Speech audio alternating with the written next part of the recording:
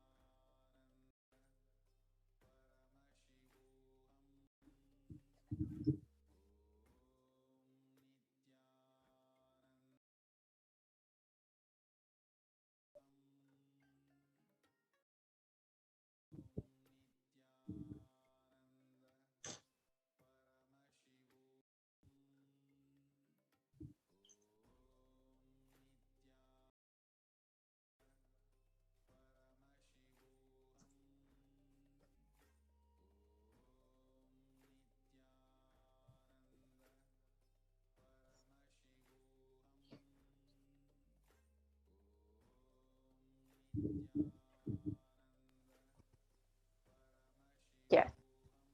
So now we will be entering into the next session where we will learn about who is Devi Parashakti.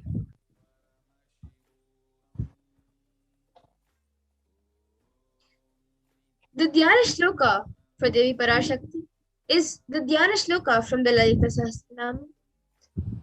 Sindhoraruna Vigraham Trinayana Manikya Mauli Spurate Taranayaka Shekharam Smitamuki Mapina Vakshoruham Panibhyam Alipurna Ratna Chashakam Raktotpalam Vipratim Saumyam Ratnagatasta Rakta Charanam Dhyayet Paramambikam. And the translation goes, the Divine Mother is to be meditated upon as shining in a vermilion red body, with triple eyes sporting a crown of rubies, studded with the crescent moon, a face all smiles, a splendid bust, one hand holding a jewel cup brimming with mead, and the other twirling a red lotus. Arunam karunam tarangatakshim dhritapashankushapushpabhanachapam animadhibhiravritam ayukaihi rahamityeva vibhavaye bhavanim. I meditate on the great empress. She is red in color and her eyes are full of compassion, and hold the noose, the goad, the bow, and the flowery arrow in her hands. She is surrounded on all sides by powers such as anima for days, and she is the self within me.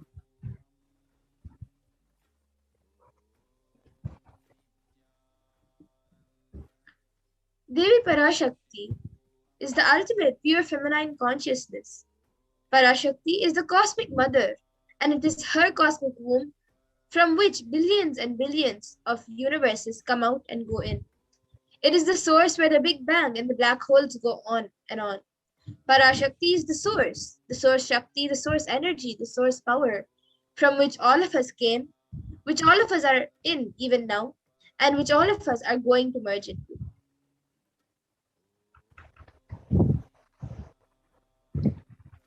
Out of her extreme love and compassion, Parashakti herself is manifesting through the embodied form as the Nijavatara of the Supreme Pontiff of Hinduism, Jagat Guru Mahasannidhanam, His Divine Holiness Nithyananda Paramashivam, gracing us, answering all our questions, and attending to our prayers, giving boons, healing us, revealing our past, present, and future, delivering profound spiritual truths, and ultimately giving us the experience of Paramashivam itself.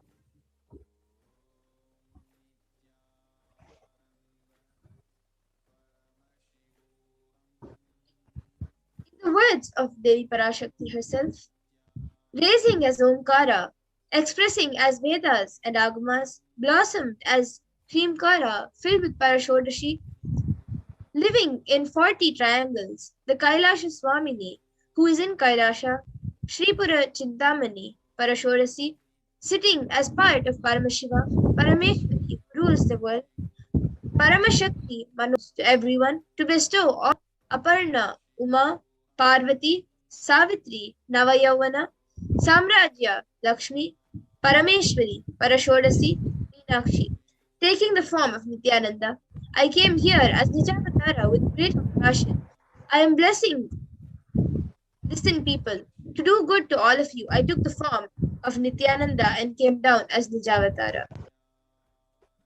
Raising in Omkara, blossoming as Shiva, manifesting as source of existence, powers of existence, expression of existence, from the oneness of Om, blossoming into two as Prakriti and Purusha, blossoming as three Shaktis, Icha, Kriya, Jnana, growing as four Vedas, 5 Panchabhutas, beyond 6 chakras, filled as Gotras of 7 rishis, expanding as 8 directions, existing as 9 grahas, blossoming as 10 indriyas, being as 11 rudras, creating all the world, bringing life, to tell and make truth blossom, and to do good, Parashodasi, Meenakshi, in the form of Nithyananda. I came to bless every one of you.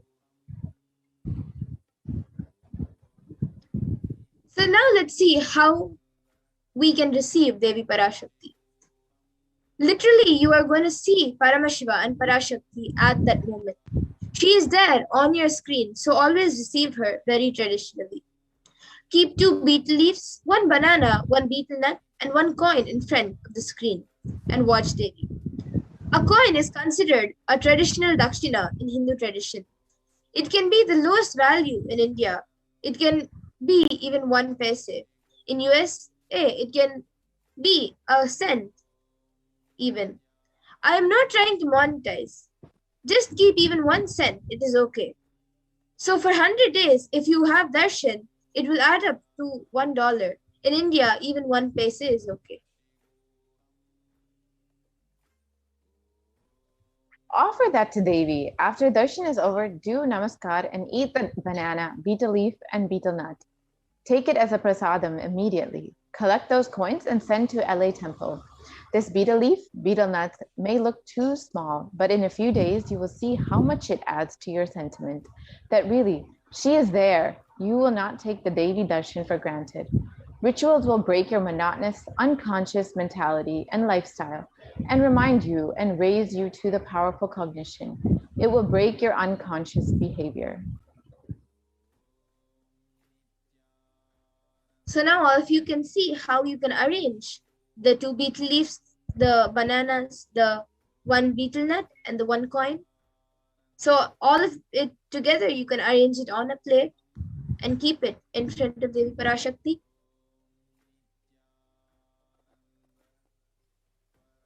Yes, and now we will take a short break and return for the next session.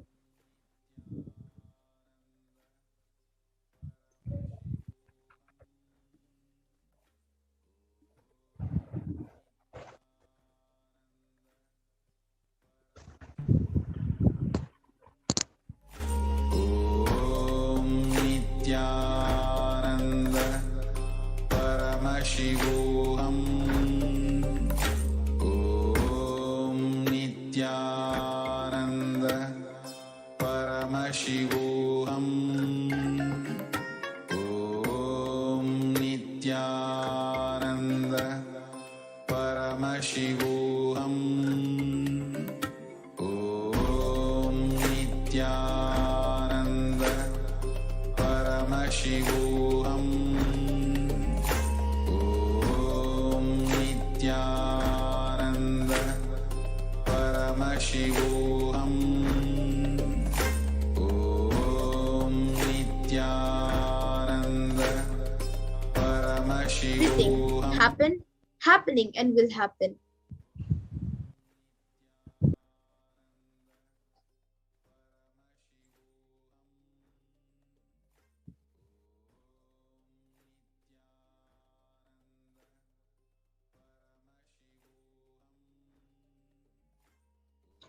So what are the Akashic records? Akashic records are the verbal, visual, tri-dimensional document. Whatever is happening is continuously getting recorded. All the information you collected from all your births is in your DNA. You can access some of them just to understand and not to waste the time doing the same actions again and again.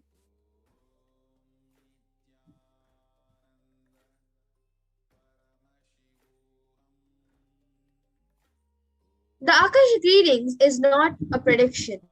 It is readings from the cosmic archives. There is no such thing as past, present, and future beyond space, creation, and destruction, as it all happens simultaneously.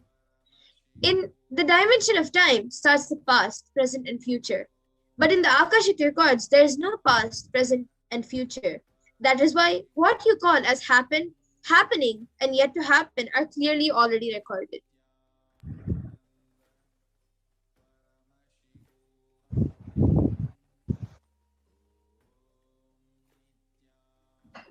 In Swamiji's words, nobody has a right to comment on these readings. Nobody has a right to manipulate these readings. Nobody has a right to interpret these readings. They are complete unto themselves. For anybody to live in tune with the cosmos, the Jivan Mukti, living enlightenment, does not need any special practice other than listening to these great readings again and again. When you listen to these great readings, naturally, your negative logic is penetrated, broken, and these great truths settle in your inner space and they make you live enlightenment.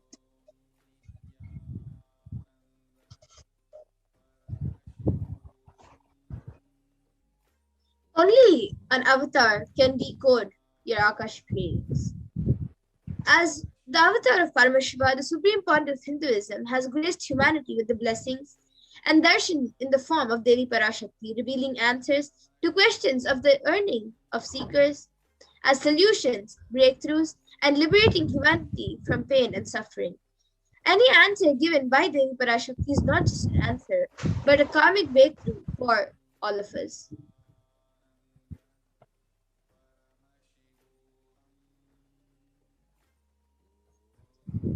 The Shastra Pramana for the power of Akashic reading is from the Vijnana Bhairava Tantra, Dharana 61 and Sutra 84.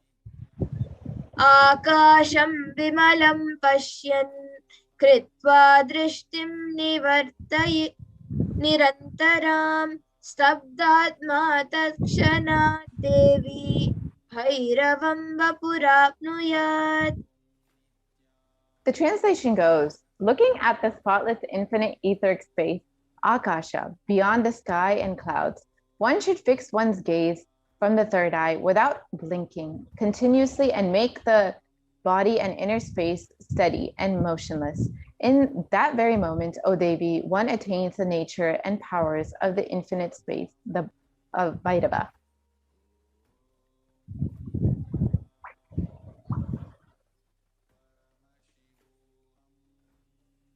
The Apta Pramana for the powers of Akashic reading is from the Hindu Purana Mahabharata, which narrates the story of the great sage Maitreya, who reveals the secrets to Vidura, the story of his birth in human form, and reasons of all his suffering.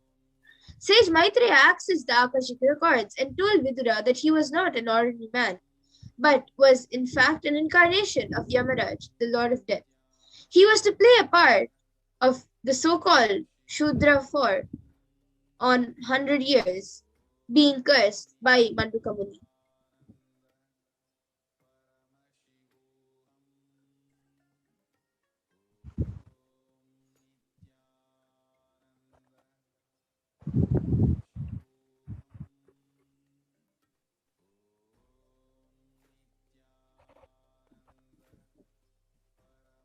So what are the benefits of having your Akashic readings read?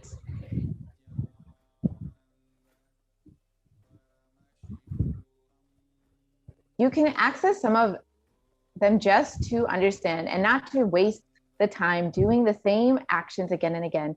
Accessing the DNA code, reading the Akashic records will be useful for you to be liberated from your default future, bringing an end to the blind cognitions, known and unknown suffering, leading you to the enlightenment experience.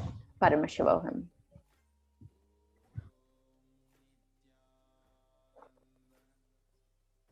The initiated Balsans can view the Akashic records. However, only the avatar can alter, edit, upgrade, and change the Akashic records. During the darshan and dikshas, the Supreme Point of Hinduism blesses and upgrades the Akashic records as per the prayers of the devotees.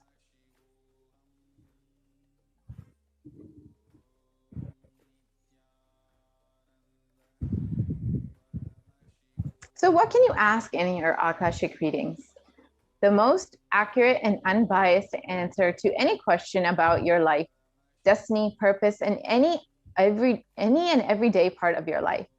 Be spiritually healed of physical and emotional problems with just a look or word, and you can even understand the reasons behind your life's happenings and receive blessings to fulfill your right desires and get clarity to redesign your future.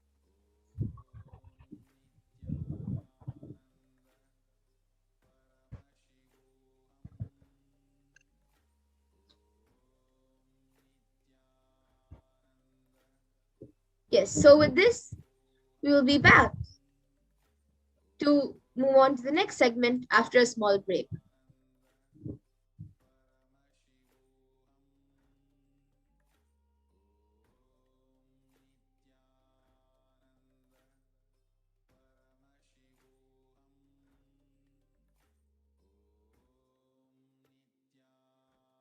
Just be alive for next 3 years. Don't die within next 3 years.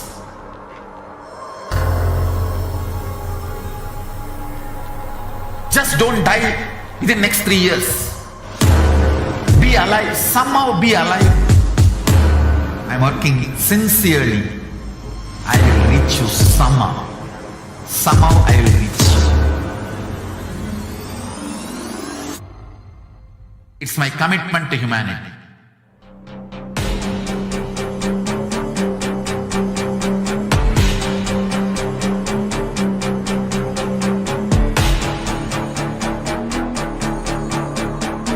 Just don't die within next 3 years. I will reach you wherever you are, whichever corner of the world you may be.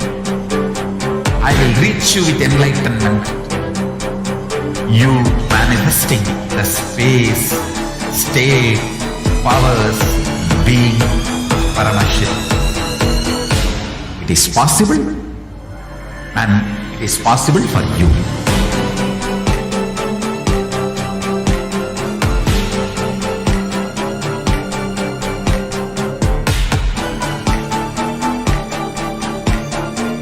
Paramashiva will reach you with enlightenment science. I know he is going to do the job. Just be alive for next 3 years. Nothing else. Just be alive for next 3 years. Don't die within next 3 years.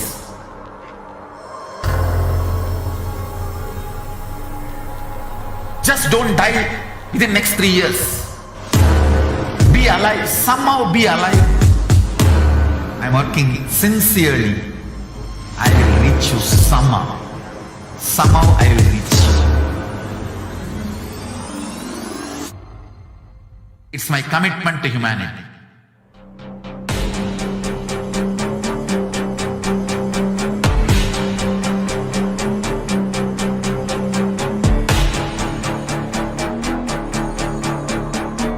Just don't die within next 3 years. I will reach you wherever you are, whichever corner of the world you may be. I will reach you with enlightenment. You manifesting the space, state, powers, being, Paramashakti. It is possible, and it is possible for you.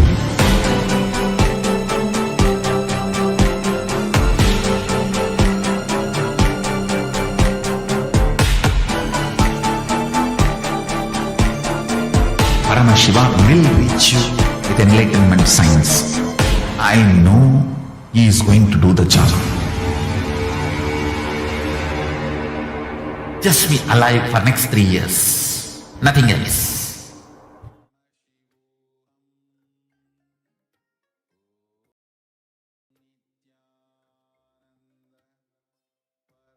Shivoham. Om Nithyananda. Paramashivoham. What I mean by the word Kailasa, listen intensely. Enlightenment ecosystem, literally enlightenment itself, in your own home, wherever you are. If you cannot come to Kailasa, it's okay. Kailasa can come to you. Kailasa coming to you is Kailasa.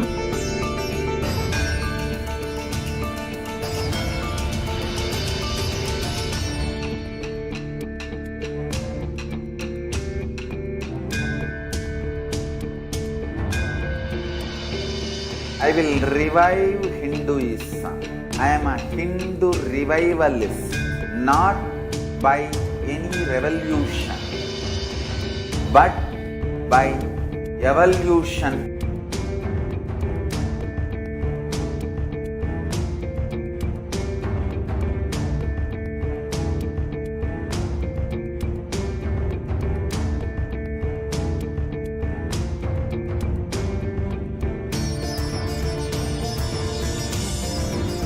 And setting model community.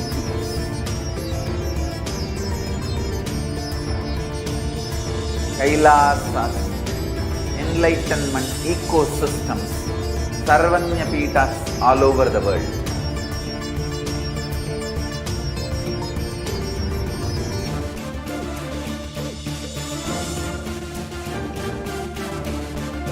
All powerful cognition, knowledge, only when you live, power manifestation and possibilities manifestation happens.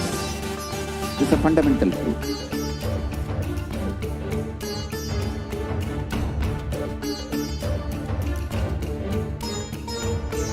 Hinduism cannot live exclusively as one sampradaya. No.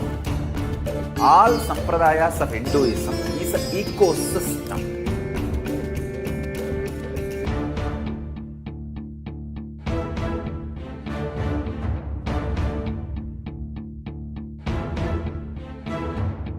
So don't keep quiet thinking that if one sampradaya is attacked, only that sampradaya is going to be affected. All of us are ecosystem.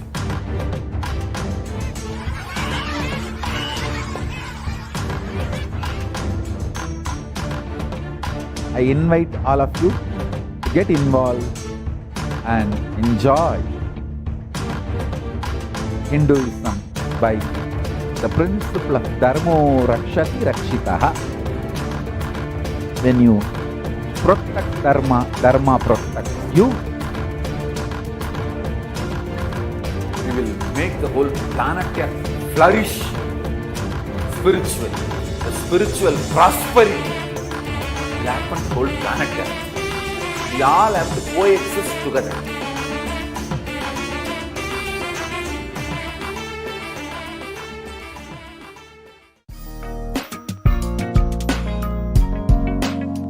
We get you health. We get you ability to build beautiful relationships in your life. We get you direct spiritual support, and we make sure you become wealthy.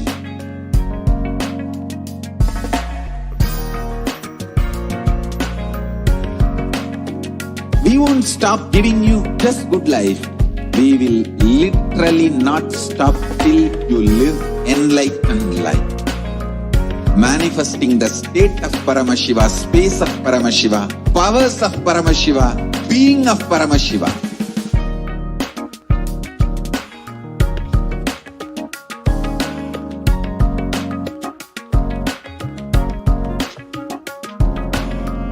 Whole world should become Kailasians. I want the whole world to know Hindus have something great to contribute to the world.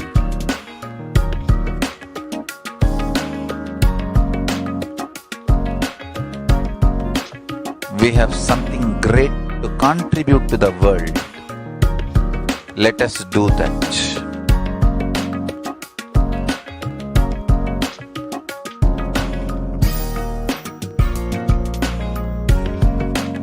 Kailasa is proper customized spiritual service helping you to identify your root patterns of suffering.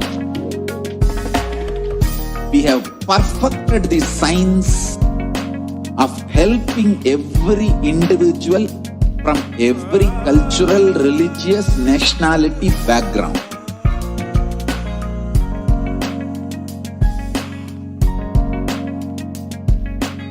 You will have lowest reactionary assumptions, highest awakened response, alive response for life continuously.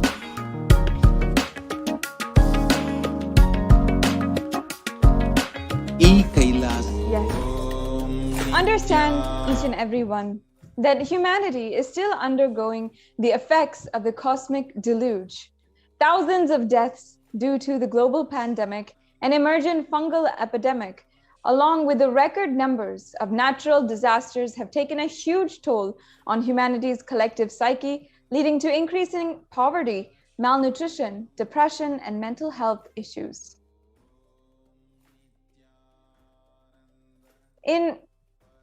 We have to understand for ourselves what caused this. How could we have avoided this, and what is the solution? In this segment, let us understand the scientific and statistical understanding on Devi Parashakti's revelation on the cause and solution of the pralaya, the deluge. All of us know the current status of the world right now. Totally, right now there are 3.8 million deaths from the coronavirus. And the total number of confirmed cases is 175.9 million. The worst affected countries being US, India, and Brazil. In India, if we see, the number of cases is above 290,000. The number of deaths is 374,304. And the number of falling into poverty since 2020 is a whopping 75 million people. Here we have a huge amount of statistical analysis and reports where we're seeing that India is the sixth most depressed country. 6.5% of the population is suffering from some form of mental illness. Also, with a suicide rate of 10.9 for every 1 lakh people. Suicide is one of the biggest causes of deaths in the age group 15 to 24. And the average suicide rate in India is 10.9 for every 1 lakh people, or 100,000 people.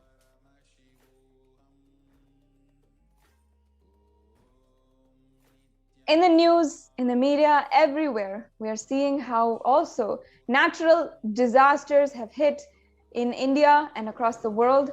And so many different cyclones, floods have devastated the homes and literally wrecked villages apart, where people are suffering from just not even able to have food for themselves and shelter over their head.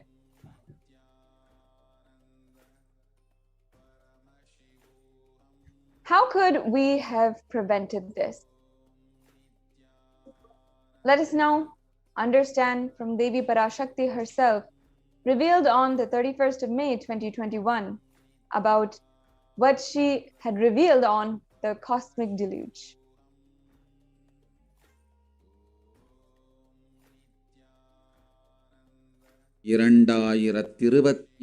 வரை India செல்ல வேண்டாமா என்று கேட்கின்றாய். நன்றாய் தெரிந்துகொள், சொல்வதை புரிந்துகொள். இந்த பெருநரகமான கிருமி போஜனம் இந்தியாவிற்குள் வரக்கூடாது என்பதற்காக 2020 பாரதம் முழுவதும் 12 ஜோதிர்லிங்கமும் பாத யாத்திரை செய்திடவே என் மகன் மூலமாய் திட்டமிட்டிருந்தேன். படுபாவிகள் ஓடத்தின் மாலுமியை ஊர்விட்டு துரத்தினார்கள். என்ன நடக்கிறதென்று பார். முறையாக கைலாய நாட்டின் தலைவனாக நிறை மரியாதையொடு நல் மதிப்பொடு என் நிஜாவதாரம் நித்யானந்தன் திருவடி மீண்டும் பாரதத்தில் பட்டு பாத யாத்திரை செய்த பிறகு மட்டுமே நீ அங்கு செல்ல வேண்டும். அதுவரை உன்னை காத்து செல்லாதே. ஓம் ஓம் ஓம். Yes, let's move on to the next slide, please. For this huge, now let's understand the translation of what Devi Parashakti revealed.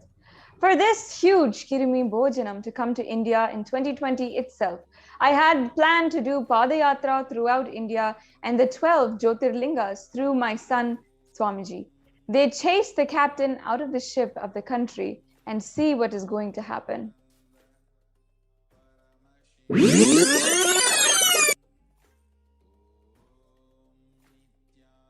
Now, let us see what the Supreme Pontiff of Hinduism revealed as a vision for the Padayatra in 2017. Want to do 1 year Padayatra specially for this purpose in 2020. 2020, planning for a full year. I'm going to walk from Rameshwaram to Amarnath. 1 year with 10,000 people, just walking all over India to spend time with people. 2020, there will not be any program other than Padayatra and just spending time with people. Just walking. Of course, 10,000 people will be walking with me. Maybe 200 vehicles to carry our food and all the other items, transportation. Enjoying the river banks, forests, and time with nature. 10,000 people manifesting powers, walking from village to village. What do you think will happen?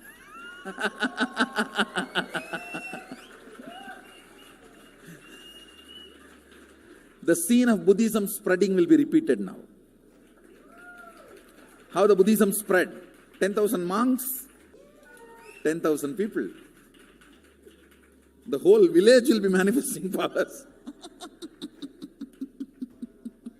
Just want to enjoy India and let India enjoy me.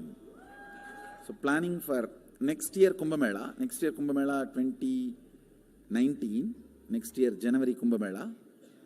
Before that, all the Balalayam, everything. Balalayam is going to be like the same structure outside with one stone tower, gold coated. It will be something like a 40 to 50 feet tall stone tower and 5 Rajagopurams, which will be something like 120 feet. This will be the Balalayam. And after the Mulalayam is built, this Balalayam will serve as a Utsava Murti Sannidhi, where the Utsava Murtis will be worshipped and where the Archanas. See, in the main temple, there will not be any Archana or anything, because just for darshan itself, there will not be time. Like Tirupati, you can only have darshan and Arti, the camp for Arti. No other worship is allowed in the main temple. Because 12 Abhishekam is going to happen, 12 Kala Abhishekams.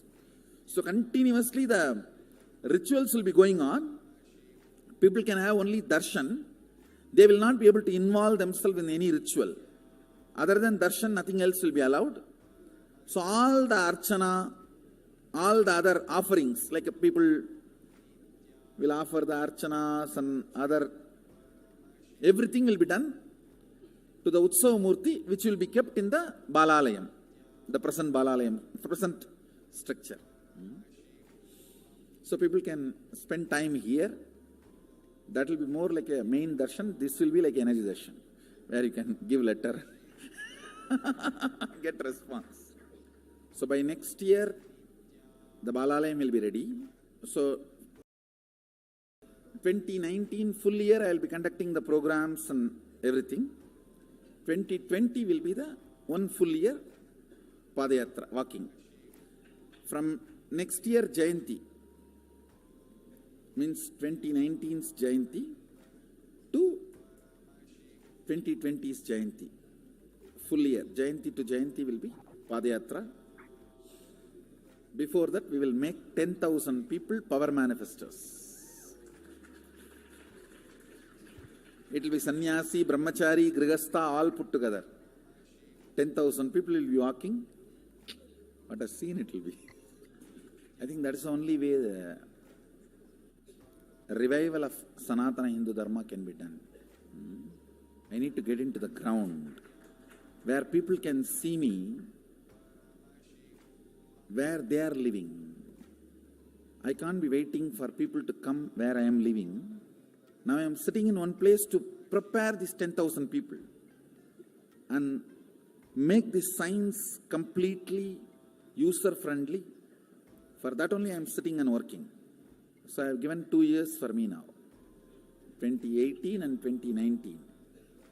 So 2020, before that 10,000 people will be ready to walk with me, manifesting powers. We will literally solve every person's problem in every village. The way we are walking, the path, route we are taking, physical healing or mental healing, or it's a too big visualization. How will you visualize? What will happen if 10,000 power manifestors enter into a village and ask people, tell me your problem now, come on, let's sort it out. Understand 1200 years before in Tiruvannamalai temple carvings, how the baby will be in the womb in second month, third month, all that is detailed way carved. It is there. Which scanning machine was there in those days other than the third eye? Very detailed carvings are there. Even Srirangam temple, the whole carving is there. Srirangam temple gives a week by week the whole picture of male baby and female baby. Any of you have seen that? Srirangam Rangaraja Mandapam, it very clearly portrays. There will be one Rangaranga Gopuram. In that next to Rangaranga Gopuram, there is a Rangaraja Mandapam. We have already collected some chunk of 80-90 to be displayed in this Balalayam. Work is going on all of that. We are also going to tell you the science of temple building story as per Agama and as per practical village level, ground level, all that. In those days,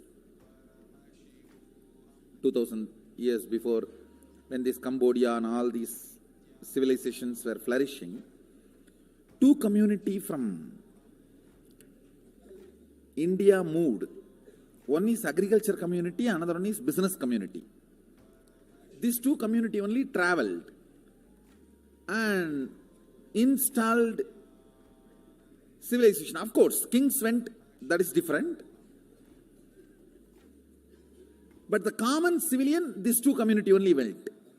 So Nagarattar and Saivavelalar. Saivavelalar agriculture community, Nagarattar business community. So wherever, when they go in the ship, the Saivavelars, they will carry that veil for their protection. Once, if they reach the other side safely, they will just put the veil and start a temple. That is why all the temple outside the India, started by Saivavelars, there will be only veil as a Pradhana Murti. Pattumalai Murugan Goil, Tannimalai Murugan Goil, Gedaram Murugan Goil, Nallur Murugan Govil, Sannidhiyan Sannidhi Murugan Goil, all these temple. The main deity will be only veil. It will not be deity. Because they cannot carry that heavy deity in the ship. It will only be the veil. And all the temples started by Nagarattar will be Kavadi. Because they will carry everything in the form of Kavadi. So the moment they reach the other shore, they will worship the Kavadi and the screen cloth covered by Kavadi. Kadirgaman, Darachila, Murugan. All the major temples started by Nagarattar. The Kavadi and the screen only will be the deity. All the temples started by Saivavelalar, only the veil will be the deity. So this is the way the temple started. This temple planting and temple spreading. We are going to tell you all this history also as like a exhibition when you come next time to see our temple. There's a lot of juicy information on history of temple building. That's going to be one of my big contribution also, this temple building science. I'll be known for common mass for my Gurukul and temple. Common mass will never understand all this Vidyapadam and life is continuous rhythm, Sami Unnada, all that. They will remember me only as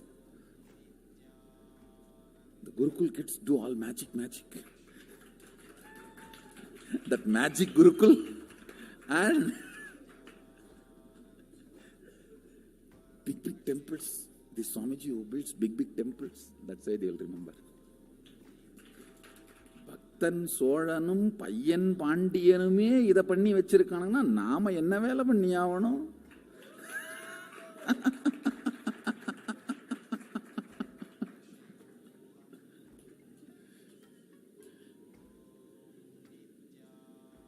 நாமே வந்து போனோம்னு மறந்துடுவானுங்க மனுஷ பசங்க.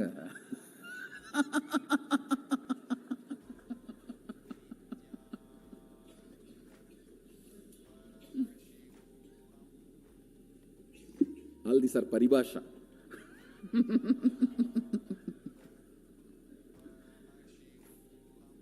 Paribhasha means, these horse brokers will have their own language. Pari means horse. Paribhasha means horse brokers. All over the world, any country, the horse brokers will have their own language to do the negotiation.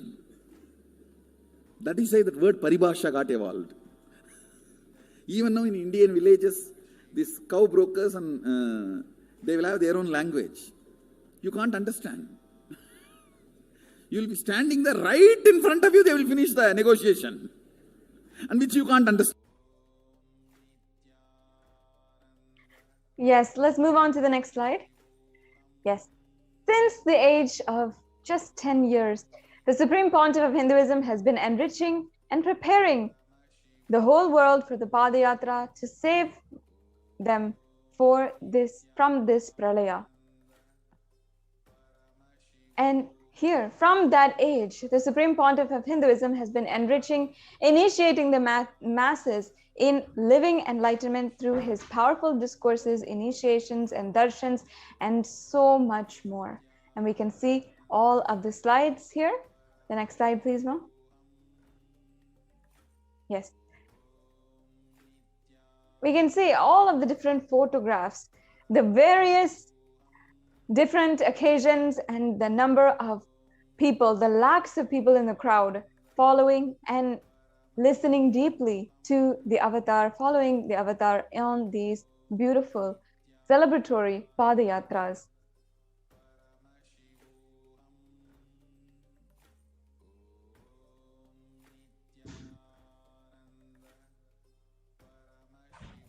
In each city, in each place, giving super conscious breakthrough to each and every one whom the avatar had met, whom had come from far and wide to have and receive his blessings.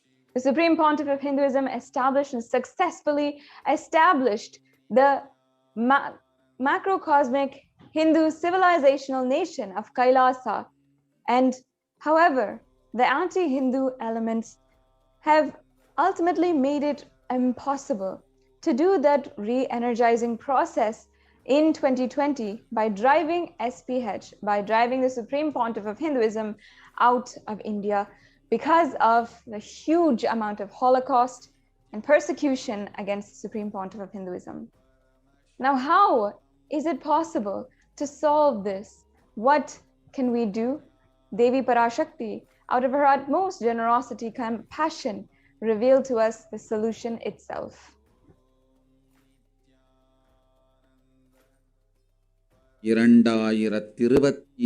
வரை India செல்ல வேண்டாமா என்று கேட்கின்றாய். நன்றாய் தெரிந்துகொள், சொல்வதை புரிந்துகொள்.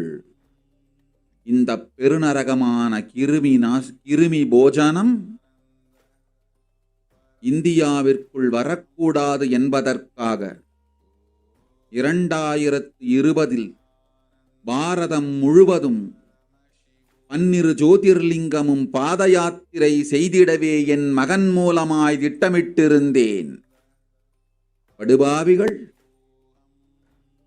ஓடத்தின் மாலுமியை ஊர்விட்டு துரத்தினார்கள். என்ன நடக்கிறதென்று பார். முறையாக அகிலாய நாட்டின் தலைவனாக நிறை மரியாதையொடு நல் மதிப்பொடு என் நிஜாவதாரம் நித்யானந்தன் திருவடி மீண்டும் பாரதத்தில் பட்டு பாத யாத்திரை செய்த பிறகு மட்டுமே நீ அங்கு செல்ல வேண்டும். அதுவரை உன்னை காத்து செல்லாதே. ஓம் ஓம் ஓம். The next slide, please. As we look around us, what we see is what the great rishis of the Vedic civilization forewarned each and every one of us of the Kali Yuga. In the Kurma Purana, the sage Vyasa echoes the rishis' declaration how the Kali Yuga is the worst of the 4 yugas, where man will be his worst enemy. And here we have the Shastra Pramana. We can go on to the next slide.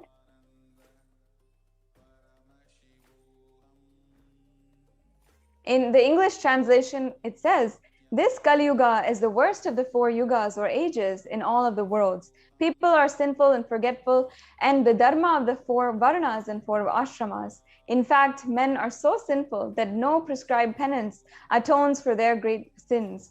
The only place which is free from such sins is the great city of Varanasi, the Mahapuri. The next slide, please. Yes. And it also says in the Kurma Puranam, the Lord Rudra, Paramashiva himself, is the avatar of Kali Yuga. In the translation of this verse says, Brahma is the presiding deity, divinity or devata of the Krita Yuga. In the Treta Yuga, Bhagavan Ravi is in which appeared Sri Rama, and in Dwapara Yuga is the presiding deity Vishnu, and in the Kali Yuga, the current age, the presiding divinity, the avatar is Rudra, the Lord Maheshwara and Paramashiva. And as we all celebrate on the 2nd of January 1978, out of his deepest compassion to protect humanity, Paramashiva, Lord Maheshwara, descended into the human form in the Nijavatara of the Supreme Pontiff of Hinduism, Jagadguru Mahasannidhanam, His Divine Holiness, Bhagavan Nithyananda Paramashivam. We can go on to the next slide, Ma. The avatar's advent onto planet Earth was ultimately to protect the world from the great cosmic deluge and to move the world to the new age, the Satya Yuga. Let us now watch Devi Parashakti's revelation on the Supreme Pontiff of Hinduism, moving the current age, the Kali Yuga, to the Satya Yuga. ஓம் உலக மக்களே கேளுங்கள், கலி முற்றி கலி கழிந்து புதுயுகம் சத்தியயுகம் புறப்பட வேண்டிய காலம் வந்ததனால் வந்திருக்கின்றது இந்த பெரும் பிரளயம்.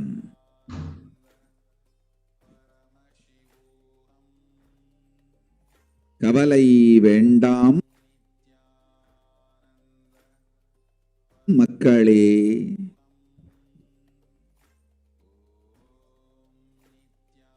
நித்யானந்தன் வடிவம் தாங்கி நாமே இங்கு வந்திருக்கின்றோம்.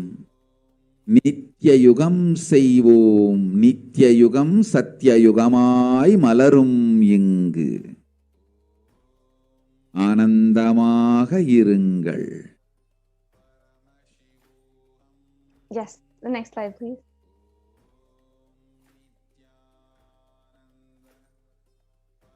The translation of Devi's revelation was, people of the world, listen, the world has matured over and over, and it is time for the Satya Yuga. This great pralaya has come. Don't worry, people. In the form of Nithyananda, I myself have come here. I will make Nitya Yuga. Nitya Yuga will blossom as Satya Yuga. Be blissful. For this huge hell, the pralaya, the Kirmi Bhojanam, not to come to India. In 2020, I had planned to do Padayatra throughout India in 20 Jyotirlingas through my son, Swamiji.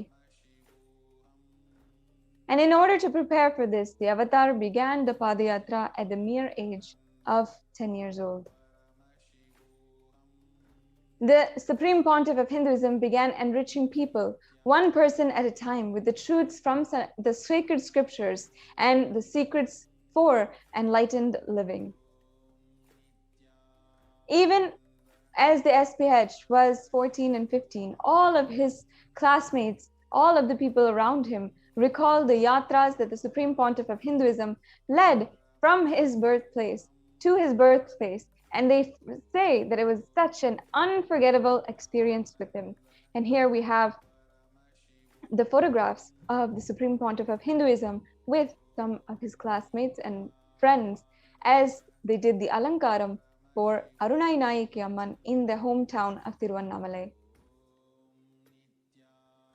When the Supreme Pontiff of Hinduism was around 19 years of age, all his fellow monks of the Ramakrishna mission recall the yatra where the Supreme Pontiff of Hinduism led them from Chennai, Tamil Nadu to Tiruvannamalai, his birthplace, and they all recall this as an unforgettable pilgrimage trip experience.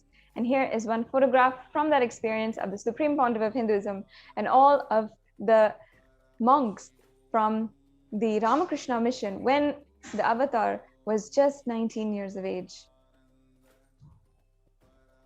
The SPH continued walking the length and breadth of India, reaching more and more people and preparing each and every one until the Supreme Pontiff of Hinduism founded the international mission, Nithyananda Sangha, to revive Kailasa internationally on the 31st of December, 1999.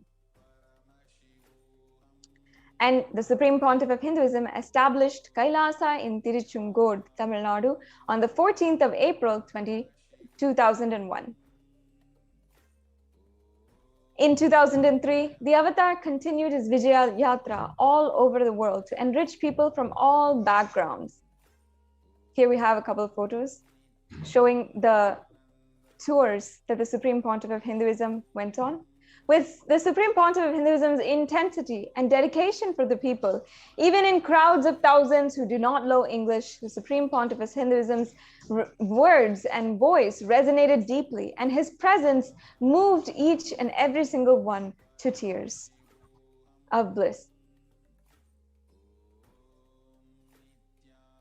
In 2004, the Supreme Pontiff of Hinduism led his disciples on the first Himalaya Yatra, where he was going to temples, delivering satsangs and initiating each and every one of the yatris into super conscious breakthrough. Subsequently, the Supreme Pontiff of Hinduism personally organized yatras yearly and guided individual souls not just to spiritual sites, but supernal spiritual realms.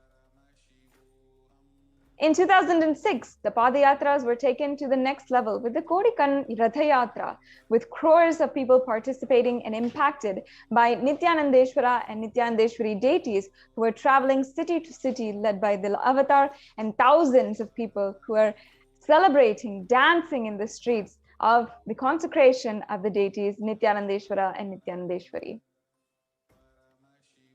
We now have a brief video of the Kodikan Ratha Yatra from 2006. Let's now enjoy that video of the Supreme Pontiff of Hinduism leading the Kodikan Ratha Yatra.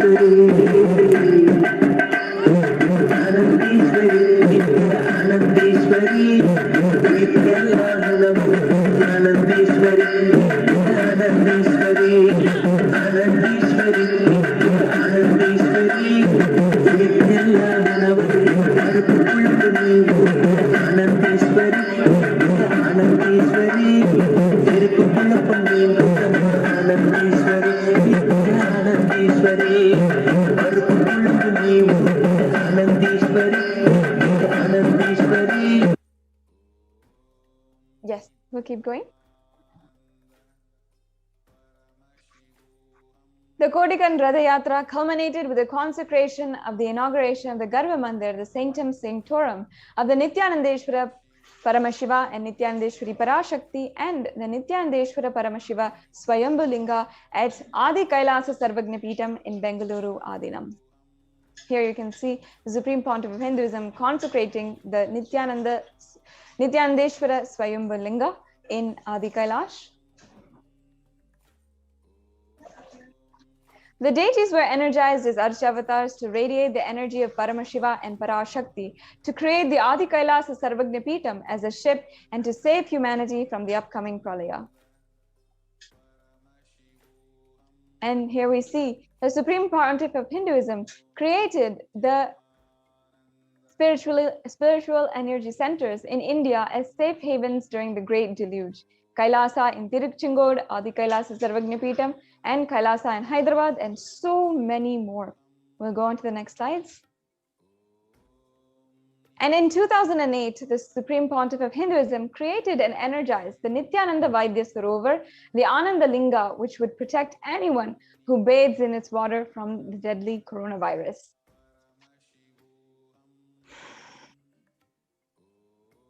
जनमस्सहस्राक्षाय च जगधन्मने जनमो गिरिशाय जिपिविष्टाय जनमो मीढुत्तमाय च शुमते जनमो ह्रस्वाय च वामनाय जनमो बृहते च वर्षीयते जनमो वृद्धाय च संवृद्धने जनमो अग्र्याय च प्रथमाय जनम आशवे च जिराय च नमः शीघ्रियाय च शीघ्राय च नमः ऊर्म्याय च वस्वन्याय च नमः स्रोतस्याय च दीप्याय च नमो ज्येष्ठाय च कनिष्ठाय च नमः पूर्वजाय च परजाय च नमो मध्यमाय च प्रगल्भाय च नमो जघन्याय च बुद्ध्याय च नमः सोभ्याय च प्रतिसर्याय च नमो याम्याय च क्षेम्याय च नमः उर्वर्याय च खल्याय च नमः श्वोप्याय च अवसान्याय च नमो वन्याय च कक्ष्याय च नमः श्रवाय च प्रतिश्रवाय च नमः आशुषेणाय च आशुरथाय च नमः शूराय च अवभिन्दते च नमो वर्मिणे च वरुथिने च नमो बिल्मिने च कवचिने च नमः श्रुताय च श्रुतसेनाय च नमो दुन्दुभ्याय च हनन्याय च नमो धृष्णवे च प्रवृषाय च नमो दूताय च प्रहिताय च नमो निषङ्गिने च सुधिमते च नमस्तीक्ष्णे च वेजायुधिने च नमस्कायुधाय च सुधन्वने च नमस्कृत्याय च पथ्याय च नमः काट्याय च नीप्याय च नमः सूप्याय च सरस्याय च नमो नाद्याय च वैशन्ताय च नमः कूप्याय च वट्याय च नमो वर्ष्याय च नमो मेघ्याय च विद्युत्याय च नमः ईर्ध्याय च तप्याय च नमो वात्याय च रेश्म्याय च नमो वास्तव्याय च वास्तुपाय च ओम नमः सोमाय च रुद्राय च नमः ताम्राय च अरुणाय च नमः शृंगाय च वशुपतये च नमः. Yes. And in 2009, the Avatar held the Kodikan Ratra Pradayatra and garnered the international attention, creating a movement where lakhs of Hindus were once again embracing Hinduism and celebrating Hinduism. So we'll watch this brief video of the Padayatra from Pattanam to Salem.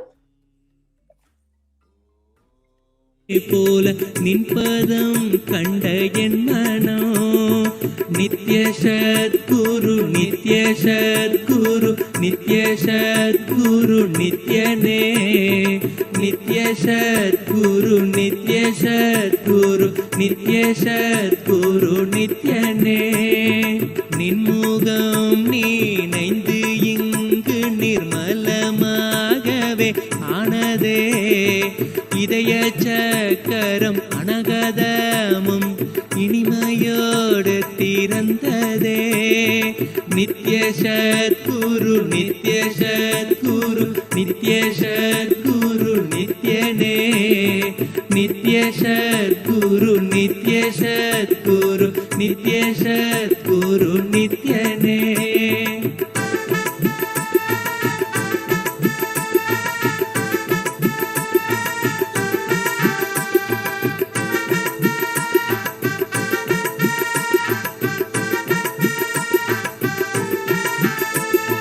மற்றவர் கண்டு மறைகள் எல்லாம் கழன்று விசுத்தி அதுவும் அசுத்தியா.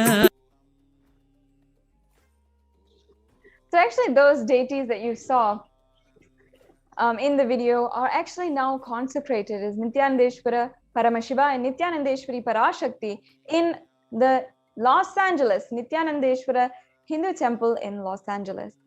Like this, wherever the avatar's feet had graced the planet Earth, there the seeds of super consciousness have been sown.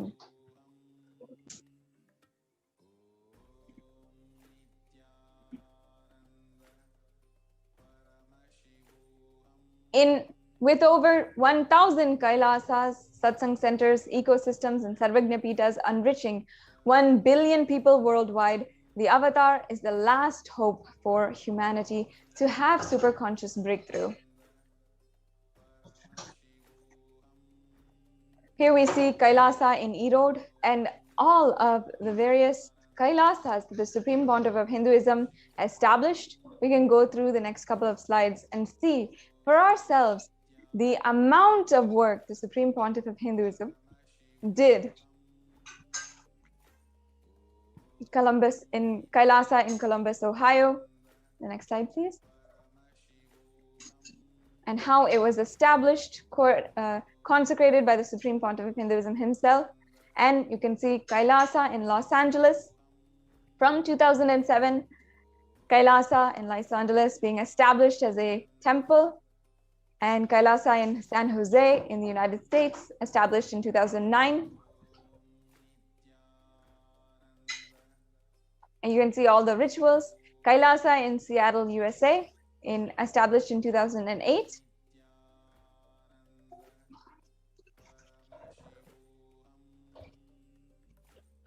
Kailasa in Houston.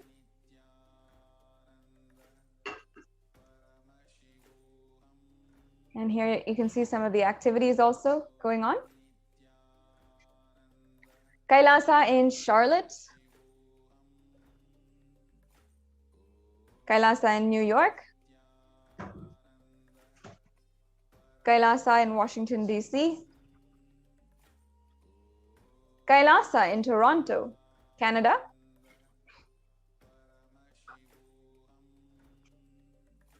Kailasa in Oklahoma City, USA. And Kailasa in Phoenix. Kailasa in St. Louis, Missouri. Kailasa in Oman. In Dubai. London. Scotland. Netherlands, Slovakia, Belgium, Luxembourg, Austria, Germany,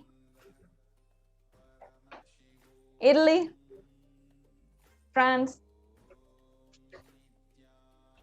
Switzerland,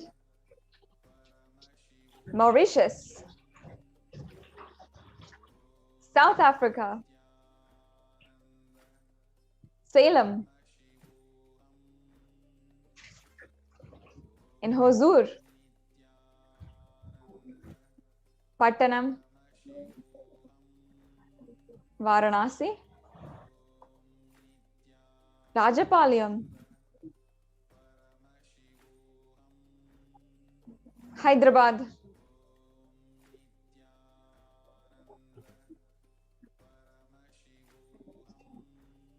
Gujarat, Tiruvanmayur, Alangalum, Chennai, in Avadi, Chennai, Melbourne, Australia, in New Zealand, Singapore, Kuala Lumpur,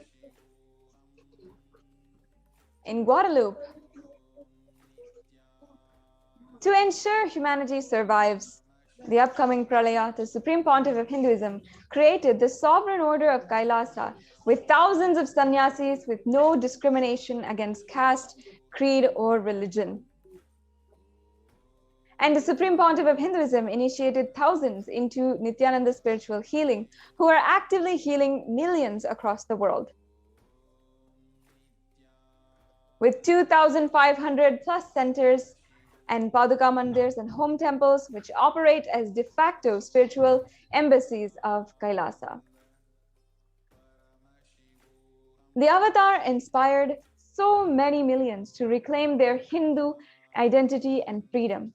Thousands of yatras were conducted by the Hindu diaspora worldwide, honoring the hard work of the Supreme Pontiff of Hinduism and the revival of Kailasa, silently preparing each and every one for what was to come.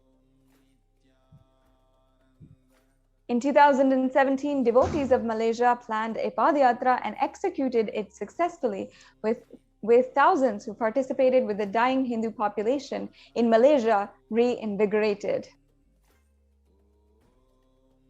And for every major Hindu festival, devotees from all over the world do Padayatra out of service and sincere devotion and love for the avatar.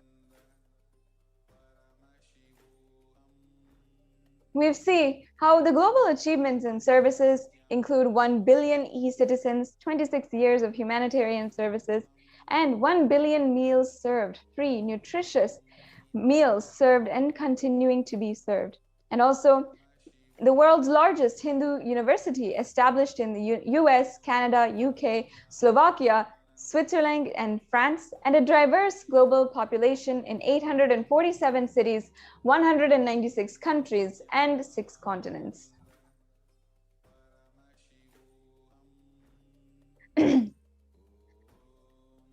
Kailasa is today the world's greatest Hindu digital nation with over 1 billion views on all the websites, social media platforms, and online databases and online applications.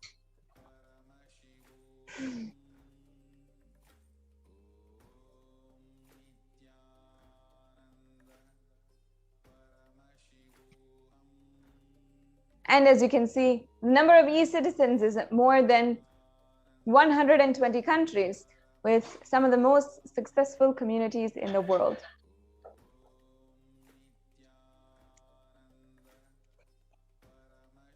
The global initiatives that Kailasa takes up is holistic health, education, and development of human potential, sharing the practical applications of Hinduism, Sanatana Hindu Dharma, and its science of enlightenment, through which we have made several breakthroughs.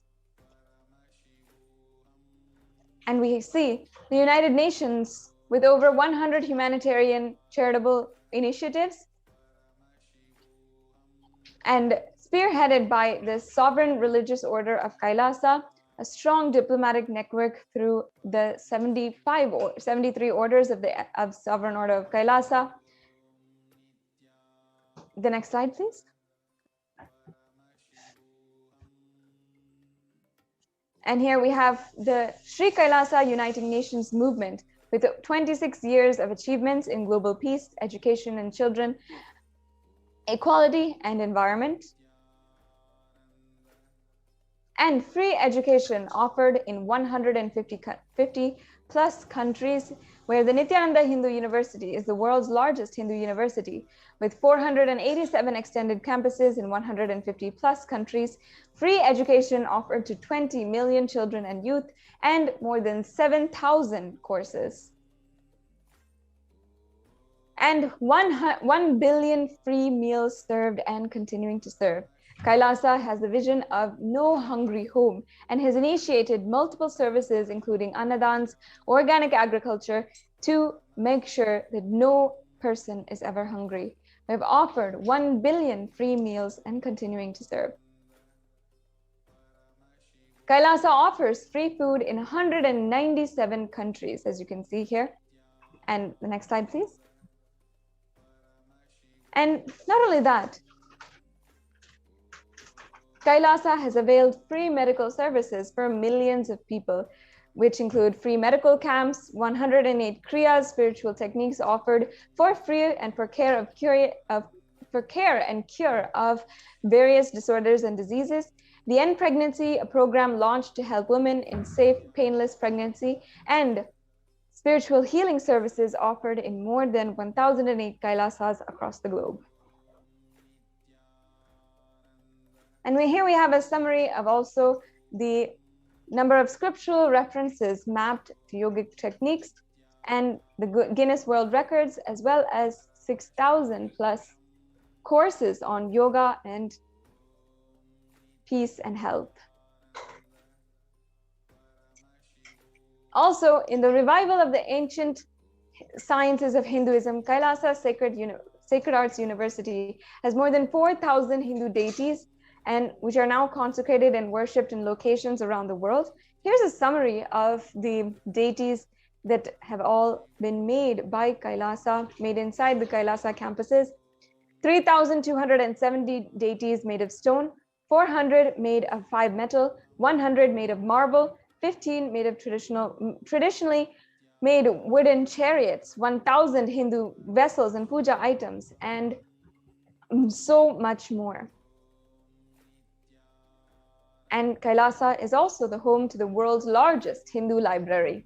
We can go on to the next slide, please.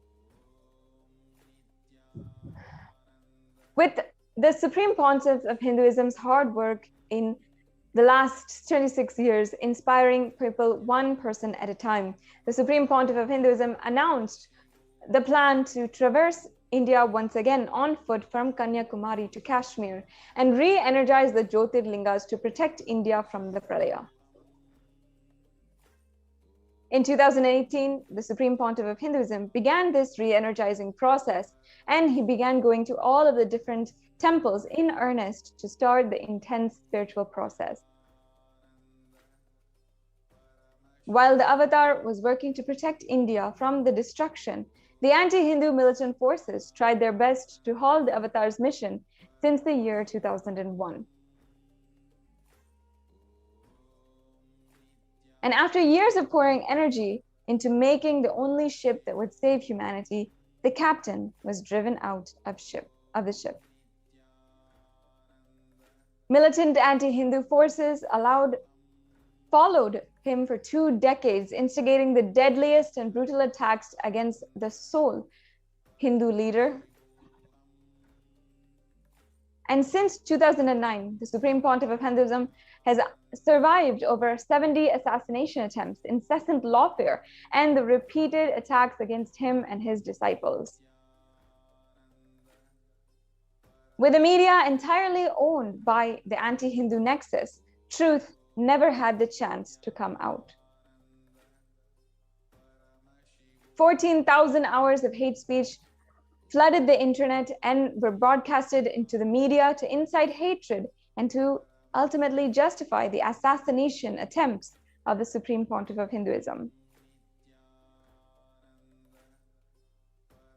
Fabricated false cases were filed against the Supreme Pontiff of Hinduism to meekly justify his illegal case and illegal arrest and execute the state-sponsored plan to eliminate the Supreme Pontiff of Hinduism.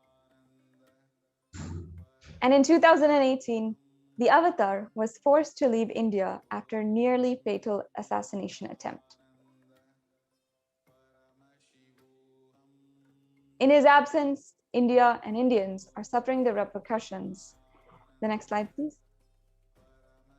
In the Puranic age, the whole kingdom of Ayodhya suffered with the economic meltdown, the death of cattle and crops, and the inconsolable depression when Lord Rama left for 14 years of exile. And in the same way, the economy of India fell even just 2 months after the Supreme Pontiff of Hinduism left. And today, India is facing the brutal attacks of the pandemic with no end in sight. Despite being driven out of the country, the Supreme Pontiff of Hinduism continues to be the last hope for humanity and for India. Within the last 1 year, the Supreme Pontiff of Hinduism has expanded the services of Kailasa to millions more in India. And here you're seeing a couple of the pictures of the Kailasa's multi-layer quarantine and the activities going on, including Annadan, organic agriculture to feed all of the residents of the COVID care centers who are in Kailasas across India. The next slide, please. And with back-to-back programs, darshans, satsangs, the avatar has literally made humanity physically, mentally, and psychologically sail through this pralaya.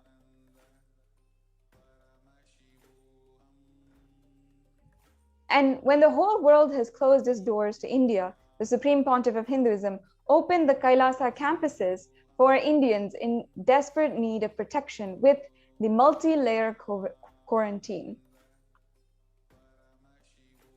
Here we can see some of the supplies, the different activities going on to provide for the Kailasa COVID care centers.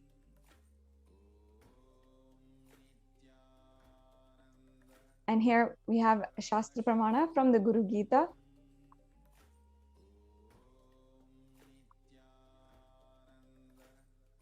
Yes, the next slide, please.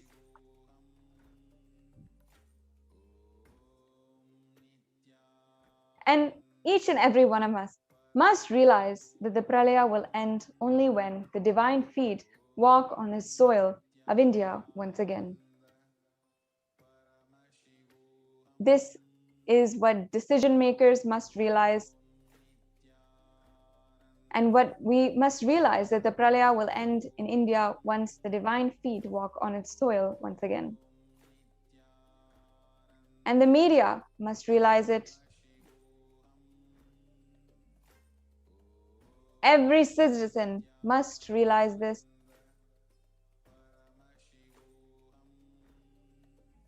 And it's in our hands to make this happen.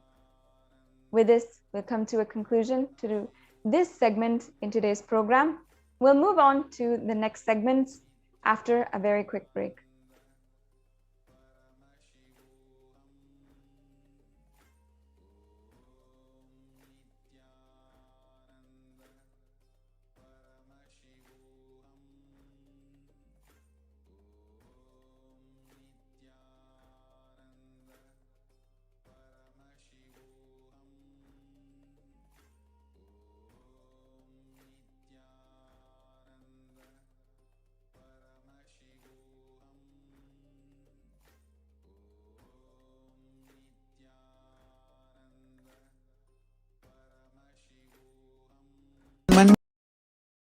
Ecosystem, literally enlightenment itself in your own home, wherever you are.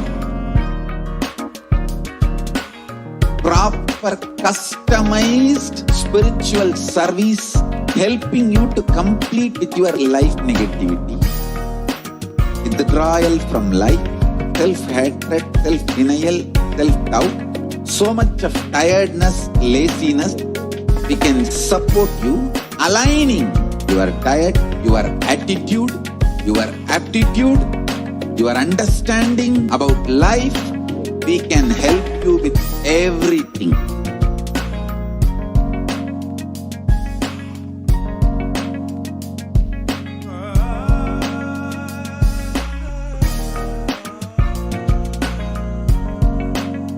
If you are interested in enlightenment, we will immediately bring this to you.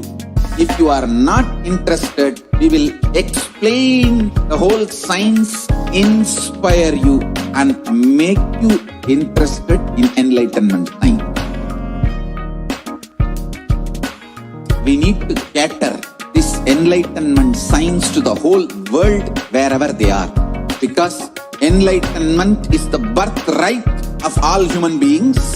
Kailasa is responsible to provide that to all human beings.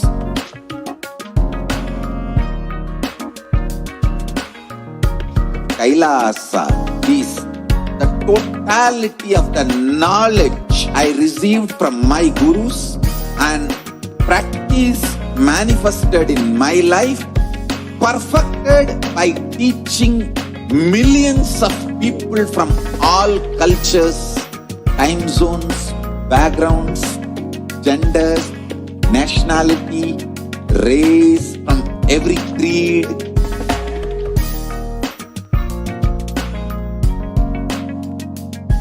So this absolutely perfected knowledge available to you, served to you in your home without even you moving out of your couch, free of cost.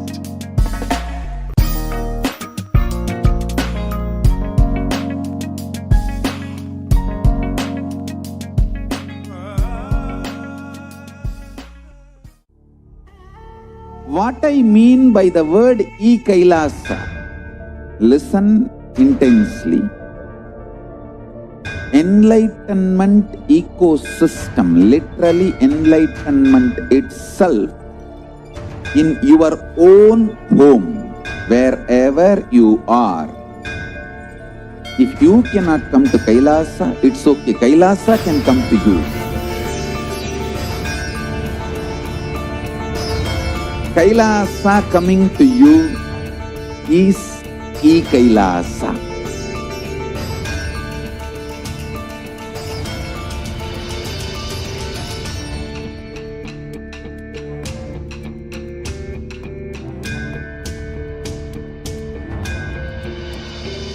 I will revive Hinduism.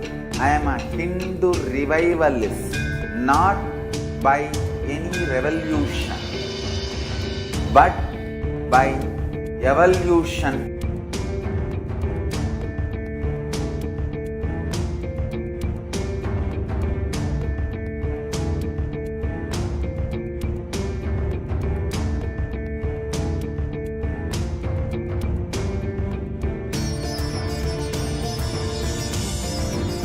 And setting model communities.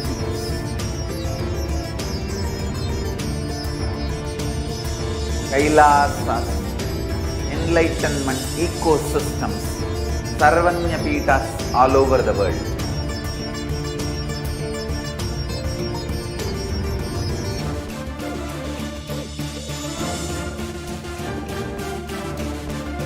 All powerful cognition, knowledge, only when you live, power manifestation and possibilities manifestation happens. It's a fundamental truth.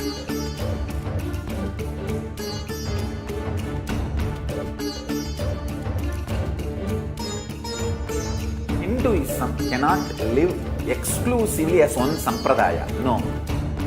All sampradayas of Hinduism is an ecosystem.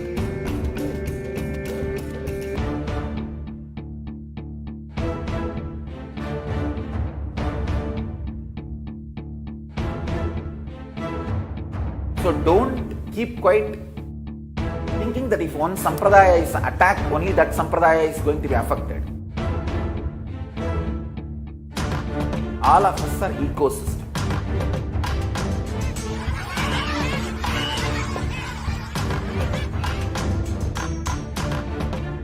I invite all of you to get involved and enjoy Hinduism by the principle of Dharmo Rakshati Rakshitaha. When you protect Dharma, Dharma protects you. We will make the whole planet flourish spiritually. The spiritual prosperity will happen to the whole planet Earth. We all have to coexist together.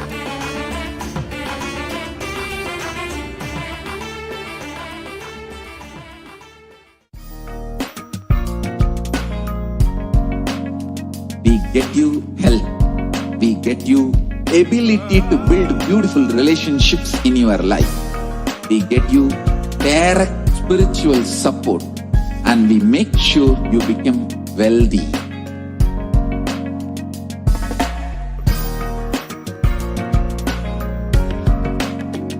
We won't stop giving you just good life.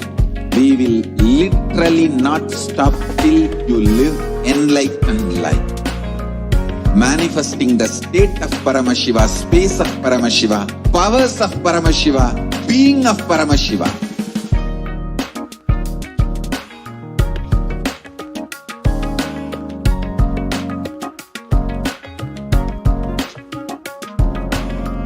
Whole world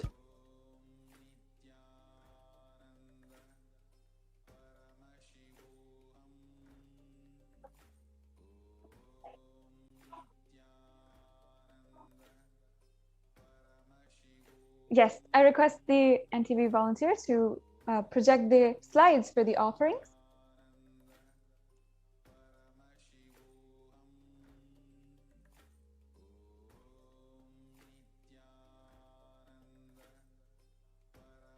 Yes. Let's start. Now we're going to enter into the session where we'll be understanding the offerings to Devi Parashakti.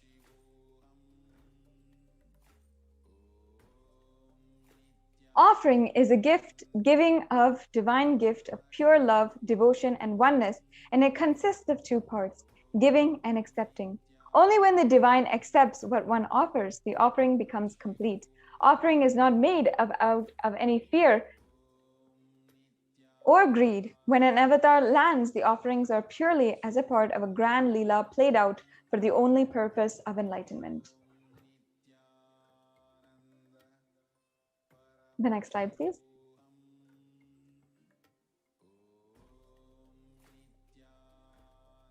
Yes, I'll now chant the Dhyana Shloka.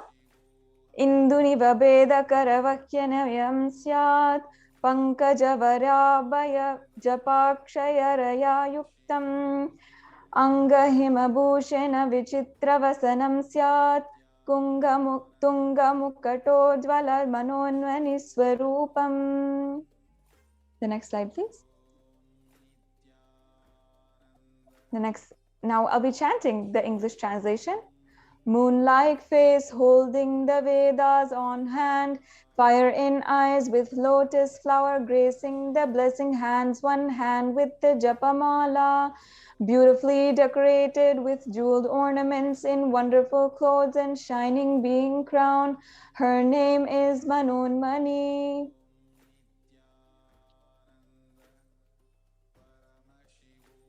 And now the Dhyana Shloka once again. Dhyaye devim trinetram shashibhavadanam vedahastam dadanam savye padmam varadamapare chabayam chakshamalam divyerabaranaiverbhushitatanum brahmabhidi Pujitam Devimeva Manonmanim Pratidinam Kamartadhyartrim Shubham. Now the English translation. I meditate on Devi with three eyes glowing like a moon and holding the Vedas, lotus and gracing with the blessing hands. She is wearing beautiful ornaments and she is worshipped by Brahma and other many gods and showers auspicious boons for all actions every day. Now we'll understand the significance of the divine element of gold. Here it says the reference from the Atharva Veda. The translation goes, triply born by his birth, by birth in this gold, from the atoms of Agni is one, it becomes dearest to Agni. One fell away from the Soma when it was hurt. One they call the seed of virtuous and powerful Apa, the water molecules. Let that triple gold be for your long life. Gold is a divine element. It purifies anything it touches. It is an element of spiritual significance and great spiritual power of healing and enlightening. The vibration of gold has the power to infuse sattva energy and positive thought currents in anyone who wears and anyone who sees the operates in its vicinity. Gold is present in all the scriptures, the Agamas, Vedas, Shrutis, Smritis, Itihasas, and Puranas. In all the Hindu scriptures, it is abundant that all gold is auspicious and purest metal which purifies the very being. In the Hindu civilization, everything was built in gold. Rituals fees were even offered in gold bricks. When one has to be saved from life-threatening illnesses, gold was offered as a ritual fee. Gold was in abundance and used for weighing equivalent amounts of commodities, including cows. Kingdoms were built with huge doors of gold, and the streets would have huge columns, huge archways made of gold, and horses and cows were also dressed in gold. The Hindu civilization thrived on the banks of the rivers of gold. It was called the Hiranyamaya in the Rig Veda, and the river Saraswati was called the Hiranyavartani in the Atharva Veda. Gold is the supreme element from offerings to the ones you love and revere. And temples are constructed and paved in gold, and deities are made in gold and decked and adorned in gold, because it preserves the enlightenment energy for thousands of years. It lasts forever. Now let's begin understanding the offerings that you can make today to Devi Parashakti herself. We'll now chant the pramana for the E-Hundi offering, the first offering. Bhakti Priya, Bhakti Gamya, Bhakti Vashya, Bhayapaha, Shambhavi Sharadaradhya, Sharvani Sharmadayini. Devi is fond of true devotion and is realized through true devotion. She can be won over through true devotion, and she removes all fears.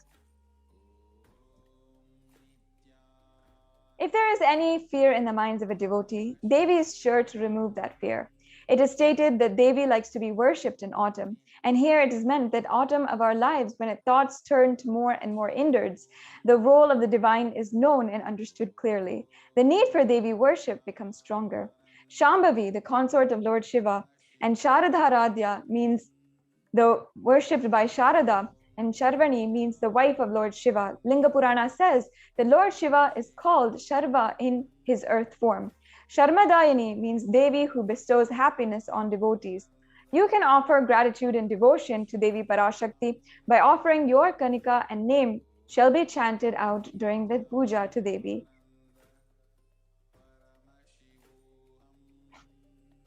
Now, next is the Sankalpa chanting. In this, the pramana is from the Devi Mahatmyam from chapter 12, verse 34, which I'll be chanting the English translation. The goddess enchants this universe, and she herself gives birth to this universe. That goddess, being prayed without interest in anything, gives the knowledge that can lead to salvation and gives wealth in the materialistic sense. This offering of the Sankalpa chanting, or the conscious resolution, blesses the person offering with all the fruition of desires and everything that he wishes for.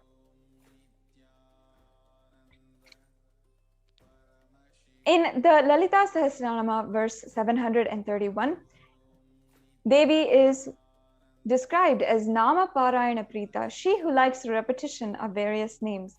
This is the offering of 1008 names of Devi Parashakti, and it's a very special and unique archana offered to the Mahameru of Devi Parashakti. You can offer a gold coin inscribed with each of the 1008 names and receive the blessings to the Ananta Kalyana Gunas, and have the Ananta Kalyana Gunas, all the divine qualities of Devi Parashakti. So this offering is available for 75 USD, for 151 USD, or 251 USD, as much as you are comfortable with here. And you can make this offering at tiny.cc/Devi offerings.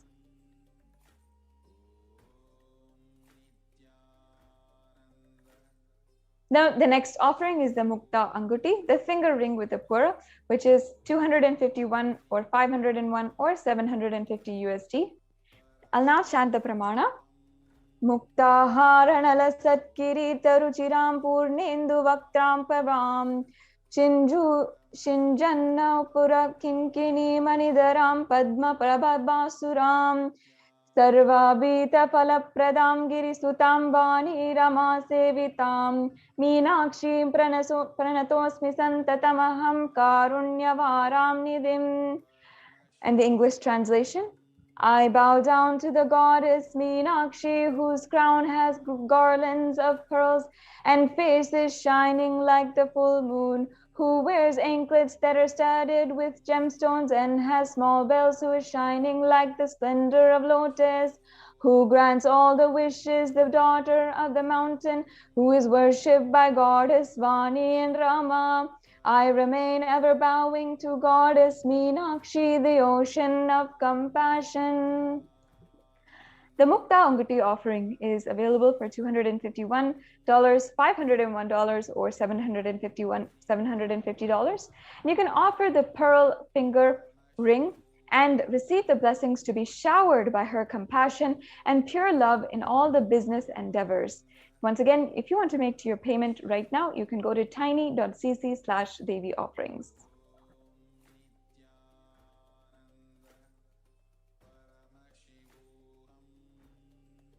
Now, the Swarna Padma Pushpa is the next offering. The cost is 600 USD. And the Padma Pushpa, the golden lotus, has many references in all the different scriptures on how it is most auspicious to give. In the Kamikagama, it is described that all the kalashas should be wound with a suitable thread and covered with new cloth, and they should be adorned with a lotus flower made of gold. Now, in the Vedic tradition, there are hundreds of scriptural references for the significance of the lotus flower. And in all the worship, everything, even in the consecration of deities, the lotus flower is used for all of its parts to offer to the deities and the divine. The lotus is thus considered a divine flower.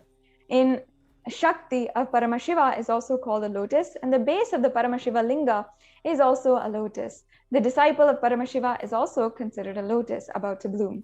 You can offer the golden lotus in any size you wish, and to be blessed to have the state, space, and powers and being of Devi in your inner space amidst every adverse situation in your life. The Swarnamati, the gold toe ring, is the next offering, and you can offer this for 750 USD. The pramana I will now chant. Nakadidita samchana namajana tamo guna padadvyaya prabha jala prakarta saroruha. You whose brightness from toenails destroy the darkness of ignorance from the minds of your devotees who prostrate at your feet. You whose brightness from your 2 feet overpowers that of the lotus flower. The next slide, please.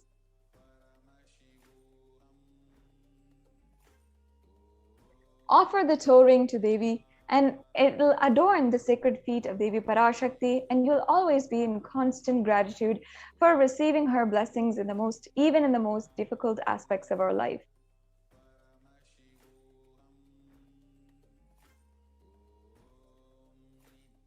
Yes, and in the Lalita Sahasranamam, once again, Devi is described as Shuddha Sarabhi Varshini, meaning she who makes the nectar flow from all our nerves, from the Sahasrara Chakra, who gives a very pleasant experience of the ultimate. The Mang Tika represents the nectar flowing from the Sahasrara Chakra, which is fully opened, and this is also available for 750 USD.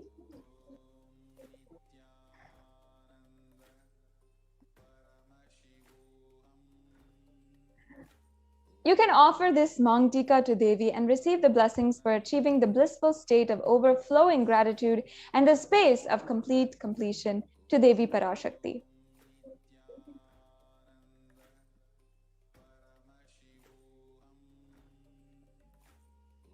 The next offering is the Pratyakshapada Puja. Once again, we're chanting from the Saundarya Lahari, which states that the nails that have been sharpened by constantly being touched by the crowns of celestial beings who always prostrate before Devi. Tamoguna is darkness, and in this stotram, tamas is indicative of ignorance in the minds of devotees by constantly prostrating before Devi.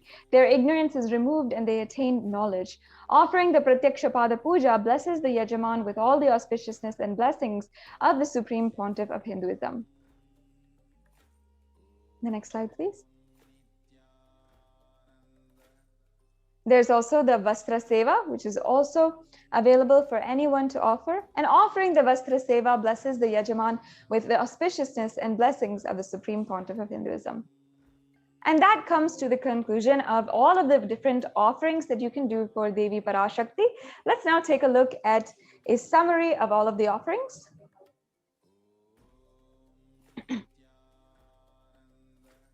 So here you can see we have the Ihundi offering, the Sankalpa chanting, the Devi Sahasranama Kasu, the Mukta Anguti, Swarna Padma Pushpa, the Swarna Matti, the Swarna Mangtika, the Pratyakshapad Puja, and the Vastra Seva. So all of these are available for you to offer today. The next slide, please. And in summary, if you have listened to this today and you're interested in making your intention, in the registration form, there are actually two options which you can go ahead with. You can, if you are ready to offer today, you can make sure that you make a payment and your offering goes through. And or if you have the intention to offer the specific sevas, or if you just want to start manifesting, you can go and fill out the registration form. This applies if you are interested in the offering, if you need help manifesting the money for the offering, or if you need more details. So if you go to tiny.cc/bhavasamadhi, you will be able to make you will be able to fill the registration form. And if you want to make the online payment, you can go to tiny.cc/Devi offerings and tiny.cc/Sankalpa 2021. So now this comes to a conclusion to this segment.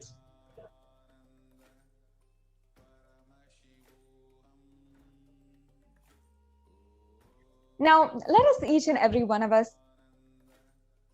get prepared for the next and further segments. We will be understanding in today's program.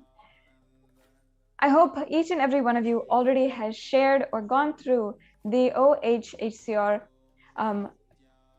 link that is provided in the scroll below.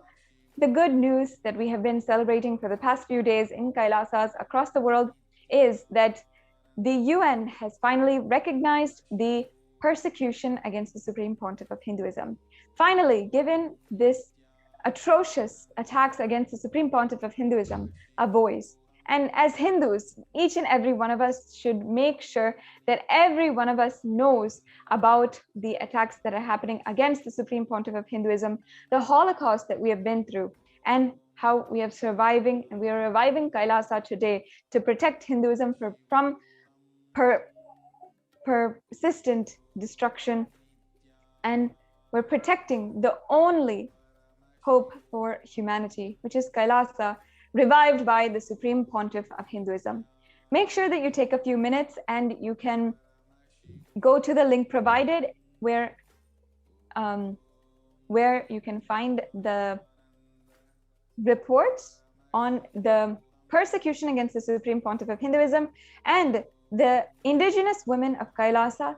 In further segments, we will be describing to each and every one of you, at least asking for each and every one of you listening, as we share our stories during this decade-long persecution. And we request that all of you listen and share this program link, and also the link where the OHHCR, the Human Rights Commission of the UN, has recognized the persecution of the UN. Please use the hashtag provided in the scroll below and share the good news, share the link with all the Hindus that you know, anyone who might be interested in the ongoing efforts, the hard work of the revival of the only Hindu nation, Kailasa. We'll be right back with you after a very quick break. And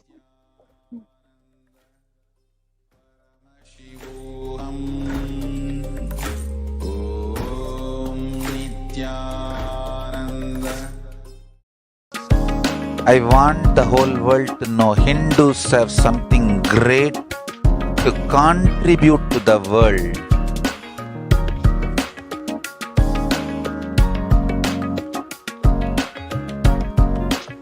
We have something great to contribute to the world. Let us do that.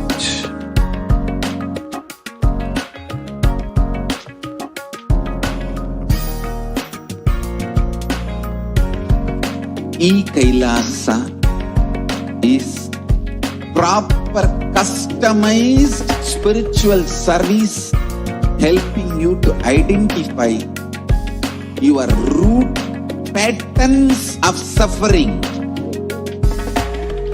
We have perfected the science of helping every individual from every cultural, religious, nationality background.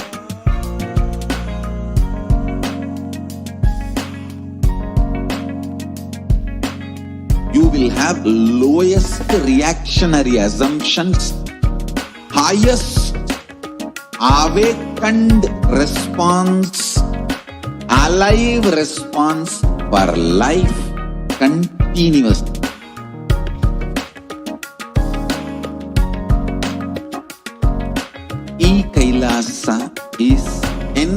enlightenment ecosystem, literally enlightenment itself, in your own home, wherever you are.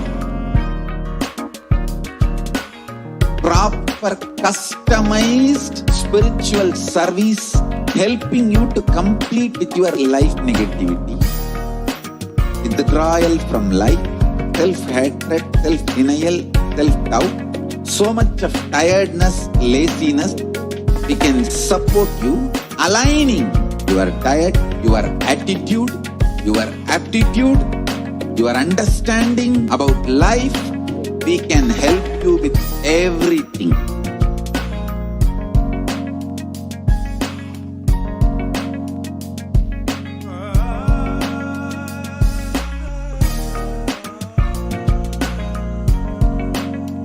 If you are interested in enlightenment, we will immediately bring this to you. If you are not interested, we will explain the whole science, inspire you and make you interested in enlightenment time. We need to cater this enlightenment science to the whole world wherever they are, because enlightenment is the birthright of all human beings. Kailasa is responsible to provide that to all human beings.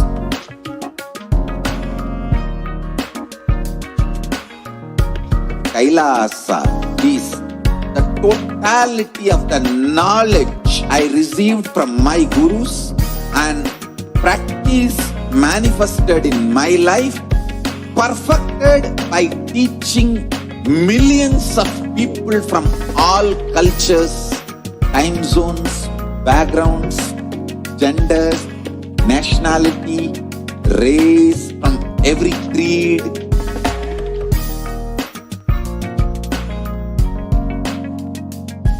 So this absolutely perfected knowledge available to you, served to you in your home, without even you moving out of your couch, free of cost.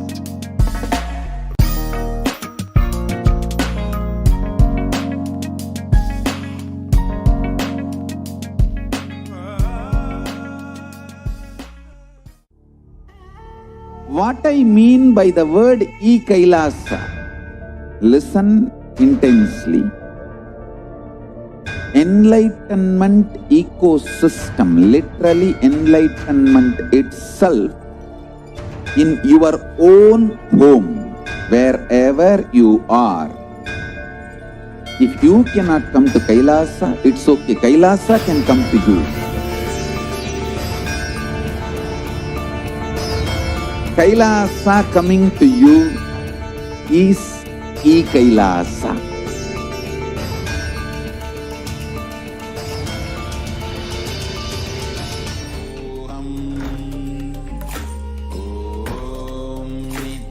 Nithyananda Paramashivoham. Om Nithyananda Paramashivoham. Om Nithyananda Paramashivoham. Om Nithyananda Paramashivoham. Om Nithyananda Paramashivoham. Om Nithyananda Paramashivoham.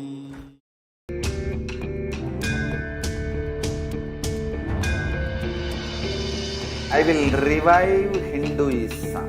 I am a Hindu revivalist, not by any revolution, but by evolution.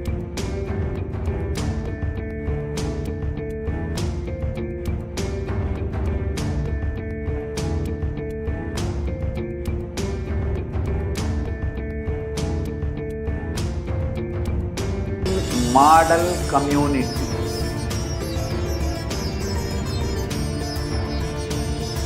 Kailasas, enlightenment ecosystems, Sarvanya Peethas all over the world.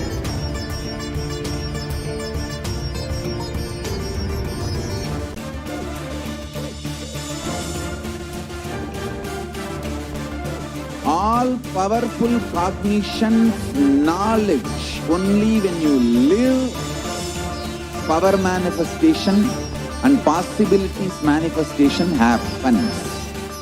It's a fundamental truth.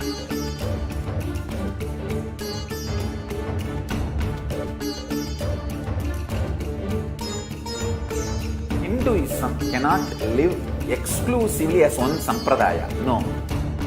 All sampradayas of Hinduism is an ecosystem.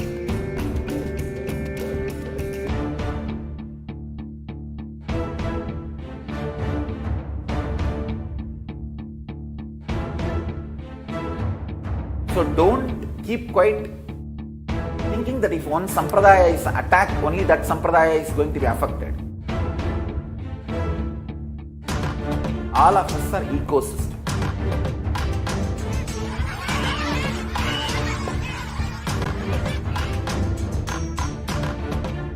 I invite all of you to get involved and enjoy Hinduism by the principle of Dharmo Rakshati Rakshitaha. When you protect Dharma, Dharma protects you. We will make the whole planet flourish spiritually. The spiritual prosperity will happen to the whole planet. We all have to coexist together.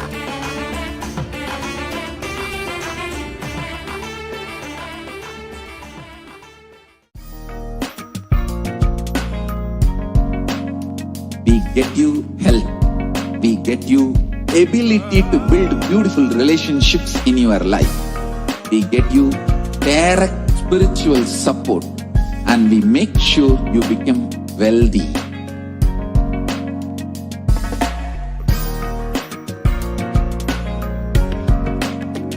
We won't stop giving you just good life. We will literally not stop till you live enlightened life. Manifesting the state of Paramashiva, space of Paramashiva, powers of Paramashiva, being of Paramashiva.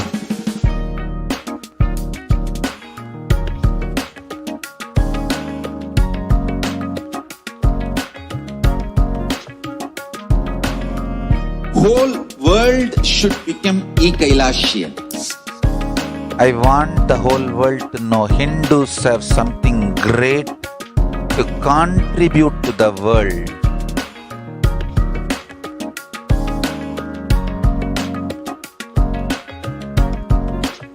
We have something great to contribute to the world. Let us do that.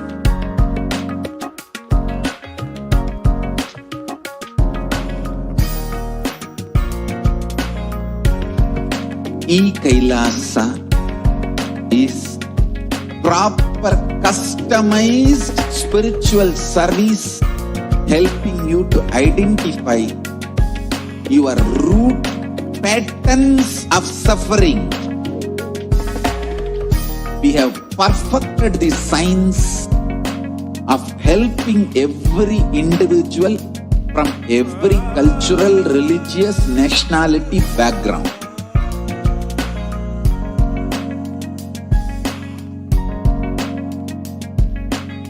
You will have lowest reactionary assumptions, highest awakened response, alive response for life continuously.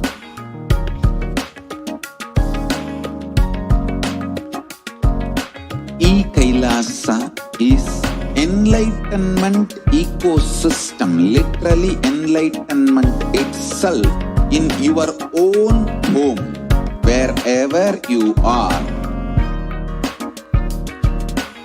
Proper customized spiritual service helping you to complete with your life negativity. Withdrawal from life, self-hatred, self-denial, self-doubt, so much of tiredness, laziness. We can support you aligning your diet, your attitude, your aptitude, your understanding about life. We can help you with everything.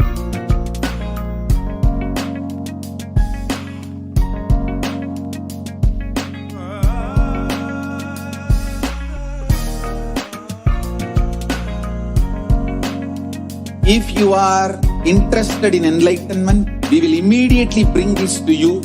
If you are not interested, we will explain the whole science, inspire you and make you interested in enlightenment time. Om Nithyananda. Nithyananda, welcome back to all the viewers.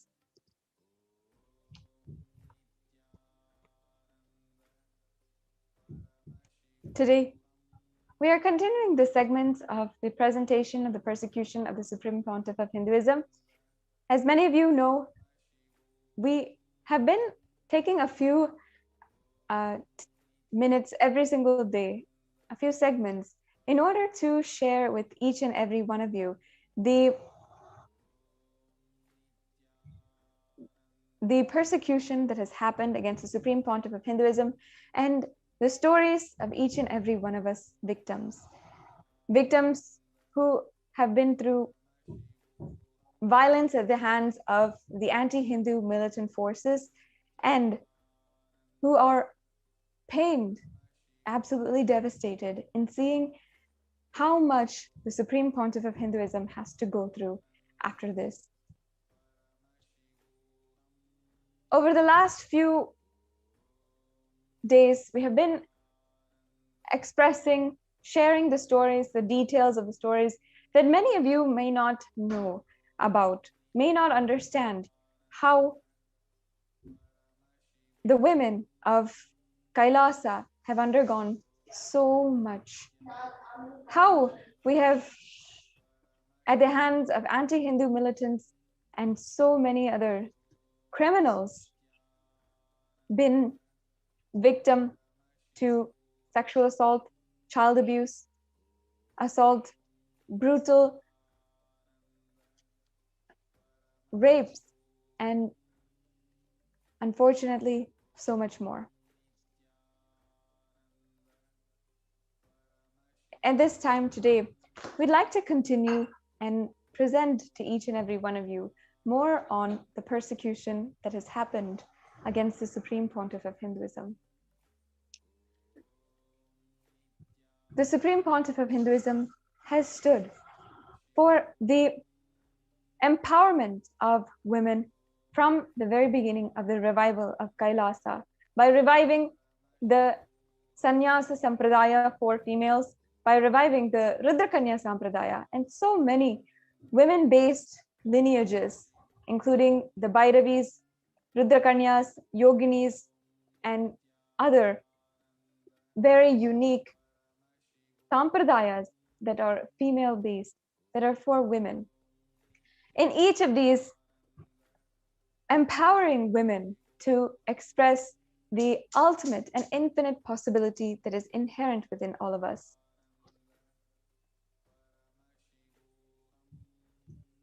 However, knowing that it is the women who were a strong backbone to the Hindu civilization and would mean the return of and the revival of Kailasa itself, the anti-Hindu militant forces targeted women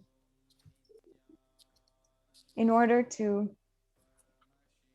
destabilize the entire population and make sure that Kailasa would not be successful. At least they tried. In a series of attacks, the anti-Hindu militant forces targeted the women and children of Kailasa in order to entirely destabilize the entire revival work that was ongoing and completely jeopardize the future of the whole revival work and the nation that was already successfully revived. by attacking the women and children. We have seen in so many different examples how the UN has shown case by case how the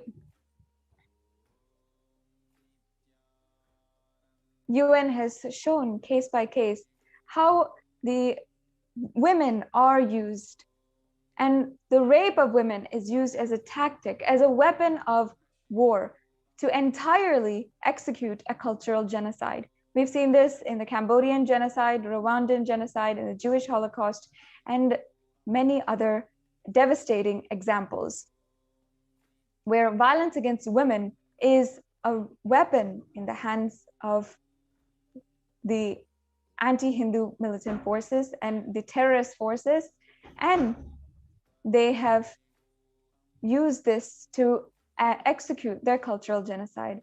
And not just in the other cultures' genocides, but also in the Hindu Holocaust.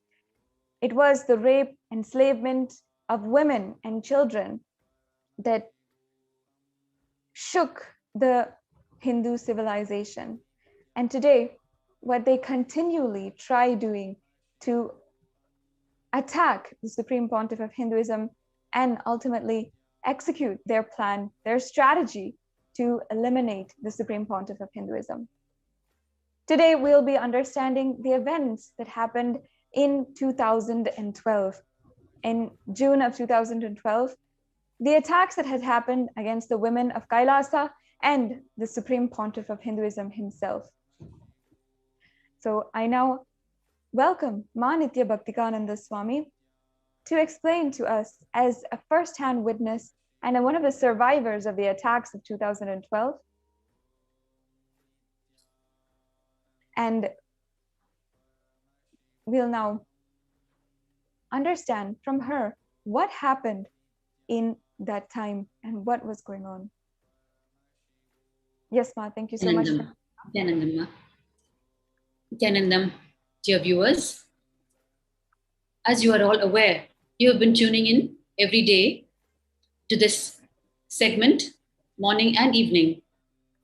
And we have been going through a series of presentations to you to explain the continued persecution, attack on the Supreme Pontiff of Hinduism, our beloved Swamiji, and Hinduism, and the colossal, huge good work that the Supreme Pontiff of Hinduism has been doing for humanity.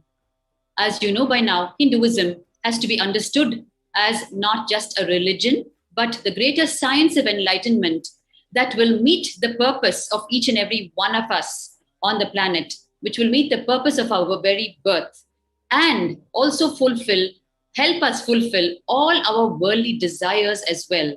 Because this greater science of Hinduism, the living enlightenment science, will empower us, will initiate us, and will give us the ultimate clarity on how to live life as an enlightened being, as the divine itself, and meet not only our worldly desires, but also our ultimate purpose of taking human birth, about which most of us don't even know. The ultimate purpose of each of our human birth is attaining enlightenment. So it will help us do that as well. So this greater science will create empowered individuals across the world and raise the frequency of consciousness of the entire planet, of not just humans, but all living creatures, and take us back to the global enlightened civilization that once upon a time existed on planet Earth eons ago, before the systematic destruction of the greater science of Hinduism started happening by the anti-Hindu elements. The reasons we have discussed in detail over the past couple of years, what are the reasons for trying to destroy this greater science of Hinduism? To put it very briefly, to stop this greater science from being spread so that these powerful individuals, these superconscious individuals, cannot be created and they can still be kept under the mundane clutches of the socio-economical, political forces. And therefore, the efforts of the last lamp of hope of Hindu to revive this greater science of Hinduism, that is the Supreme Pontiff of Hinduism, our beloved Swamiji, his efforts have been tried to be destroyed in multivarious ways through lawfare, warfare, hate speech, physical attacks, assassination attempts, abuse, in every possible, conceivable, inconceivable way over the past decades. And he has survived all of it and continue to give back to society, continuing to elevate the consciousness of humanity, which is the purpose of his advent on the planet. An incarnation knows only to give the people what he came to give. He does not know to show violence back, and that is not his dharma. And therefore, standing by the dharma, the incarnations over the huge history of persecution of Hinduism have continued to give back to humanity despite the persecution each incarnation faced over the decades. If you just Google up the lives of Sri Ramakrishna, Ramana Bhagavan, or Sri Vivekananda, or Bhagavan Osho, any of the incarnations who have come and gone to serve humanity have withstood the persecution because they understand that they have come to turn the tide around, and therefore there is what is to be faced by them as well. So prepared for that, knowing that they come down assuming the human body.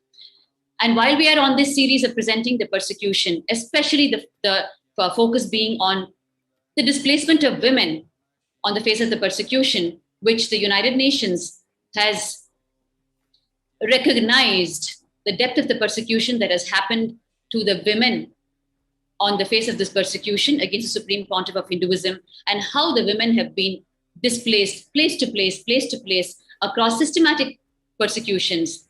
As you all know, we saw just a couple of days back the attack in the year 2010, which was one of the largest attacks on Bhagwan Swamiji and the entire community that's trying to make this happen. So the women who have withstood the 2010 attack, who were displaced in the year 2010, we have all come and shared. And it's been a decade now, more than a decade. And we have survived many, many more persecutions, many, many more displacements. We have only emerged stronger. And it is completely by divine will that the whole thing is happening, because we are up against all odds, to put it in a nutshell. Warning, issues have been detected that need your immediate attention. Sorry for the technical Click on... glitch.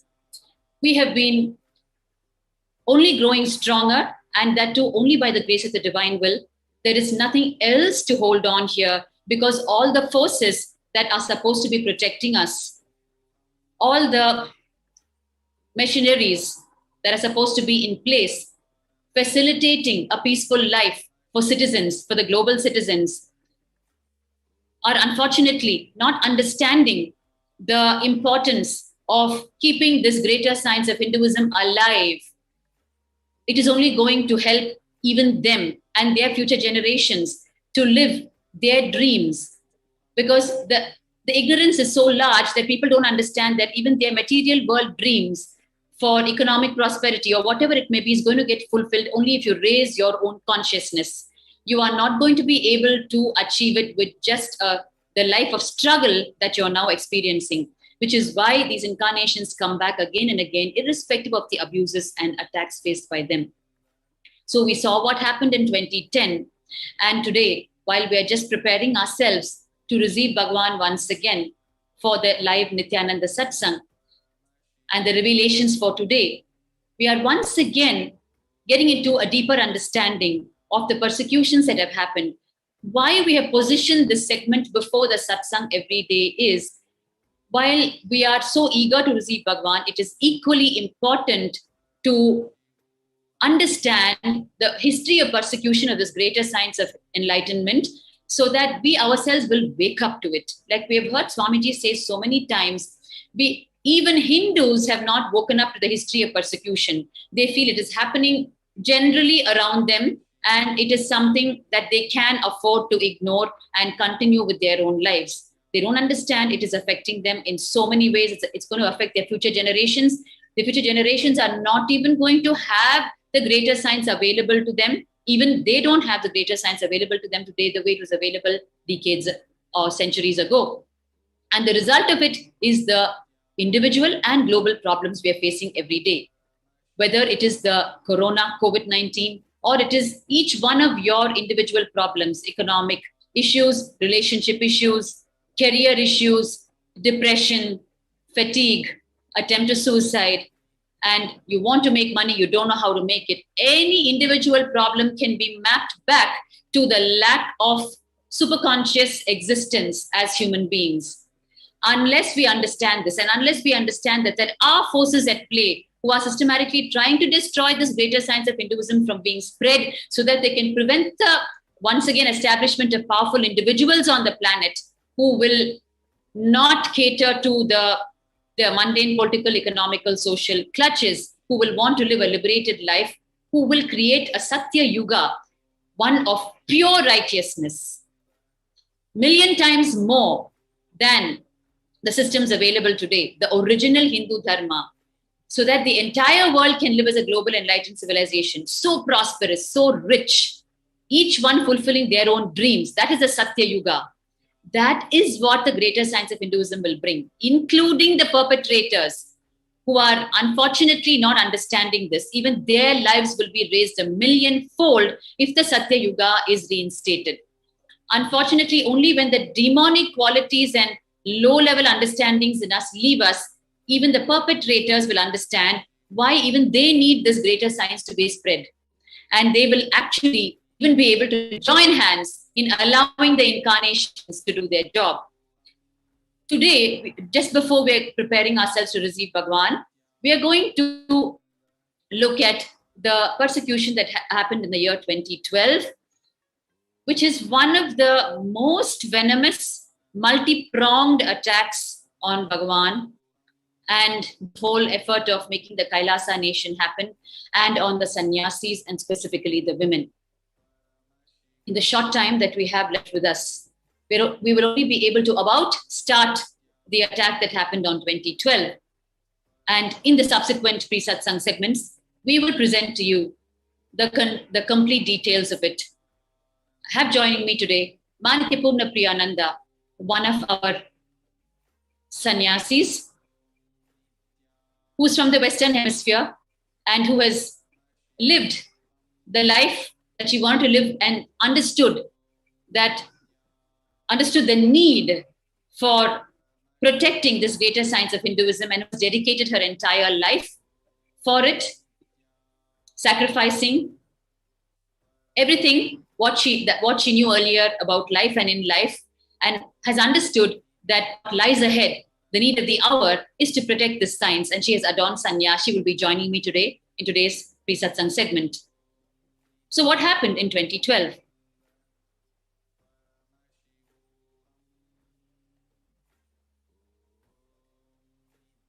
Request the NTV operator to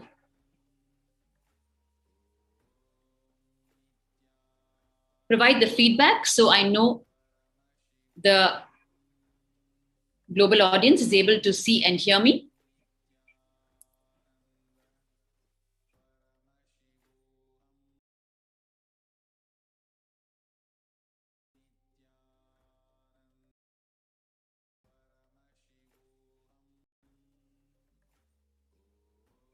Please bear with us for the moment. There's a small technical glitch.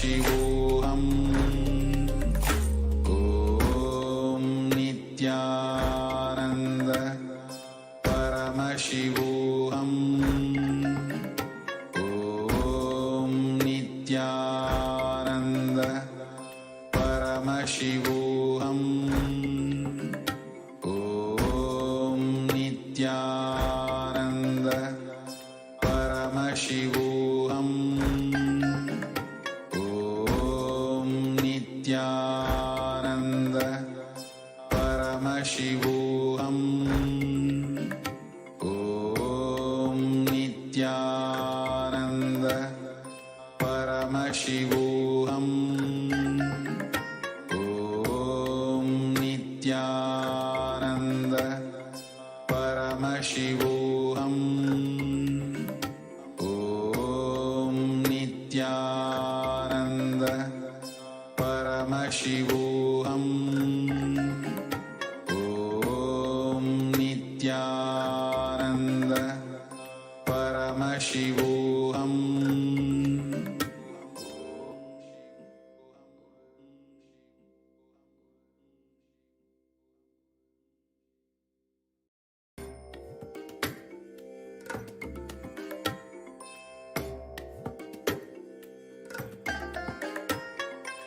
I bless you all. Let you all open all your three eyes and manifest the powers of Mahasadashiva. Om Nithyananda Paramashivoham. Om Nithyananda Paramashivoham. Om Nithyananda Paramashivoham.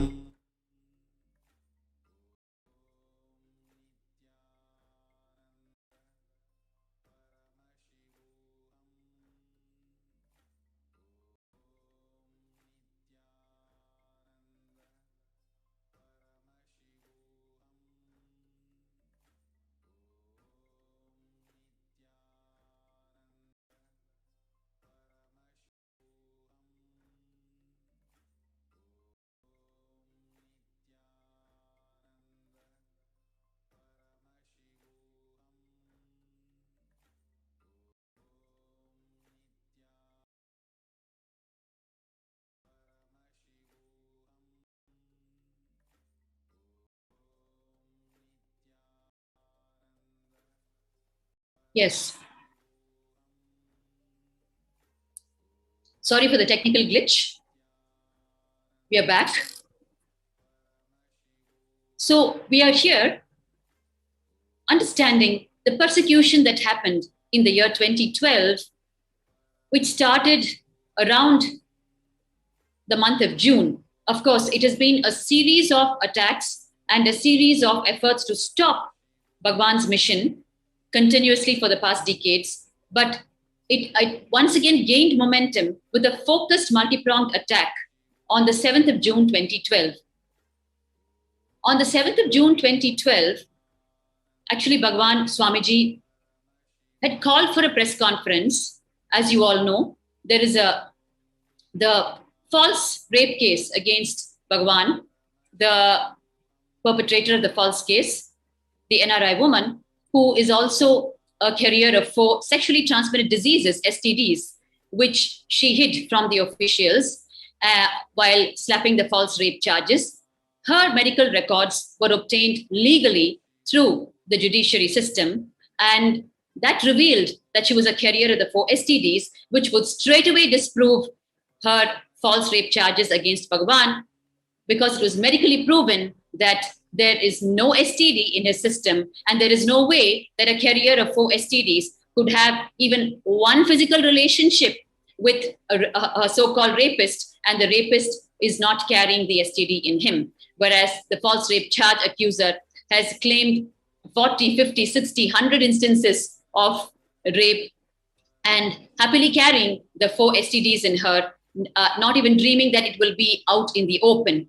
Her medical records were procured through the judicial system and produced, and it was very crucial to call for a press conference and release this information to the innocent global citizens. So, and also to conclude the fight for justice on the wake of this false rape charges. So with that hope, the press conference was called. And on the 7th of June, I'm going to be showing you a series of visuals for you to help you understand better what exactly happened. While Bhagwan had called for the press conference and the press conference had just started, we were in for a complete shock and surprise. The next great multi-pronged attack broke out right in the press conference room. One of the mainstream media, Suvarna Television, one individual called Ajit from the Suvarna Television was sitting in the press conference room as part of the press personnel. And while the press conference was going on, barely a few minutes after it started, he stood up with a package in his hand. I'm going to be sharing this with you.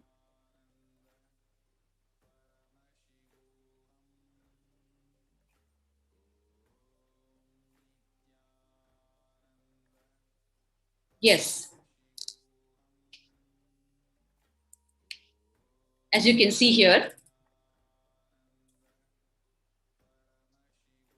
this is the individual. As you can see, the press personnel are sitting behind him, and he just stood up with a package in his hand. And we had no clue. And he started walking towards Bhagwan, who was on stage. He started walking towards him with the package, claiming that he has come to serve a summon which Bhagwan has been evading, and it is a summon from a foreign court. We were shell-shocked because every single false charge that has been slapped on Bhagwan has been taken care with such systematic, meticulous, through such a systematic, meticulous legal team. In spite of the fact that we've been slapped with so many rape charges and so many false charges and so many sections of the judicial system, continuously the legal team has been attending to it. And here, this individual comes with one more accusation, and this time it was combined with a life attack as well, because we later discovered that the package he was having in his hand, the unidentified package, which he claimed was a summon from a foreign court, which Bhagwan was evading, which Bhagwan also clarified then and there to him that no summon has been evaded, and he has been abiding by the law to the T. In spite of that, he was advancing, and we later found out that the package was an anthrax carrying package, which was the weapon he was carrying in his hand to once again try to destroy the life of Bhagwan. And as he started moving towards him, we understood what was happening, because he was not listening to the replies that Bhagwan was giving him, that there was no summon being evaded. Instead, his focus was on advancing towards him with the package. And therefore, a few sannyasis and residential Adim Kailasa Vasis actually started moving towards Ajit and tried to stop him from delivering the package, from flinging the package onto the stage. And then we did not know that Ajit had his henchmen already stationed inside the press conference room and under the garb of press personnel. And they were members of the Karnataka Navanirmana Sene. And he and his henchmen actually sprung into action and started assaulting each one of us who was only trying to protect Swamiji. And we were only trying to tell him, sir, please move. Sir, please move. That was the only thing we kept repeating to him. And he refused to listen. He completely executed what he came for, almost, except assassinating our beloved Swamiji. Because we stopped him right there, and we somehow started moving him out of the hall. And even our efforts, actually the screen you're seeing in front of you, a little more background about the false rapist, the false rape accuser. This individual is a carrier of 4 STDs, and as you can see in front of you, she has filed the same false rape charges in the United States District Court in the Southern District of Ohio, and there the case has been thrown out of the court, and she has been penalized for 3 crore Indian rupees. As you can see in front of you, that the court order itself is there in front of you, and the case has been thrown out on her face as a false rape charge. And unfortunately, the same case in India has been taking a decade long, and we're still fighting for justice. We still hope and stand for justice. And meanwhile, when this Ohio District Court order was presented in the Sessions Court as an individual case in the Bangalore city, the Bangalore city, the City Civil and Sessions Court also passed an order. You're going to see in front of you, yes, passed an order penalizing her for the same amount of rupees. It is there right in front of you here. But unfortunately, the parallel decade-long case that was originally filed by the false rape accuser is still prolonging, not willing, for God knows what reasons, not willing to recognize the falsity of the case and just close the case on the face of pure righteousness, dharma. This is the false rape accuser who actually, this is a series of interviews that the false rape accuser had with the very Suvarna television from where Ajit emerged. And they concluded the series of interviews with her, where she came and once again reiterated her false rape charges and cried to the viewers and tried to muster sympathy of the viewers with her false charges, hiding her lies. And it was a shocker to her when her medical records were exposed. And to patch up for that, she came for the series of interviews. And that concluded on the 2nd. And on the 7th, the attack started. The same Suvarna television, spearheaded by Ajit and backed by the false rape accuser and her team, started the attack in the press conference. This is the press conference going on stage. As you can see in front of you, Bhagwan is there. And here is this individual from Suvarna with the package in his hand, trying to advance to where Bhagwan is sitting on stage. And then we are only trying to tell him to move away because Bhagwan has already clarified that no summon has been evaded. And here you can see the individual is refusing to move. He's standing his ground. And so that giving the time and space for his henchmen to spring into action and start the physical attack as per their plan. And the women were not spared. The women were manhandled. And there is a molestation case filed against Ajit himself by our own sannyasis, our own sannyasinis here, whom you can see in the visuals you're being presented now. As you can see, we are only telling him, please move, please stop, please move. That's all. And the media mafia just captured these visuals alone, which we expressed in the peak of our anxiety and concern for the life of the Supreme Pontiff of Hinduism. They captured these visuals and put their own lines to it and said, look how violent the sannyasis are. Look how violent they are attacking the Suvarna television personnel. So those were the headlines that flew. And they mapped the visuals very cunningly, as always, to false headlines and presented as though we were attacking, whereas the women were actually beaten. They were touched in all inappropriate places. Actually, Bhakti Goswami, sorry. Yes, ma'am. You were there that day yourself, right? Bhakti Goswami, when this attack happened? Yes, ma'am, very much. Inside the press conference room. So can you share your personal experience of, were you also attacked during this whole scenario that was happening? Were you also manhandled the way Achala Swami and so many of our sannyasis were? Absolutely, Ma. The way the scene unfolded, as usual, it was a complete surprise that sprang on us from out of thin air.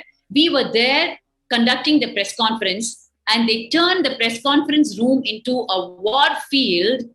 Oh, of course, it was a one-sided war as usual from their side.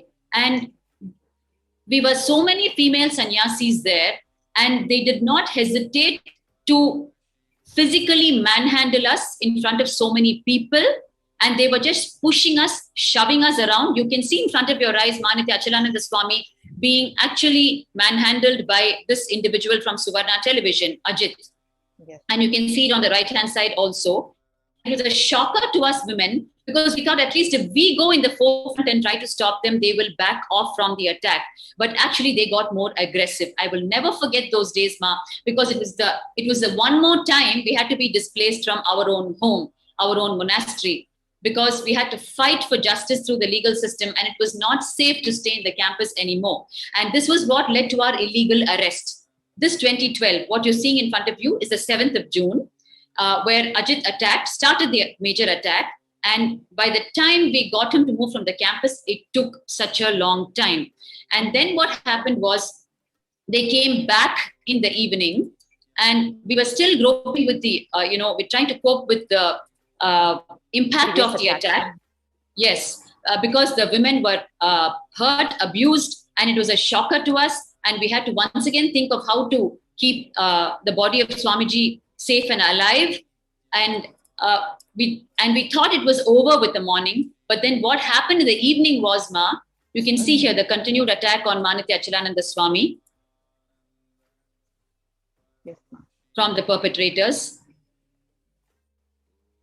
They were so relentless. Like, Continuously. Yes, ma. You can see here, ma. Actually, Nithyananda Swami, as a female sannyasi, is only explaining to the press the inhuman, unbelievable attack that has just happened on us. But the way she was portrayed is that, she's so violent. And of course, they masked off all that she had to say, because if anyone heard what she had to say, they would have understood the whole happening. But the innocent public only consumed the visuals along with the commentary by the media mafia. So they only hear those false headlines and news, and matched with these unfortunate visuals. Yes, you can see here.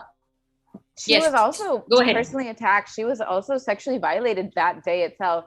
And no media. Yes, ma. She was sexually violated by this individual, Ajit, and she has filed a case for it. As you know, Ma Purna Priya, our only recourse is legal recourse every time. With the only hope that justice will prevail. Here you can see, ma, the evening attack. I was actually at the gate, ma, when this attack happened in the evening. So what happened was after the morning. Yes.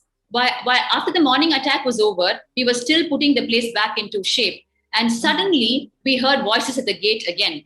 And we all rushed to the gate. And what met the eye was a Suvarna OB van, means a live relay van, along with the Karnataka Navanirmana Sene militants. They came together again, this time armed much better and in bigger force with the live relay van. And they actually jumped over the gate. You can see that in front of your eyes. They all started jumping over the gates with huge stones, boulders, and rods, and they started attacking us raw. You can see the red circle here, the stones being thrown on your left-hand side. And I was right there at the gate. Sorry, ma. I was just saying they're very large stones that usually they would hurt somebody if they hit anybody. Ma, like how we were seeing, ma, even in the case of Kailasa and Trishulam, when the attack happened on the women, just ruthlessly and without even an iota of humanness in them, they were just flinging raw boulders, stones, rods, and wooden poles. And the same thing repeated here on the 7th of June, 2012. Here you can see one of the administrators, he sustained a 3-centimeter cut on his head and had to undergo surgery with 33 sutures administered on him. God. You can see here, he's entirely smeared with blood. And they even stopped him. By the time we even got him to the hospital, it was a challenge. He was even stopped from moving to the hospital. That was a fight.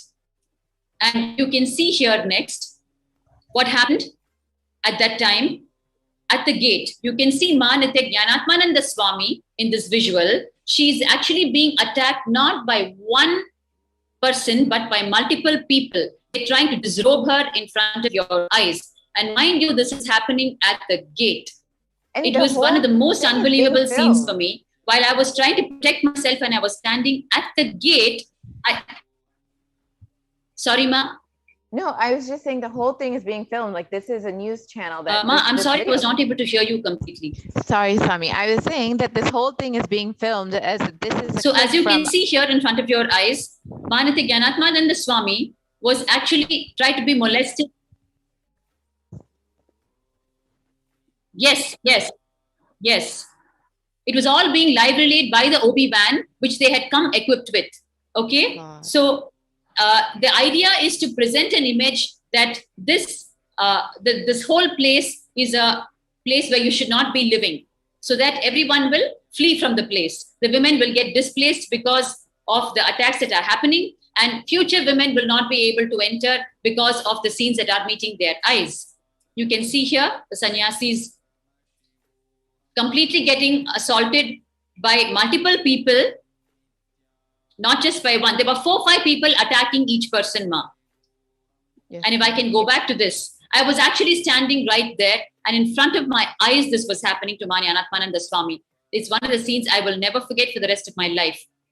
And when we thought that we were almost done with this attack on the evening of 7th of June, what actually happened was we decided, all right, now once again, we can only make this known to the officials and to the innocent public so that justice will prevail. So let us call for another press conference where we explain, this time we will somehow stop the entry of such vicious elements, and we will explain what happened on the 7th of June and what we had to undergo, just the previous day. So we thought we will call for another press conference on the 8th of June.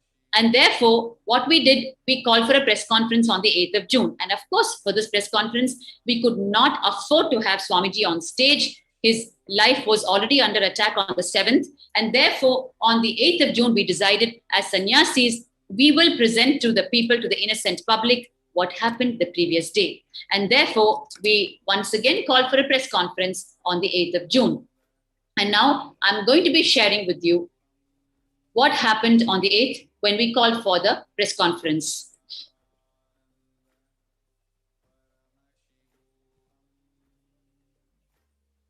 And you will not believe it, Ma Purna Priya, the way they assaulted us. They would pick up the metal chain dividers that we had in the meditation hall where the press conference was going on, where you had the metal chain dividers to separate the male and female gender, to give more organized sitting for the two. They just picked all that up in their hands and actually smashed it on our heads and smashed it on our bodies. They took the chain and beat us with the chains. They took the circular metal dividers, metal dividers, and hit us with it. And they were carrying rods in their hands. They beat us with the rods. All this on women, mind you. So this was on the morning of, yes, ma'am. And then after this, they accused you guys in the news channels. They're accusing you of beating them. Yes, which is what happened on the 8th. I'm coming to that now in just a few minutes. So after the murderous attack of the previous evening, we had to tell the people about it so that they know what is happening inside the campus. Because what met their eyes, the commentary that went, the false headlines that went, was a complete fake news, right? So we had to tell them what the reality was. So we called for the press conference at around 8:11 a.m. the following day on the 8th of June. And the sad thing was, even before Bhagavan could present the medical records of the false rape accuser and convey to the people the purpose of the press conference, even before he did that, the attack started. Of course, that was the planned strategy. So that will never be able, we will never be able to deliver it to the people, and the people will never get it straight in their heads. They will be kept in false opinions, false judgments, wrong judgments about Bhagavan and the Kailasa mission. So that was a strategy. So therefore, just within a few minutes of starting off the press conference, the attack was executed.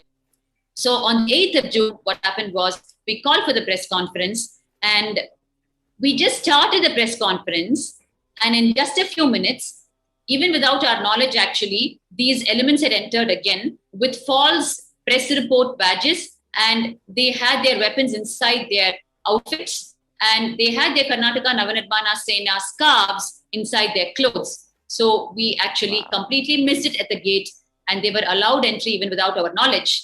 And so therefore, they were inside the hall again. So we had barely started the press conference and started explaining what happened the previous day when the whole attack again started on the 8th. And what happened was they once again sprung up and started assaulting all of us brutally in the press conference hall. And what happened was they started beating and attempting to molest all the female sannyasis. And I still remember I was trying to catch the eye of the camera that was moving around and try to explain to the people. Here you can see, actually, we're all just about starting the press conference. We're just telling the invocation prayer before starting to speak. And we're trying to explain to them the truth. And here you can see, minutes later, the attack has broken out. And here they're manhandling our residential Adinavasis and sannyasis. You can see here. Yes, they didn't even with the yellow stars to speak. And before that, they started attacking and assaulting the women. And Bhakti Swami, you were also there. Can you share your personal experience? What was it that you were going through at that time? Seeing all these people for the second time attacking you. What I was going through is, Yes, continue, Swami. Yes, ma. First, it was a complete shock, ma, that such physical attacks can happen, right? So, and that too when women are involved. I was thinking until then, at least where women are involved, there would be some downplay. But it was a raw truth that hit me at that time. I could not believe what was happening in front of me. I could not believe they could actually stretch their body and arms and beat and touch women on their chests and manhandle women in front of our own eyes in public. They were doing that. You can see now the striped t-shirt person actually physically touching Ma Achalananda Swami on your right. And what went on in my head at that time was, I don't think we can expect any justice from this scene, because if ever there was justice available, this scene would not have happened, or it would have stopped within just a few minutes. And by the time we could even get the police to the scene, as usual, the planned attack was over. And what I was doing is, what I was going through is, at least let me move around and try to catch the eye of the camera and explain to them that what is happening is an attack on us, not an attack by us, like how the false headlines were already running. But the camera of these mafia people kept evading me. I was actually getting beaten on one side, and on the other side, I was trying to somehow shout out to the cameras, we are being assaulted. They kept moving the camera away from me because they realized what I was trying to do. And they will not be able to separate out the footage between the attack and my words, right? So they were just continuously moving away from me. Yes, Ma. And they just wanted to present their narrative. You can see here as the attackers, as the violent people, rather than them attacking us and assaulting our females, assaulting our sannyasis, and for no apparent reason other than to create so much of instability and violence within the campus to make sure that others are not staying in the campus and making sure people are leaving and not constantly leaving us in insecurity.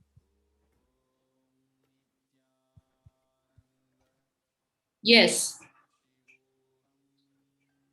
So Bhakti Goswami, what happened in this one? Yes. Go ahead, Ma. Please go ahead. I was just okay. We have just a few more minutes to wind up, Ma, before the the next segment is up. So as I told you, the attack in 2012 is too long and too multi-pronged to cover in just one session. So actually, it started on the 7th of June, and it led to 2 illegal arrests of Swamiji, 2 arrests in one attack. We just didn't know what was going on around us. On the one side, the women were being attacked, and we were forced to flee from our own home yet another time. And on the other side, we had to somehow deal with the situation inside the ashram that they had created and the life of Bhagwan, which is the wealth of literally the entire humanity today. The life of an incarnation happens on the planet for the betterment of humanity.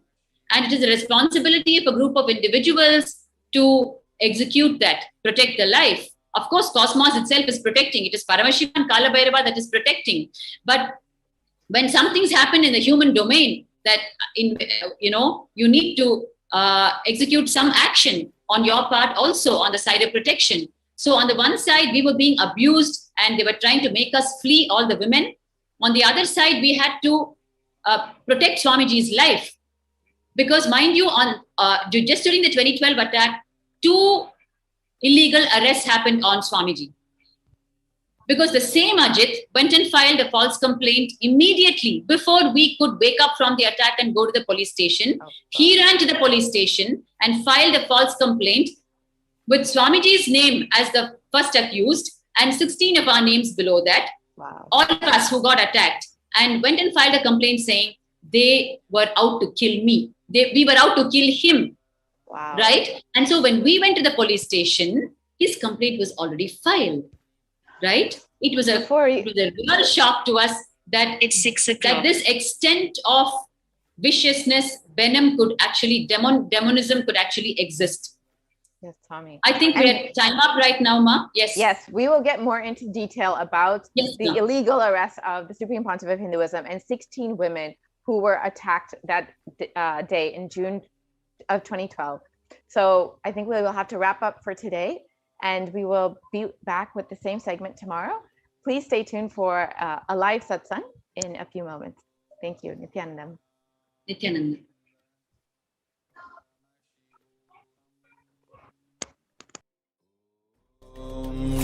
Nithyananda Paramashivoham.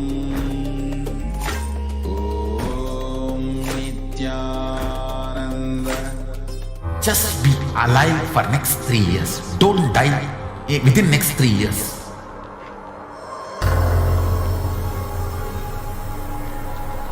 Just don't die within next 3 years. Be alive. Somehow be alive. I'm working sincerely. I will reach you somehow. Somehow I will reach you. It's my commitment to humanity.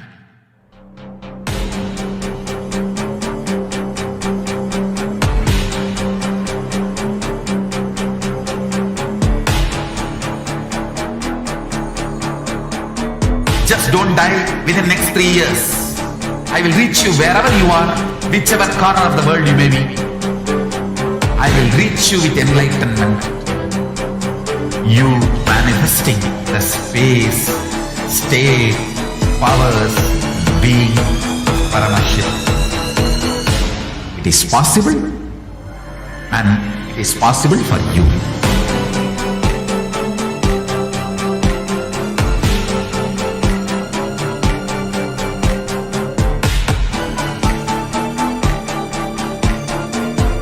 Shiva will reach you with enlightenment science. I know he is going to do the job.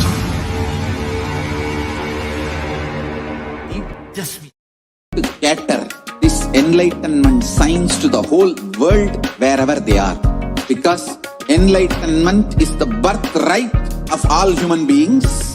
Kailasa is responsible to provide that to all human beings.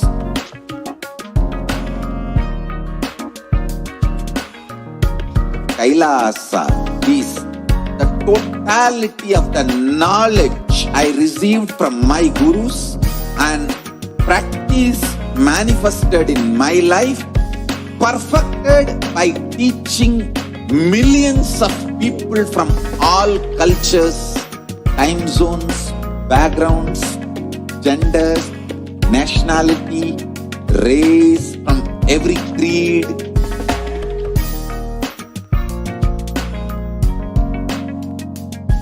So this absolutely perfected knowledge available to you, served to you in your home without even you moving out of your couch, free of cost.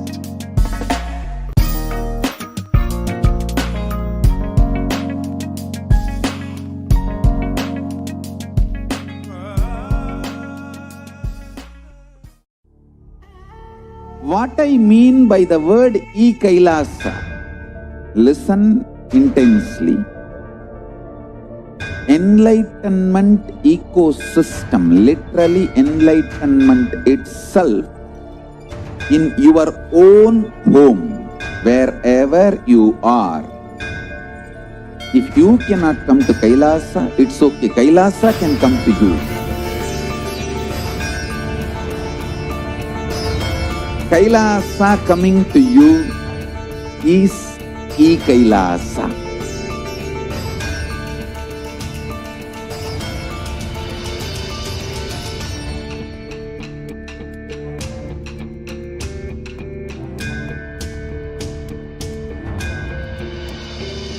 I will revive Hinduism.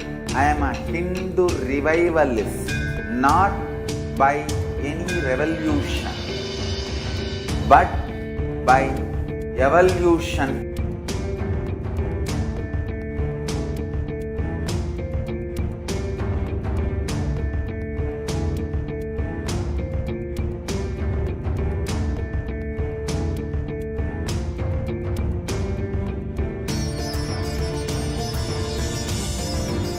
and setting model communities.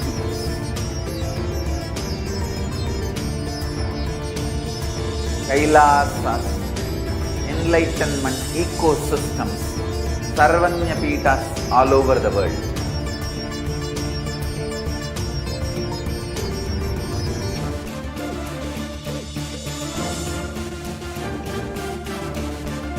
All powerful cognition, knowledge, only when you live power manifestation and possibilities manifestation happens. It's a fundamental truth.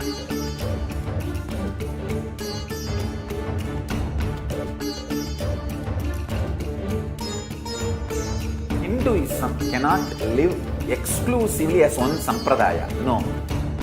All sampradayas of Hinduism is an ecosystem.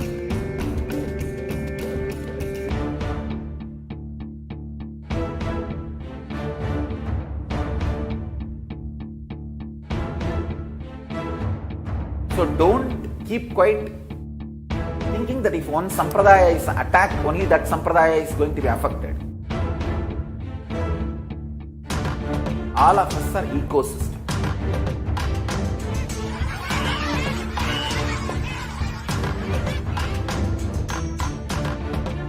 I invite all of you to get involved and enjoy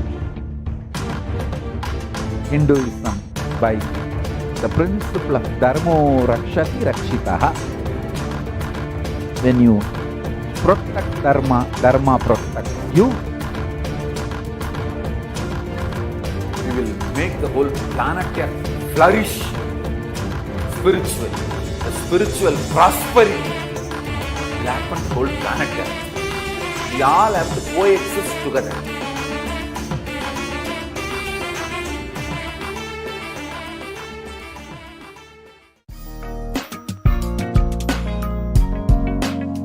We get you health. We get you ability to build beautiful relationships in your life. We get you direct spiritual support, and we make sure you become wealthy.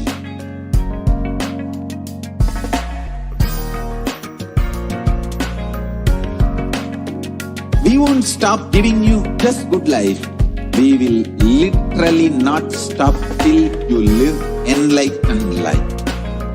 Manifesting the state of Paramashiva, space of Paramashiva, powers of Paramashiva, being of Paramashiva.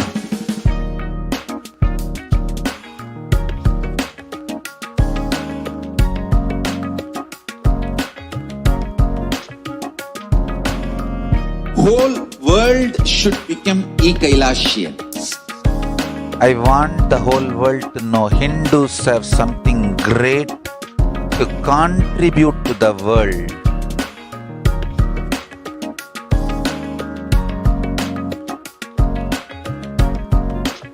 We have something great to contribute to the world. Let us do that.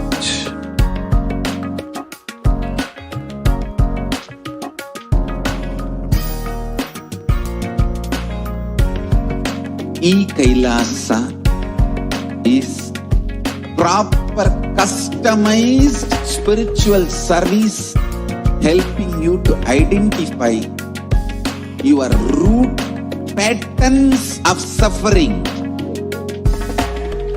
We have perfected the science of helping every individual from every cultural, religious, nationality background.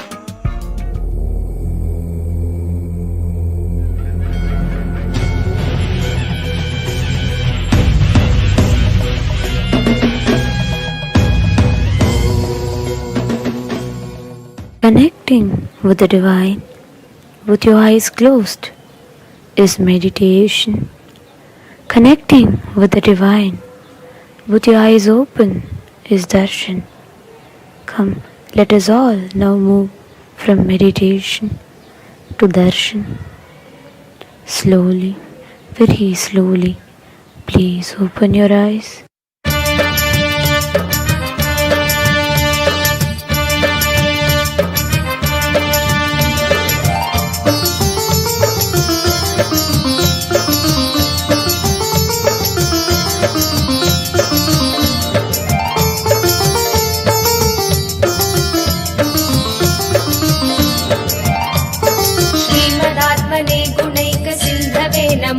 नित्याय धामलेश धूतकोकबन्धवे नमो नित्याय नामशोषितालमध्वबान्धवे नमो नित्याय पामरेतर प्रधान बन्धवे नमो नित्याय कालभीत विप्रबाल पालते नमो नित्याय शूलभिन्न दुष्ट दक्ष पालते नमो नित्याय मूलकारणाय दयाल वालते नमो नित्याय इष्टवस्तु मुख्य दान हेतवे नमो नित्याय दुष्ट दैत्य वंश धूमकेतवे नमो नित्याय सृष्टि रक्षणाय धर्म सेतवे नमो नित्याय अष्टमूर्तये वृषेन्द्र केतवे नमो नित्याय आपदत्रिभेद टङ्क हस्तते नमो नित्याय पापहारि दिव्य सिन्धु मस्तते नमो नित्याय पापधारिणे लसन्न मस्तते नमो नित्याय शापदोष खण्डन प्रशस्तते नमो नित्याय नित्या हरे नित्यानन्द नित्या हरे नित्यानन्द नित्या हरे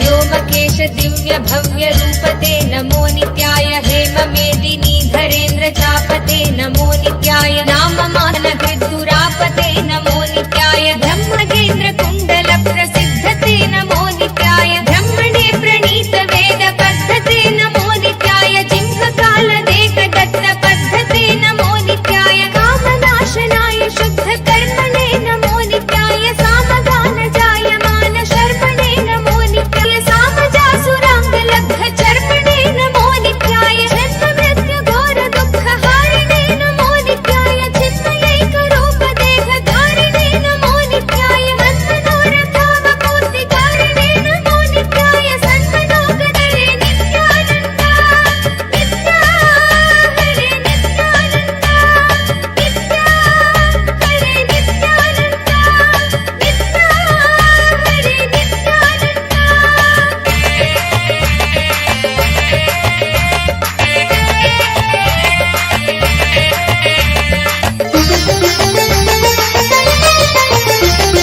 यक्षराज बन्धवेदयालवे नमो नित्याय दक्षपाणि शोभिकाञ्चनालवे नमो नित्याय पक्षिराज वागहृच्छयालवे नमो नित्याय अक्षिपाल वेदपूततालवे नमो नित्याय दक्षहस्तनिष्ठ जात वेदसे नमो नित्याय अक्षरात्मने नमाध्वडौजसे नमो नित्याय दीक्षित प्रकाशितात्म तेजसे नमो नित्याय अक्षराज वाहते सताङ्गते नमो नित्याय राजदाचलेन्द्र सानुवासिने नमो नित्याय राजमान नित्य मन्दहासिने नमो नित्याय राजघोरकावतं सभासिने नमो नित्याय राजराज मित्रता प्रकाशिने नमो नित्याय दीनमानवालि कामधेनवे नमो नित्याय सूनबाणदाग कृत्कृशानवे नमो नित्याय रामराग भक्तरत्न सानवे नमो नित्याय दानबन्धकार चण्डघानवे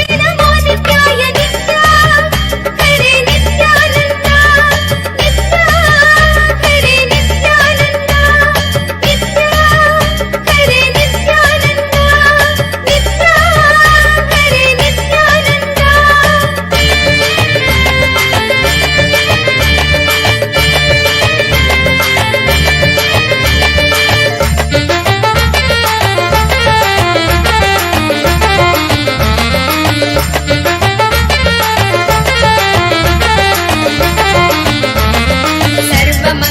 सर्वमङ्गलाकुचाग्रशायिने नमो नित्याय सर्वदेवतागणातिशायिने नमो नित्याय पूर्वदेवनाश संविधायिने नमो नित्याय सर्वमन्मनोज भङ्गदायिने नमो नित्याय लोकभक्तितोऽपि भक्तपोषिणे नमो नित्याय माकरन्द सारवर्षि भाषिणे नमो नित्याय एकबिल्वदानतोऽपि तोषिणे नमो नित्याय नैक जन्म पापजाल तोषिणे नमो नित्याय सर्वजीव रक्षणैकशीलिने नमो नित्याय कीर्तनप्रियाय भक्तपालिने नमो नित्याय दुर्विदग्ध दैत्य सैन्यधारिणे नमो नित्याय शर्वरीशधारिणे कपालिने नमो नित्याय पाहि मामु मामनोज्ञ देहते नमो नित्याय देहि मे वरं सिताद्रिगेहते नमो नित्याय मोहि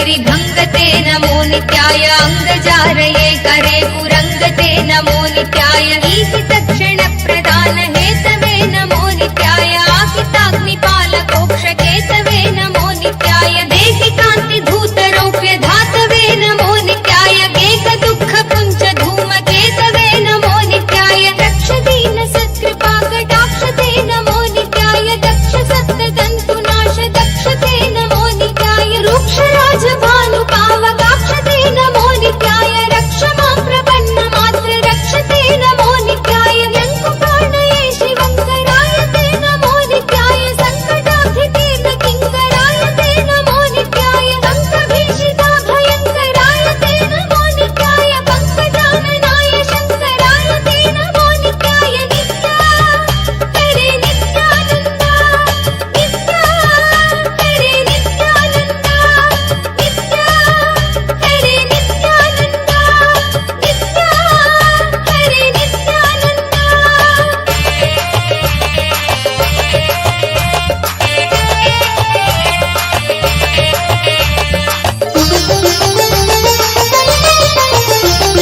कर्मपाशनाश नीलकण्ठते नमो नित्याय शर्मदाय वर्य भस्मकण्ठते नमो नित्याय निर्ममर्षि सेवितोपकण्ठते नमो नित्याय कुर्महेन तीर्णमद्विकुण्ठते नमो नित्याय विष्णपाधिपाय नम्र विष्णवे नमो नित्याय शिष्टविप्रहृत्कुपाचरिष्णवे नमो नित्याय इष्टवस्तु नित्यतुष्ट जिष्णवे नमो नित्याय कष्टनाशनाय लोकजिष्णवे नमो नित्याय अप्रमेय दिव्य सुप्रभावते नमो नित्याय सत्प्रपन्न रक्षण स्वभावते नमो नित्याय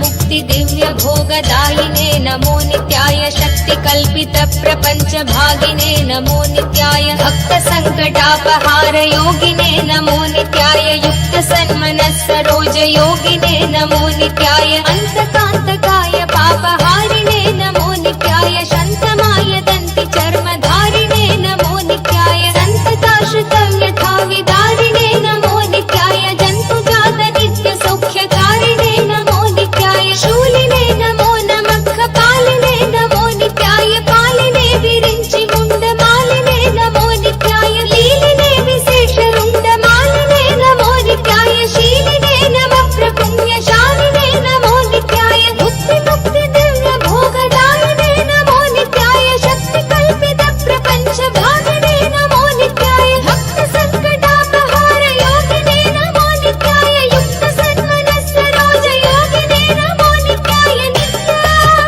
हरे नित्यानन्दा नित्या हरे नित्यानन्दा नित्या हरे नित्यानन्दा नित्या हरे नित्यानन्दा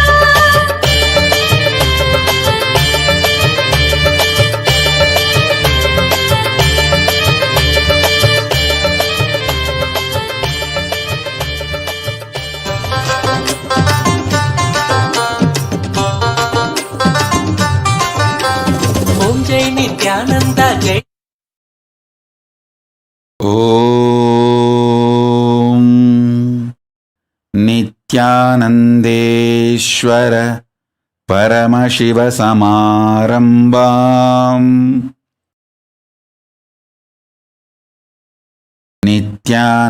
नित्यानन्देश्वरि पराशक्तिमध्यमाम् अस्मदाचार्यपर्यन्ताम् वन्दे गुरुपरम्पराम्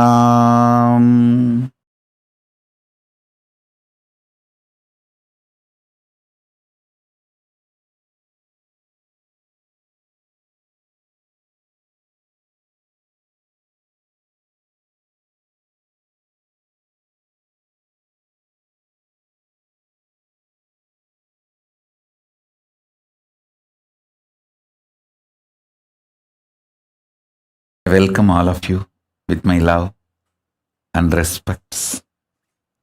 I welcome all the devotees, disciples, Samajis, Satsangis, Shri Mahants, Mahants, Tanidar Kotari, visitors, viewers, everyone sitting with us all over the world. I welcome all of you with my love and blessings.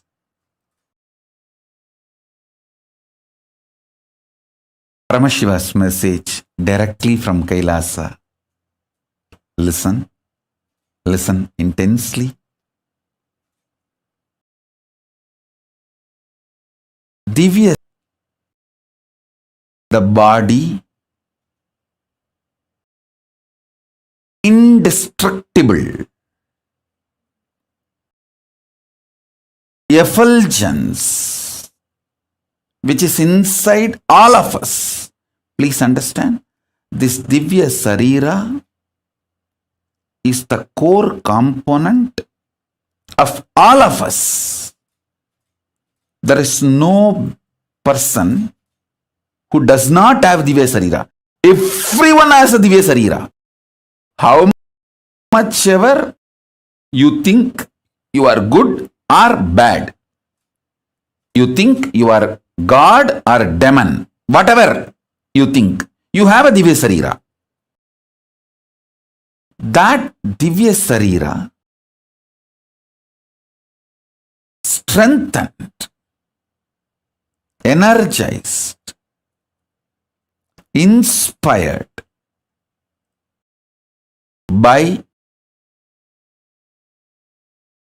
sattvic food to the body, sattvic food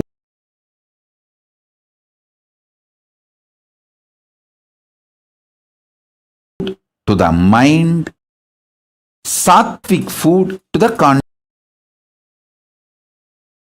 consciousness.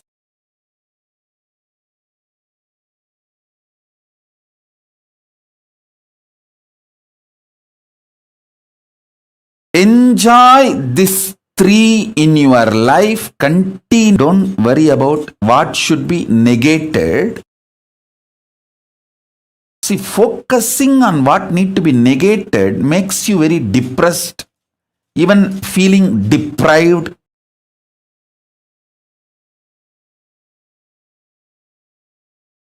Instead, enjoy what need to be gained. Listen.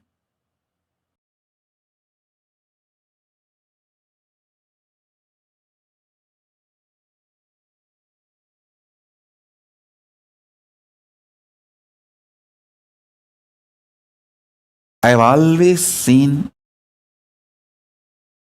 in this 40 years of my Chaturmasya, please understand, it has become almost 40 years now, coming Chaturmasya.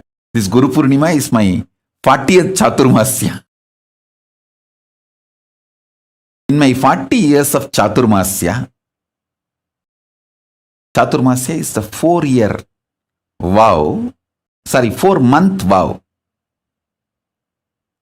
Chaturmasya means in Sanskrit, the exact meaning is 4-month. That 4-month vow, sannyasis take to replenish themselves, rejuvenate themselves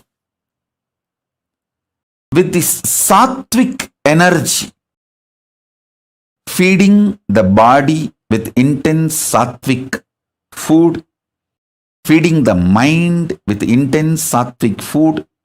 Mind has a beautiful sattvic food. Feeding the consciousness with intense sattvic energy.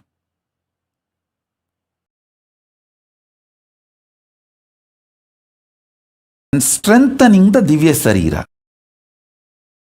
The whole purpose of Chaturmasya is that only. These 4 months focused on that strengthening of the Divya Sarira. See, if the Divya Sarira in you, the self-effulgent light body in you, if that is strong, you are an enlightened being. You enjoy best things of the consciousness, your existence. You enjoy the best gifts of your existence. If that self-effulgent Divya Sarira gets more and more covered,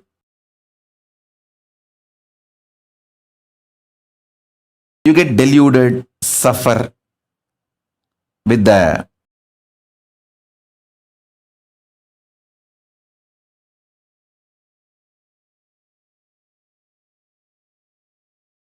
external world, delusions, delusion, whatnot, whatever.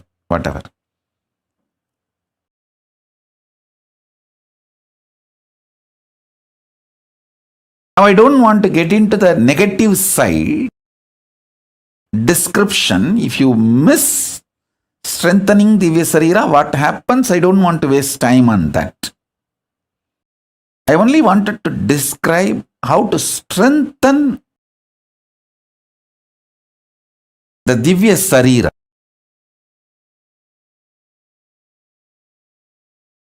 Self-effulgent,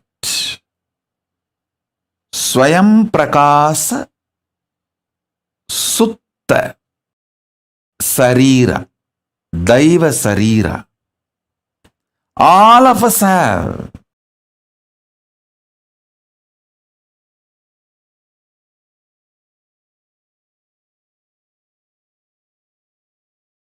The methodologies to strengthen the Divya Sarira and manifest powers of Paramashiva, the state of Paramashiva, space of Paramashiva, and powers of Paramashiva. This truth is the message from Paramashiva directly to the whole humanity. Let me explain this truth, this message.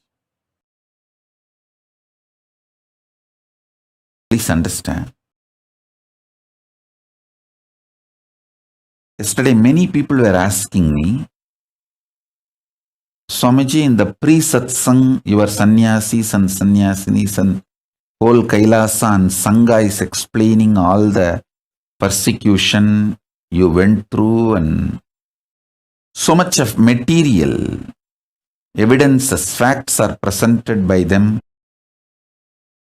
What they are talking in the pre-satsang yesterday or last few days, and when you come for satsang, what you are speaking means what I am speaking and what they are presenting, both are not even connected. Many people are questioning me. Listen, please understand. They are talking about what unconscious human beings have done to us. I am talking about what Kailasa is giving it to all of you. Please be very clear.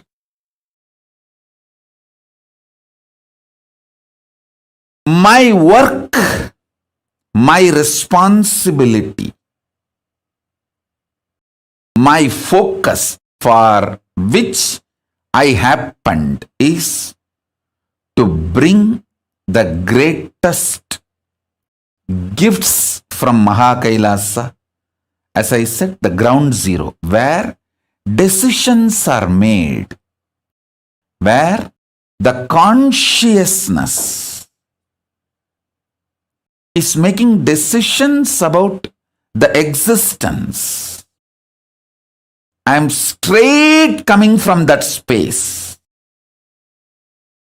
Straight, I am from that space now.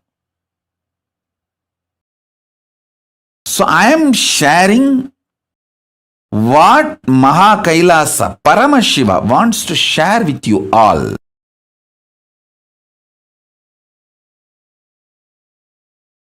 I am going to give what I need to give it to the world. And what my sannyasis are telling in the pre-satsang hosting, it is true. I have been attacked. My sannyasis have been attacked. My sangha has been attacked. It is true. They are telling what the unconscious humanity has given to us. See, I wanted to share 3 things with you all. First, what I need to give to the humanity. Gifts from Kailasa. The signs of enlightenment, the signs of power manifestation,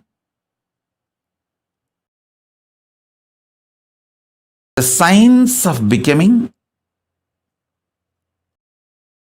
superconscious beings.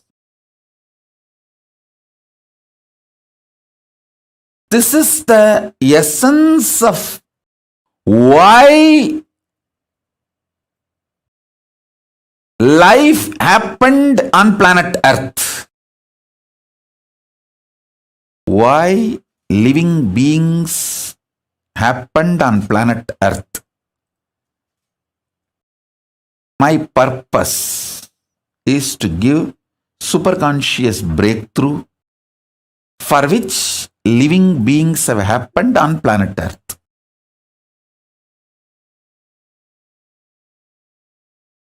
So all the gifts, I have so much to give it to all of you. And I tell you, this Aushadha science, the thoughts can be used to program plants, herbs.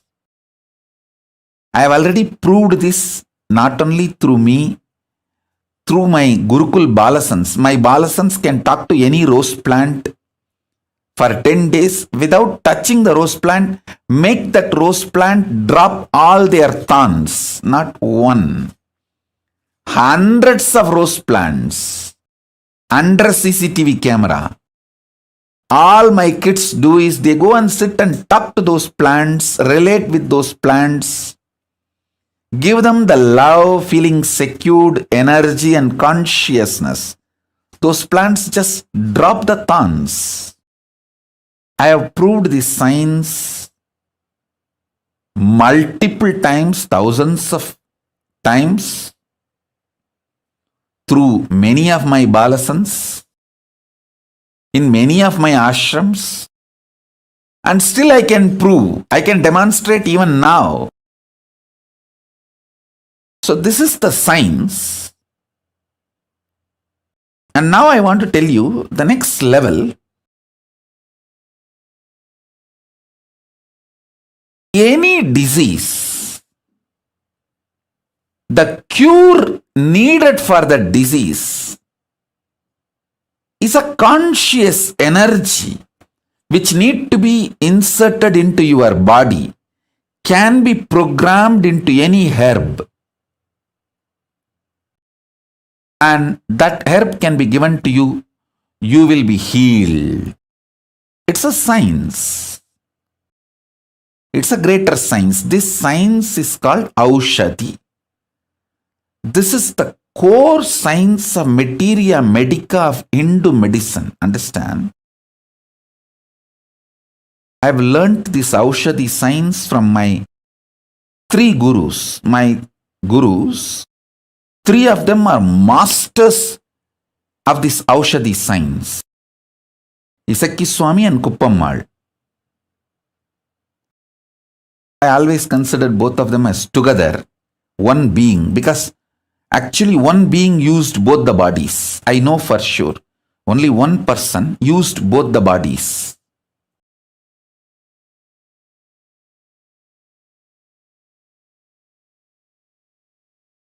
And Raghupati Yogi, We even have a beautiful photograph of Raghupati Yogi personally applying an Aushadha on one of his disciple. The disciple, I think, is from outside India, abroad. He had some paralytic attack. Just only in 3 days, my Guru has healed him completely with Aushadha and Narayana Swami Tata. These three masters of this Aushadha science gave me this knowledge. Of course, ultimately, Arunagiri Yogeshwara Paramashiva himself showered the whole experience and expertise. Listen.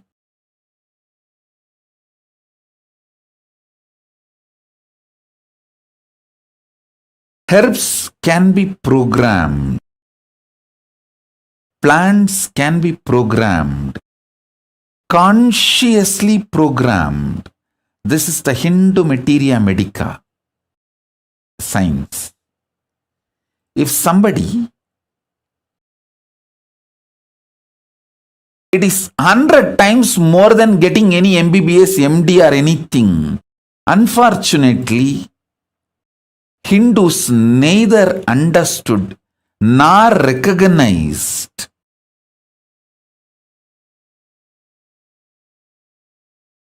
due to the continuous persecution done on them, genocide done on them. All the knowledge of the Hindu tradition was destroyed, and even Hindus are made to lose confidence on the knowledge.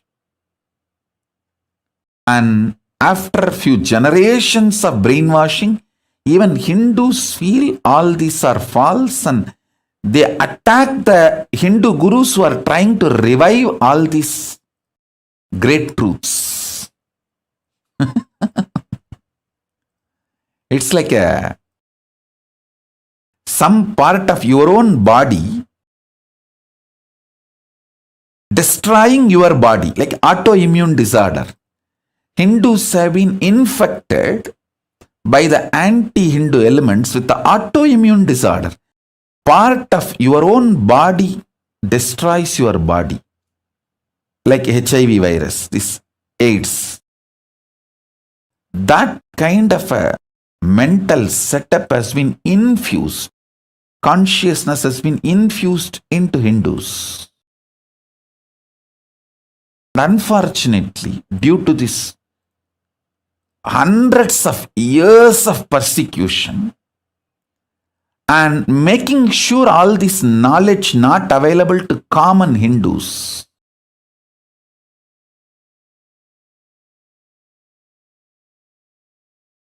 this all made to look like a myth, fake stories, legend, or maybe long before, thousands of years before this science was there, but now it is not there, or it is not possible to revive. All these kind of ideas are inserted into the common Hindus' minds, and anybody who is trying to establish, revive this science is beaten black and blue and destroyed. See, unfortunately, Hindus lost the understanding about this collective integrity. See, if a ship has to stay afloat,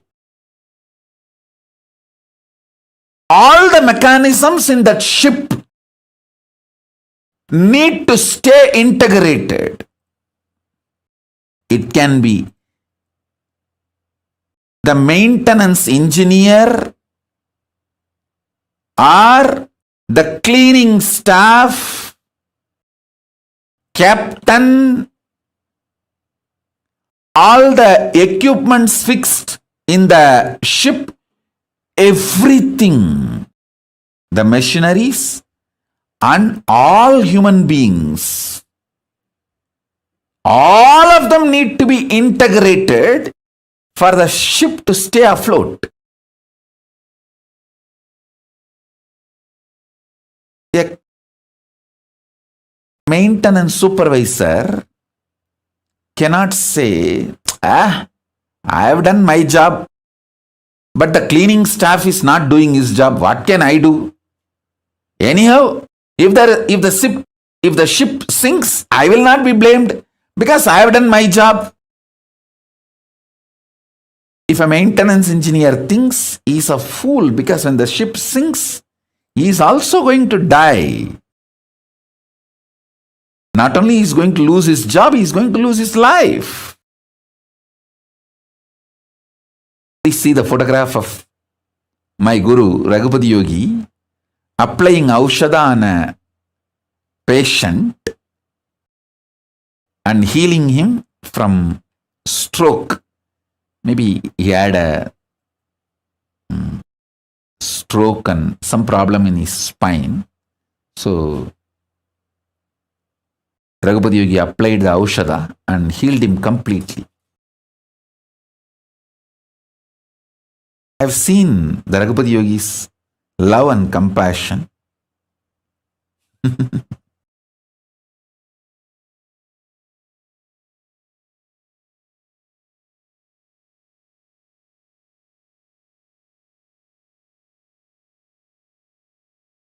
Now listen, let me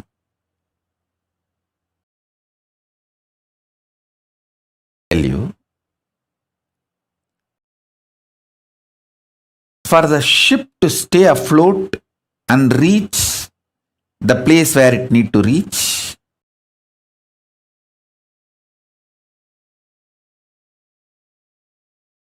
everyone in the ship need to be integrated. It's called collective integrity.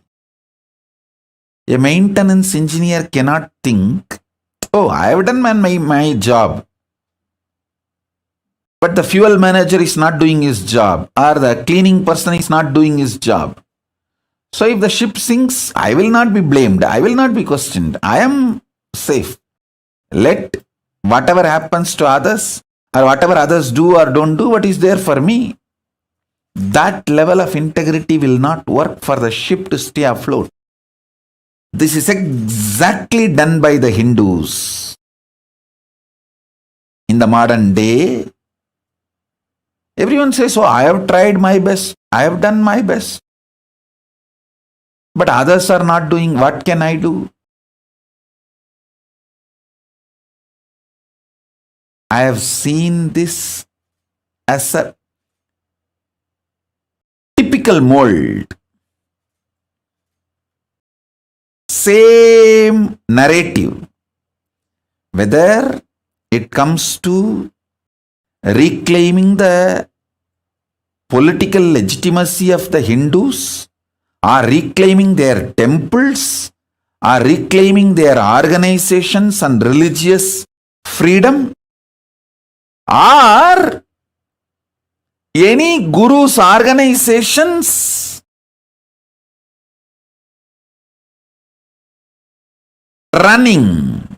Please understand, any problem Hindus are facing, still being the slave. Please be very clear. Any Hindu not living under the Hindu constitution is a slave. This is a definition. How the Muslims are very clear. If you are not living under the Islamic law, Islamic constitution, you are a slave.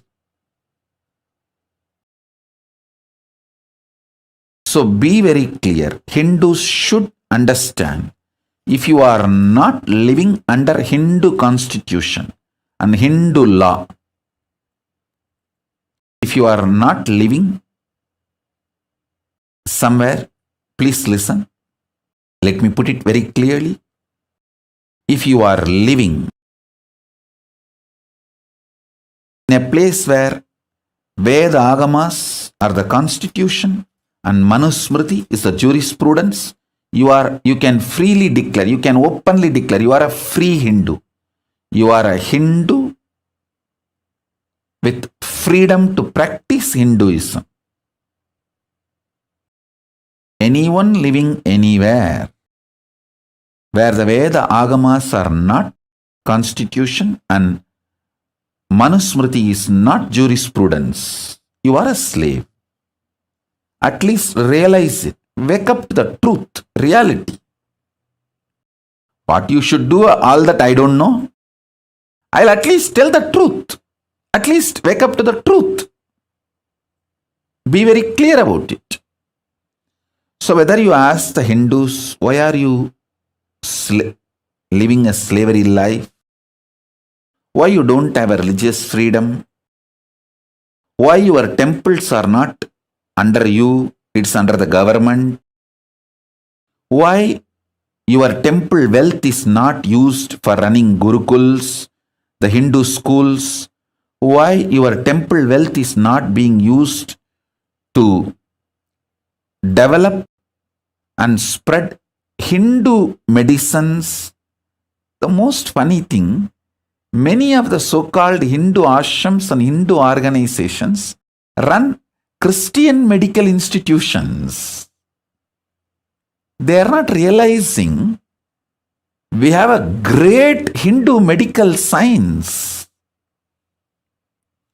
Because the Hindu medical science is neither given legal legitimacy nor given social legitimacy.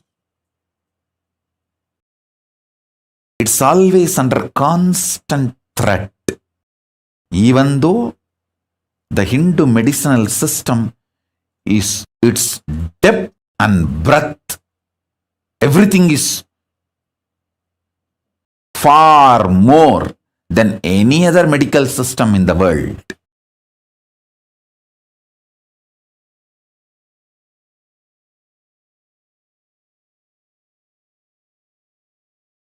Years before, our guys have performed cosmetic surgery.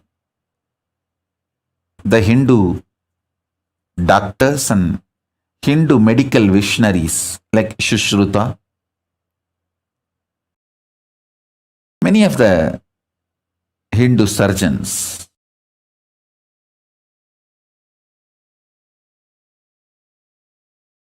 if we have developed our science and retained what we developed, today the Hindu medicine would have been the most powerful, and Hindu medicine is always about the healing and cure. It has nothing to do with monetizing. See, the Hindu medicine is kept in pure form without economical agendas and political agendas. By being kept with the Brahmanas, neither the economical agendas of the Vaishyas can interfere, nor the political agendas of the Kshatriyas can interfere with the Hindu medicinal system. The whole knowledge was vested with the Brahmanas. And please, all of you understand, when I talk about the Varna, it is based on the quality of a person, not by birth.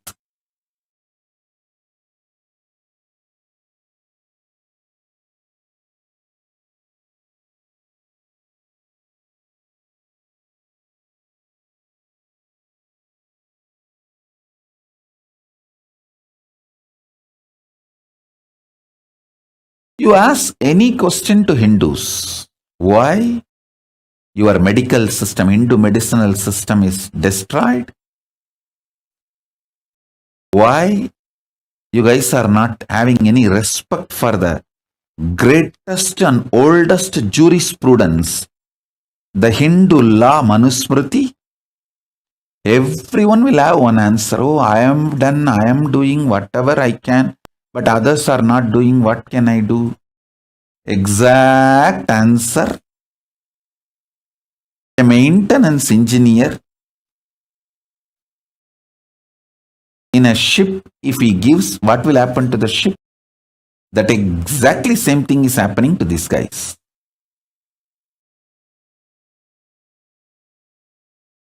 We need Hindus to start thinking with a collective integrity.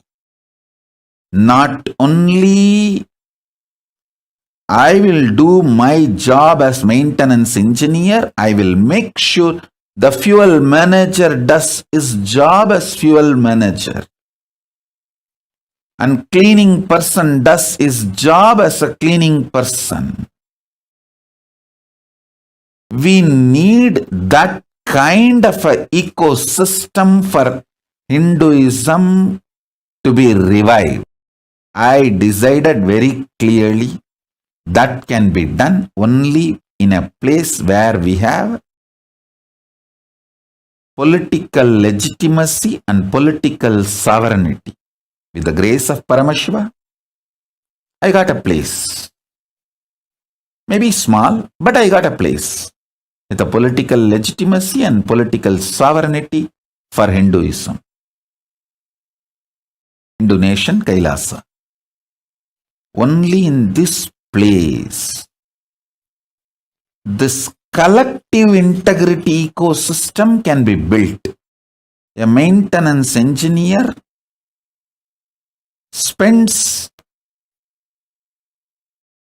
60% of his working time for his job and the other 40% to integrate with other teams and make sure the other teams are also in integrity so the ship stays afloat. And I tell you, many of my Adinavasis who are still there in Adi Kailash or in our ashram, or some of the Adinavasis who left, many of them are highly integrated. Unfortunately,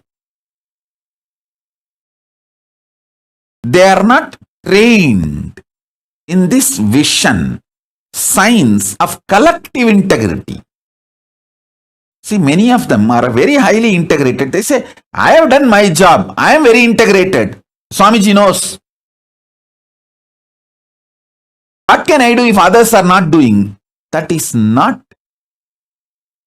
going to bring the result. If a maintenance engineer, even if he is highly integrated and he doesn't care about the fuel manager properly adding fuel to the ship engines, the ship is going to sink. And maintenance engineer may not be blamed, but he is going to lose his job and life. Many of the individually integrated people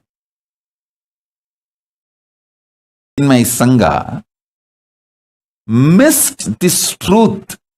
Only with the collective integrity the ship can stay afloat. If not, you may not be blamed because you have been integrated. But the final result is not going to happen.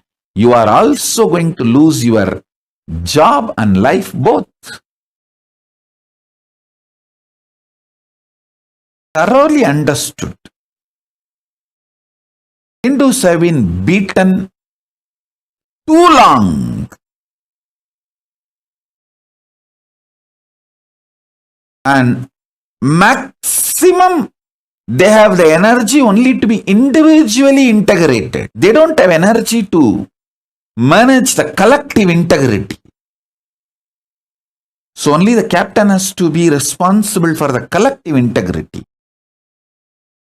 The collective integrity, education and evolving a structure with a collective integrity.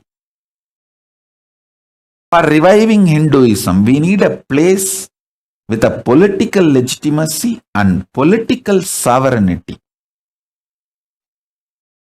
With the blessings of Paramashiva, Ganapati, Kalabhairava, all the gods and goddesses of Kailasa, Bhuma Devi, we got a place for Kailasa with the political sovereignty and legitimacy. We have a place. More than one place, actually. We have a place now, more than one place.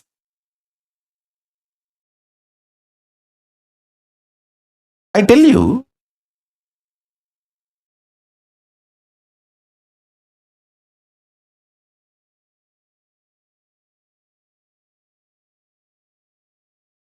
I have to do it. I cannot waste time in blaming, in cursing. I don't have time for that. I'm already 43. I have to do it.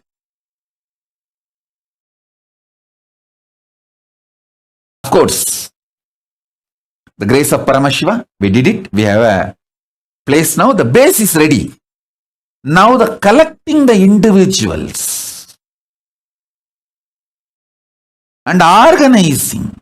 Even now I can see I have amazing individuals who are so highly dedicated and integrated to me.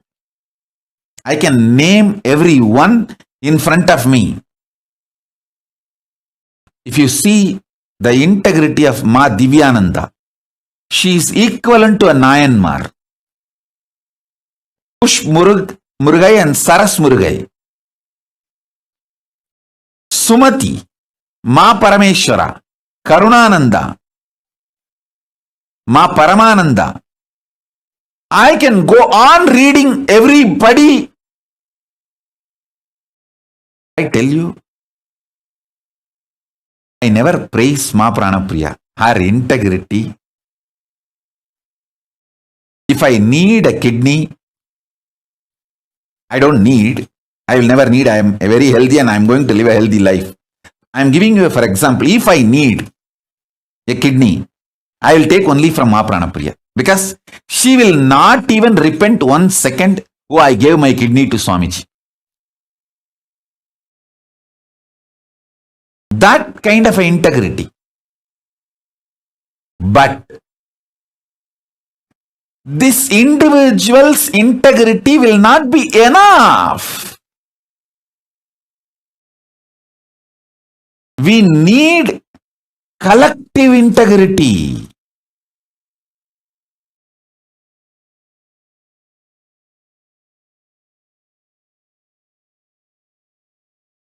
There are so many people who gave their life to me, not just their wealth. They will even give a body organ to me if I need. If I need a kidney, I don't know how many people will apply to donate. If I need an eye, I don't know how many people will apply to donate.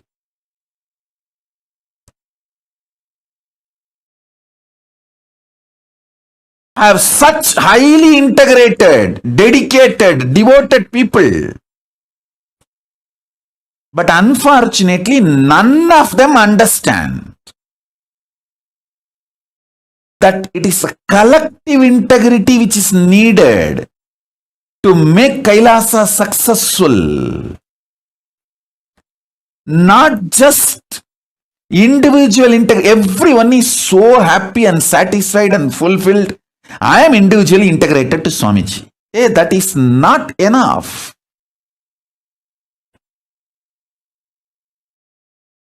I am telling you, na.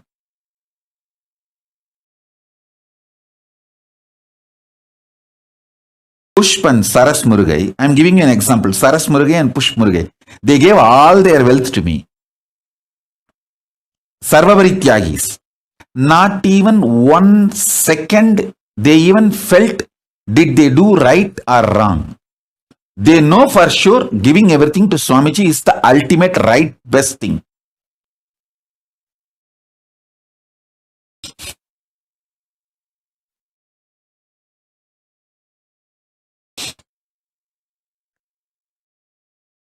As I told, if I take a kidney from Ma Pranapriya for me, not even 1 second she will repent or think, or she will not even have a second thought. Did I do right or wrong by giving my kidney to Swamiji?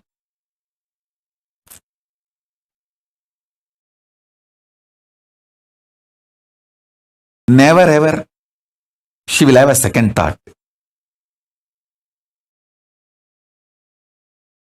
I have such highly integrated people. You see, these few names I uttered because they are in front of my eyes. And I have long list the names I have not uttered.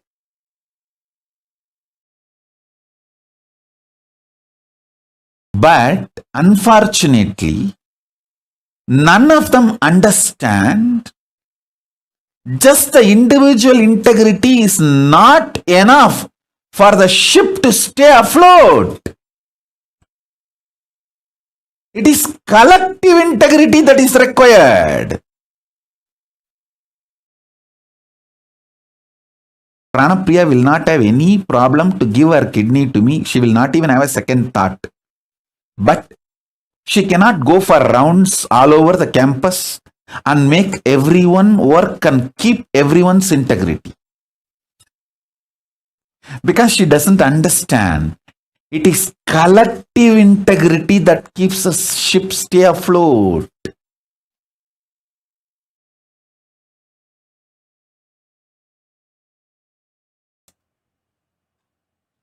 Same way Saras Murugai.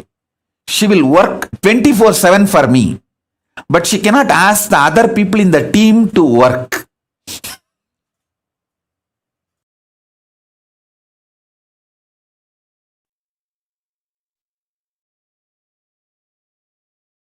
I tell you, this is one of the biggest curse Hindus are suffering. Everyone feels, oh, I am integrated, I will do what I need to do. Others are not doing, what can I do? It is captain's responsibility in making collective integrity happen, everyone to be integrated, not mine. Sometimes people in the ship, one side maintenance team enjoys the other side maintenance team failing, thinking, oh, see how we are victorious now, they are failing, and that side of the ship, such big holes are happening. Hey, if the water comes in and the ship sinks, all of you are going to die. Why don't you understand?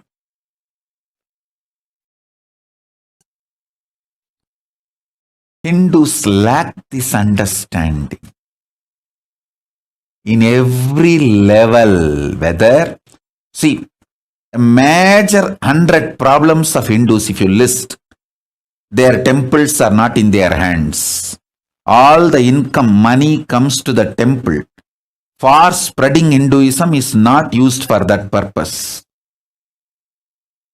And all the wealth dedicated and donated for Hinduism by their ancestors is not used for that purpose. Somebody was telling me the other day, I am not talking about one state or any one country, and I don't interfere in any country's internal administration and all that. I am talking to Hindus to wake up. Wherever you are suffering slavery, you need to understand. Many of the wealth dedicated by their ancestors to revive and maintain Hindu arts, Hindu medicine, Hindu spiritual truths, the wealth is not being used.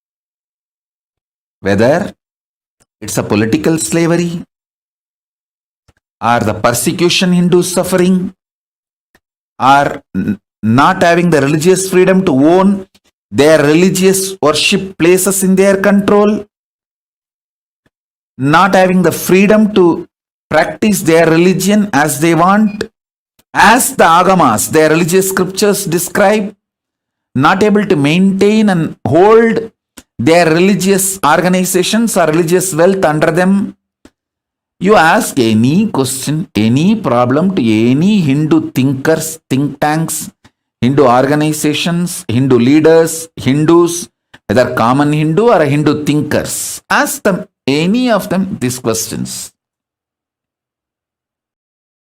Why the Hindu gurus are being attacked left, right, center through the hate speech, and systematically the Hindu organizations are pulled down, collapsed. And why Hindus are keeping quiet without defending the Hindu gurus who are the... See, Hindu gurus are attacked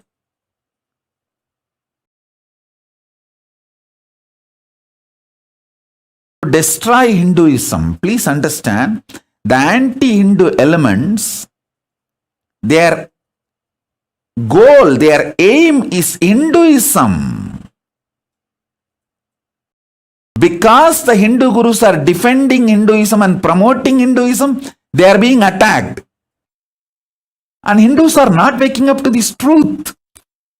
You ask any of these questions, this top 100 questions, top 100 problems. You list top 100 problems of the Hindus. Getting bullied in the cyberspace. So much of cyberbullying. All the major social media organizations are anti-Hindu, racist. So much cyberbullying, racist attacks on Hindus. They don't have their temples under their control. Their gurus are being attacked left, right, center. Every day one guru is pulled down with false accusations, false cases, lawfare, hate speech, very systematically. List all these 100 problems and ask these questions. Everyone will say, oh, I am doing whatever I can. But others are not doing. What can we do? We need Hindu leaders who understand collective integrity truth. It is collective integrity which is going to keep the ship stay afloat.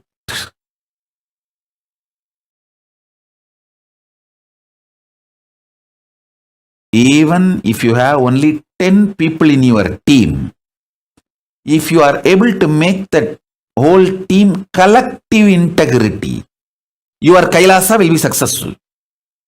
You can be head of a Kailasa and it will be successful.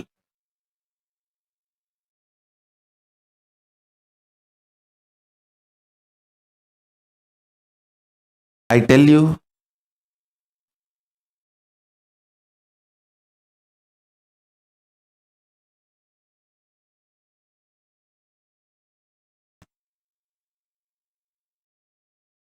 in every level, I have to do my responsibility.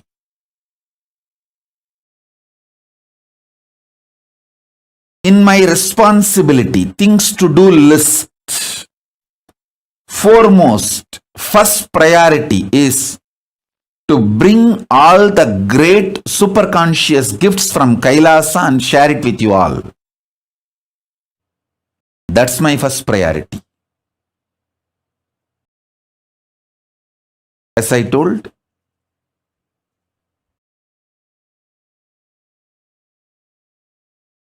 strengthening your Divya Sarira with the right methodologies, making your body sattvic through yoga, right aushadha and sattvic food,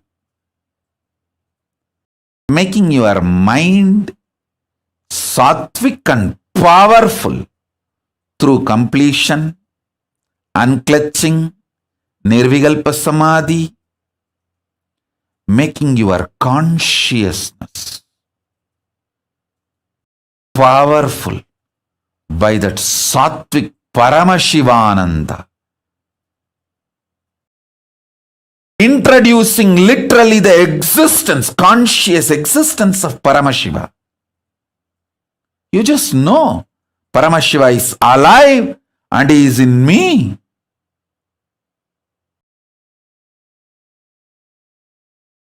He is sitting alive, blissful,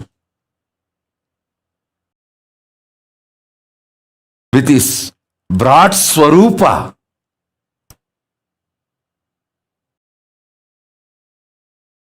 Paramashiva Paramburul. Knowing he is alive in you.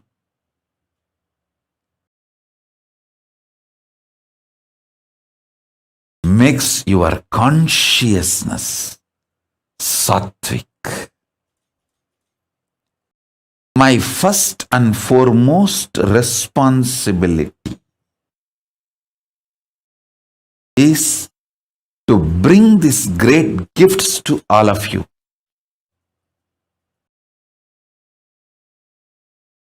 And to bring these gifts to all of you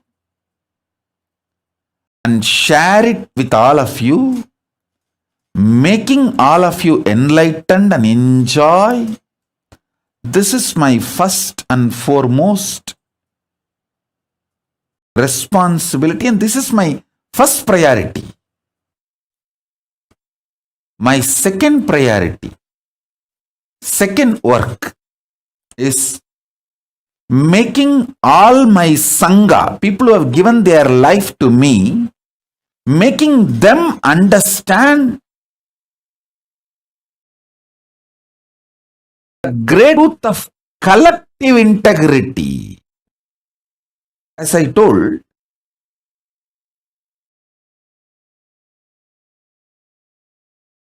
I have the best people, most dedicated. One of the most sweetest message I received in last few days is Akil Kodali sending me message, Swamiji, please come to Satsang. I miss you too much.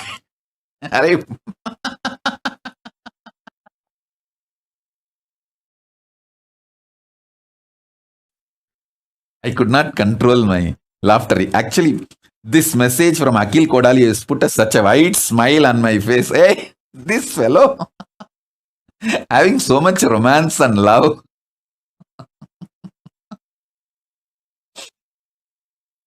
I tell you, I have best people around me.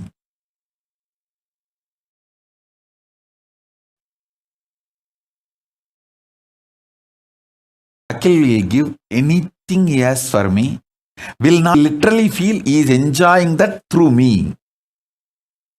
That kind of a love.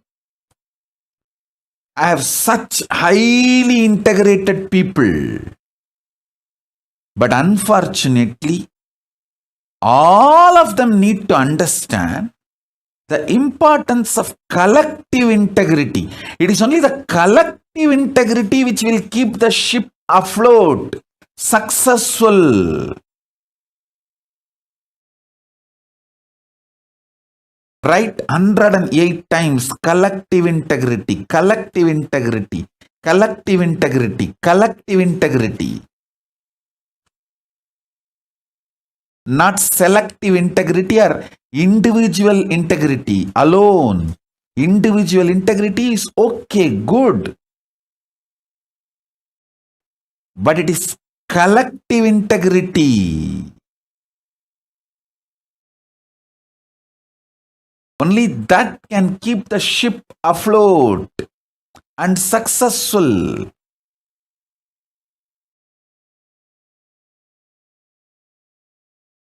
My second responsibility is making my Sangha, Kailasa, all the people who gave their life to me, who gave their individual integrity to me, making them realize collective integrity's importance. I think in all our ashram, in every room, we should put a small board beautifully. Collective integrity keeps the ship afloat, not just individual integrity. So, the people who are working in accounts department, distributing money, and the people who are working in Goshala and keeping the Goshala clean and cows healthy, happy, and the people who are doing the agriculture and growing the herbs, and people who are doing puja in the temple, everyone need to have integrity to keep the ship afloat. The collective integrity only will keep the ship afloat, making the people who declared their integrity to me, making them realize the importance of collective integrity. I have some people highly dedicated,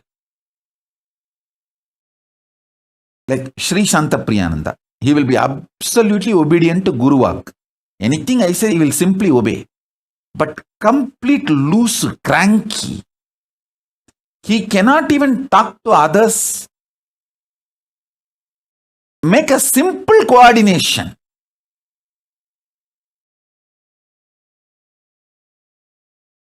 Even simple coordination he cannot do.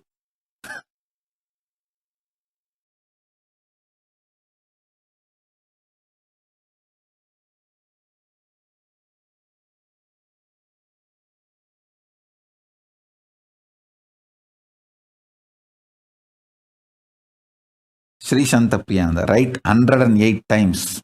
Collective integrity keeps the ship afloat. Collective integrity makes the Kailasa successful. Collective integrity only will make my life successful.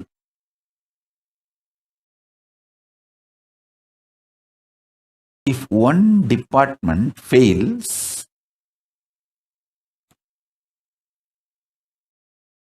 then be very clear, everyone is going to not only lose the job, lose the life, because the ship is going to sink.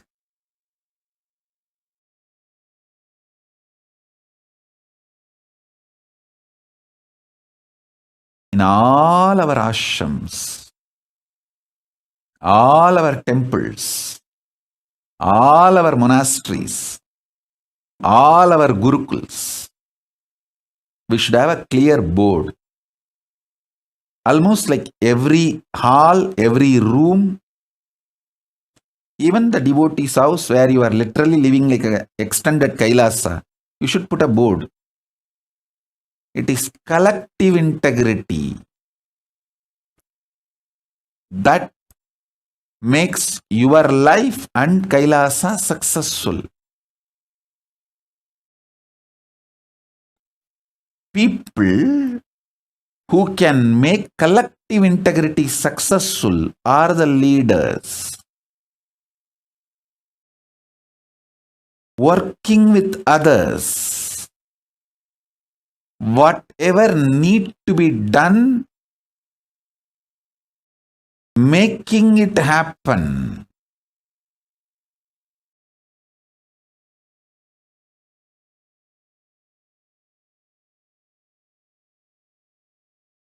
My second responsibility is teaching my Kailasa people the collective integrity.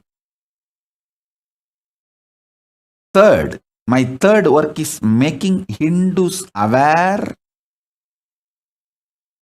how they are being cheated, exploited, destroyed, hit, persecuted.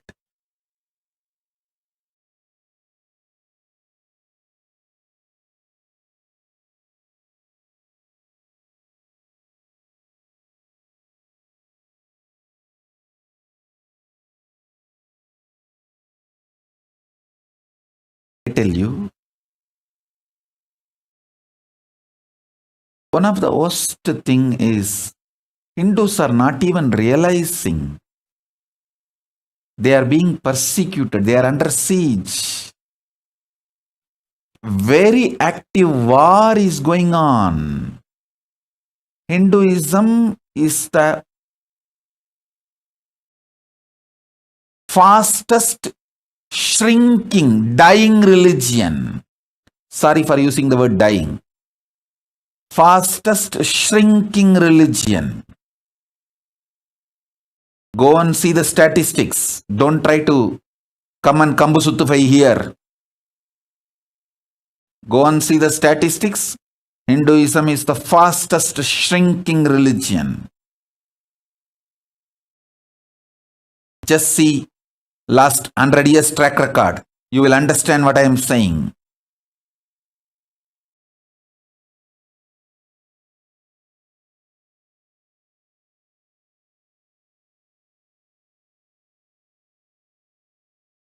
These three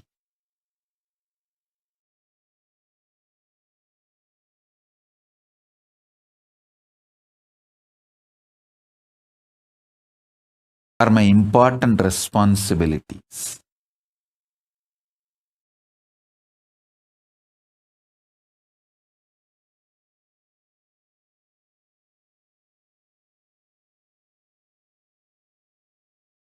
Let me do my first responsibility.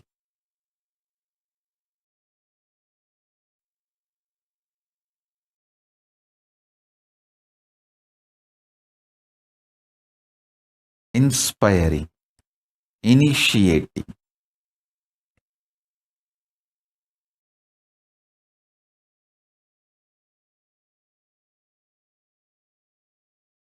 making all of you understand in every level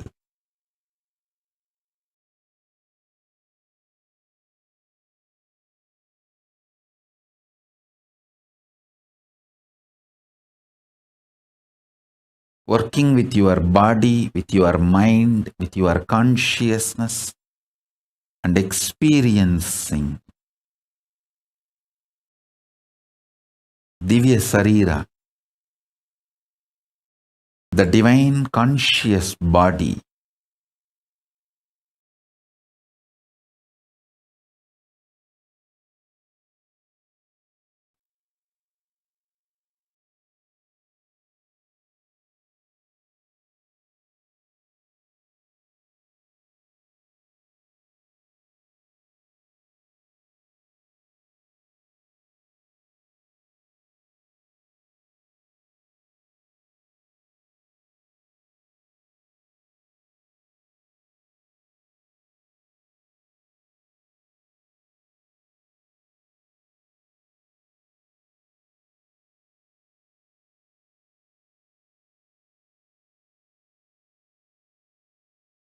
Understand these few principles.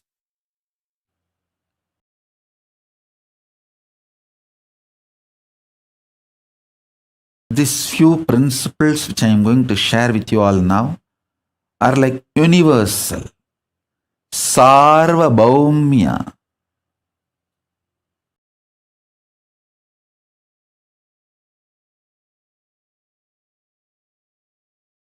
Vrataha. These are like universal vows, universal principles.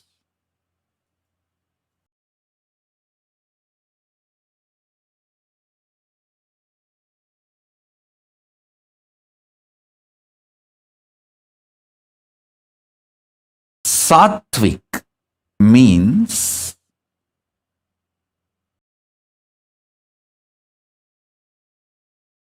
anything which awakens the qualities of consciousness in you, like extreme love, fulfillment. I tell you, when I manifest from Samadhi, the kind of the love and joy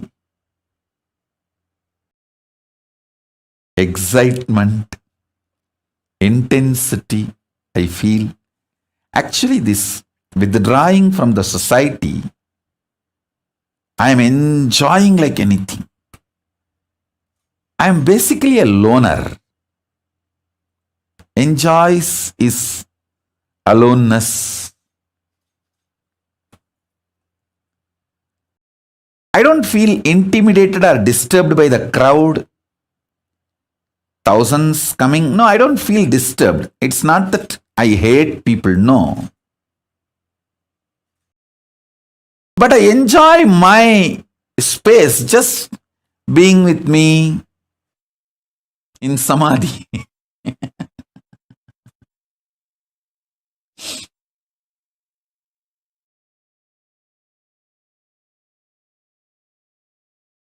It is such an extraordinary living joy, living experience of bliss, not imagination, theory, visualization, fantasy, no. Living, how? You feel you are alive in your body. Bliss is a living experience for me in samadhi. It is just alive.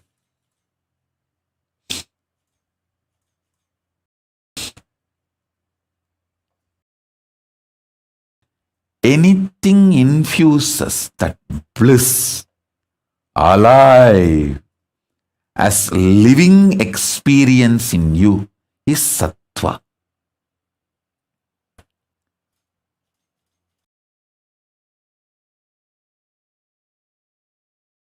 That is what I call good food. Good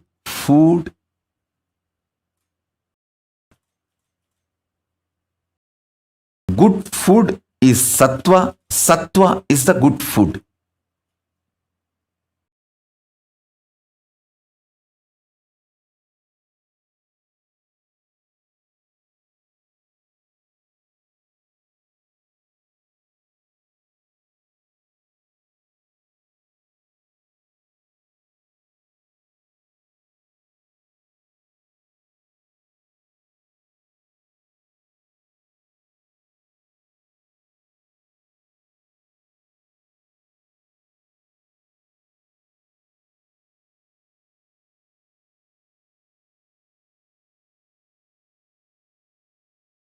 I am getting so many questions now, alive. The live questions. Bhushanananda is asking, Dear Swamiji, what more can I do to keep the boat afloat? Bhushanananda, first drop all your fears, delusion. Go back to Adi Kailash. Decide your life is to keep the collective integrity. Sincere decision, intention to keep the collective integrity is enough. That will inspire everyone. Please understand, anyone who lives in my Kailasa, all over the world, whether it is a Adi Kailasa or Salem or Biddi or Tiruvannama, anyone who lives in my Kailasa, naturally, they have declared their individual integrity to me. They don't need to be inspired. They need to see others are also working for collective integrity. So let me also work for collective integrity. That's all. We just need few examples who are sincerely working for collective integrity. Then everyone will simply decide, yes, collective integrity is my life. Collective integrity is my life. Collective integrity keeps the boat afloat. Keeps the ship afloat. They just need few examples who are sincere to work for collective integrity. Bhushanananda, go to Adi Kailasa, be an example.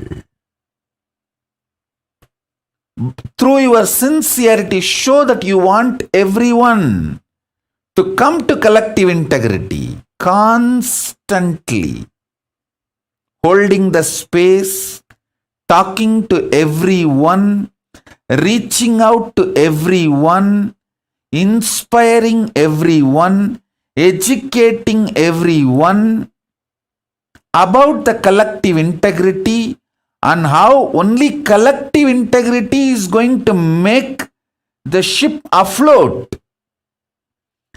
Individual integrity alone is not enough to keep the ship afloat. You realizing and making everyone realize, that will only make the ship afloat. Bhushanananda, I know you are integrated to me individually, but you need to work for collective integrity. That is what is the real leader. Leader is a person who works for collective integrity, not just individually integrated. As I said, I have many people who will just be happily ready to donate their kidney for me, but cannot go around and inspire others, ask others, work with others, and make others also integrated and make the collective integrity.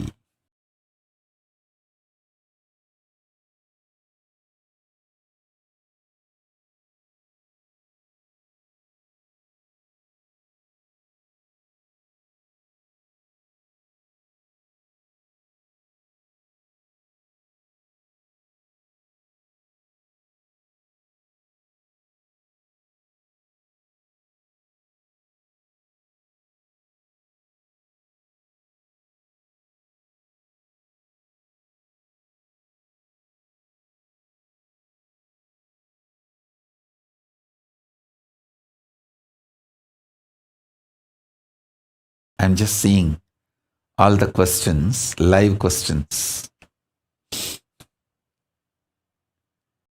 Everyone is asking, how can we make the collective integrity happen? Actually, there is no manual for it. You need to start working with people. You need to start listening to people. You need to start bringing completion with yourself and with people. You need to start building team. We have a clear process. Manifesting everyone's reality. That used to be the syllabus for Inner Awakening 4th level. We had Inner Awakening level 1, level 2, level 3, level 4, where everyone's vision, ambition is shared and everyone tries to help to make everyone's vision into reality. So that should become the ecosystem, the collective integrity should become the ecosystem. Any Kailasa where the collective integrity become ecosystem, that Kailasa will be successful. That's all.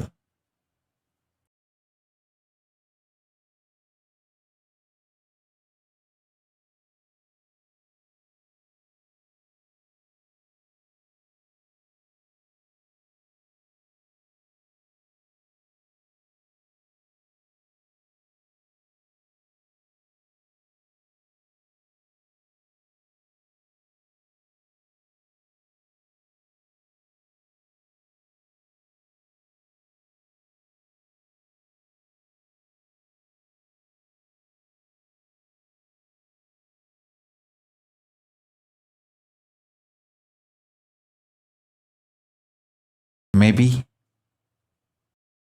you can all think about collective integrity and have a Vakyartha Sadas about collective integrity. Not having collective integrity is the source reason and sole reason for all the problems of the Hindus. any Kailasa brings collective integrity as the ecosystem will be successful and solve all problems of Hindus. See, when a collective integrity is brought, everyone in the team will be successful. Everyone will be successful. Simple, super determinism to have a collective integrity brings collective integrity. That's what I am doing. How much I am attacked, abused from externally and even from internally, how many ways I have been attacked. But super determinism to keep the collective integrity, that made the Kailasa successful. Kailasa happened. That is making the Kailasa stay afloat and successful. Let's do Vakyatsadas on this and bring all your questions. I'll answer all those questions tomorrow in the next satsang live. The next live satsang. I don't want to say tomorrow. Next live satsang.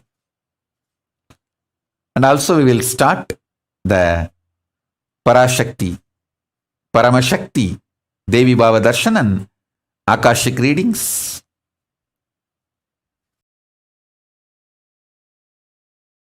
Soon. So with this, I bless you all. Let's all work on this collective integrity. Let's all radiate with collective integrity also.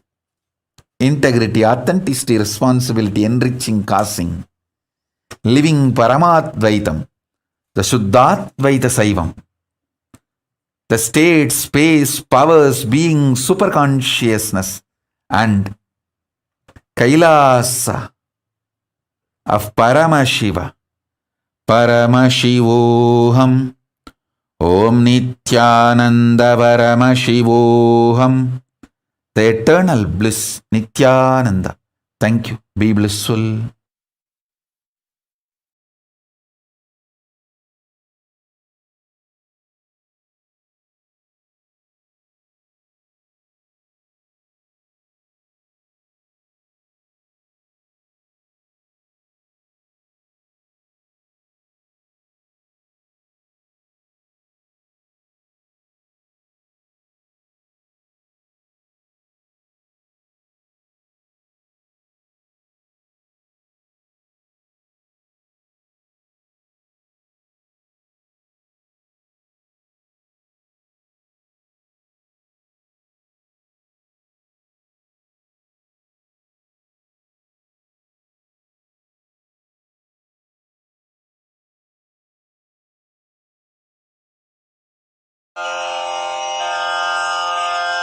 श्रीकैलासोन्नतद्वादशान्तश्यामलापीठारूढ श्रीमीनाक्षिसुन्दरेश्वरा भिन्नस्वरूप परशिवपुत्ररत्न Kumar गुरुमण्यतुल्यावरूढ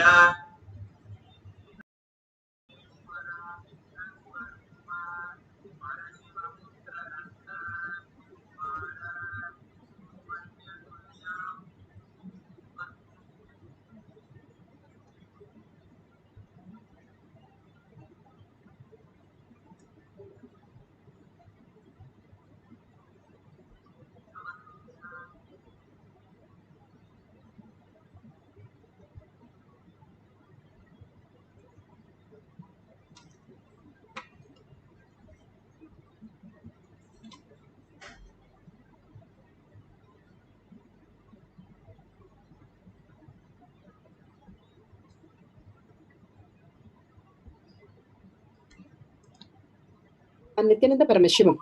Let's start with the Sadguru Vandanam. Nithyanandam Paramasukanam Kevalam Jnanamurtim Dvandvatitam Gaganasadushnam Dattanasyadi Lakshyam Ekam Nityam Vimalamachalam Sarvadi Sakshi Bhutam Bhavatitam Trigunarahitam Sadgurum Tam Namami. Let's go through the disclaimers. Security measures. No photography, video, audio recording. Important cautions.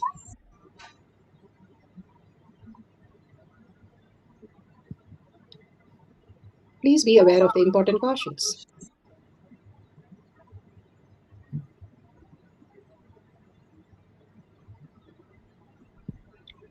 What is spa manifestation? Let's hear from Bhagwan himself explaining what is spa manifestation. All the 25 states of consciousness, when they happen in you, due to your chemicals and hormones ups and downs, it is powerlessness. When it happens in you, out of your free will and consciousness, it is powerfulness. That's all. When you fall into sleep, it is powerlessness. When you enter into sleep, it is powerfulness. When you fall into dream, it is powerlessness. When you decide to dream, it is powerfulness. So I have added the ultimate powerfulness, Turiyatita, in your whole being and doing. Manifest all the powers. Understand, power manifestation is nothing but cognitive shift. It is not work. It is cognitive shift. Understand? It is just cognitive shift. It's not work. Work is a 4-letter word. Power manifestation is cognitive shift. Playing life. Playing with being alive. Beautifully, Bhagwan explains what is power manifestation. Power manifestation is becoming alive, being alive, and cognitive shift to make you being alive and auspiciousness and abundance. And here Bhagwan gives a science of power manifestation. It is a science because it is repeatable and all of us can manifest it. And science has all the evidences to manifest the superconscious space in us. All the human beings can manifest the superconscious being. The science of power manifestation is authentic, time-tested, scientific and foolproof. The scriptural references. Shastra Pramana, the eternal unchangeable truth revealed in the source scriptures, the Vedas and the Agamas. The Apta Pramana, experience and the results of the Aptas. Aptas are the Rishis, Munis, Ganas, Nanamas, Alvars, Siddhas. All of them are authority of Hinduism who have manifested from human to superconscious being, manifesting all the powers of Paramashiva. Atma Pramana, account of His Divine Holiness Bhagavan Nithyananda Paramashivam, this millennium's avatars, personal experience of each power manifestation. Bhagavan's very own Leelas, mapping to the Shastra and as per the Apta Pramana. Bhagavan has manifested all the powers of Paramashiva.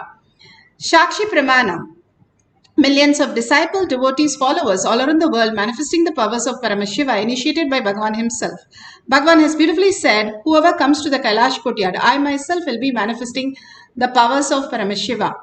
So beautifully, Bhagavan has given all the pramanas for us to understand that we can manifest the powers of Paramashiva. The Pratyaksha Pramana, the scientific study, measuring the effect of being in the enlightened state. It is clearly seen that in the superconscious space, your thoughts are completely zero and you are working from a different dimension, the conscious space, where manifestation becomes literally quantum space of manifesting the reality. Bhagavan has beautifully given the Shastra Pramana. Let's go to the Shastra Pramana. Shastra Pramana are from the Veda Agamas. This is from Vijnana Bhairava Tantra. Vijnana, consciousness. Bhairava, one who experiences consciousness beyond the mind. Tantra is the method. How you have a science lab, math lab. You have certain steps to manifest the powers, manifest the reality, whatever the science experiment is. Same way Bhagavan has given beautifully the Shastra Pramana for us to understand how we can become the superconscious being. All we know it exists, quantum entanglement exists, mirroring neuron exists.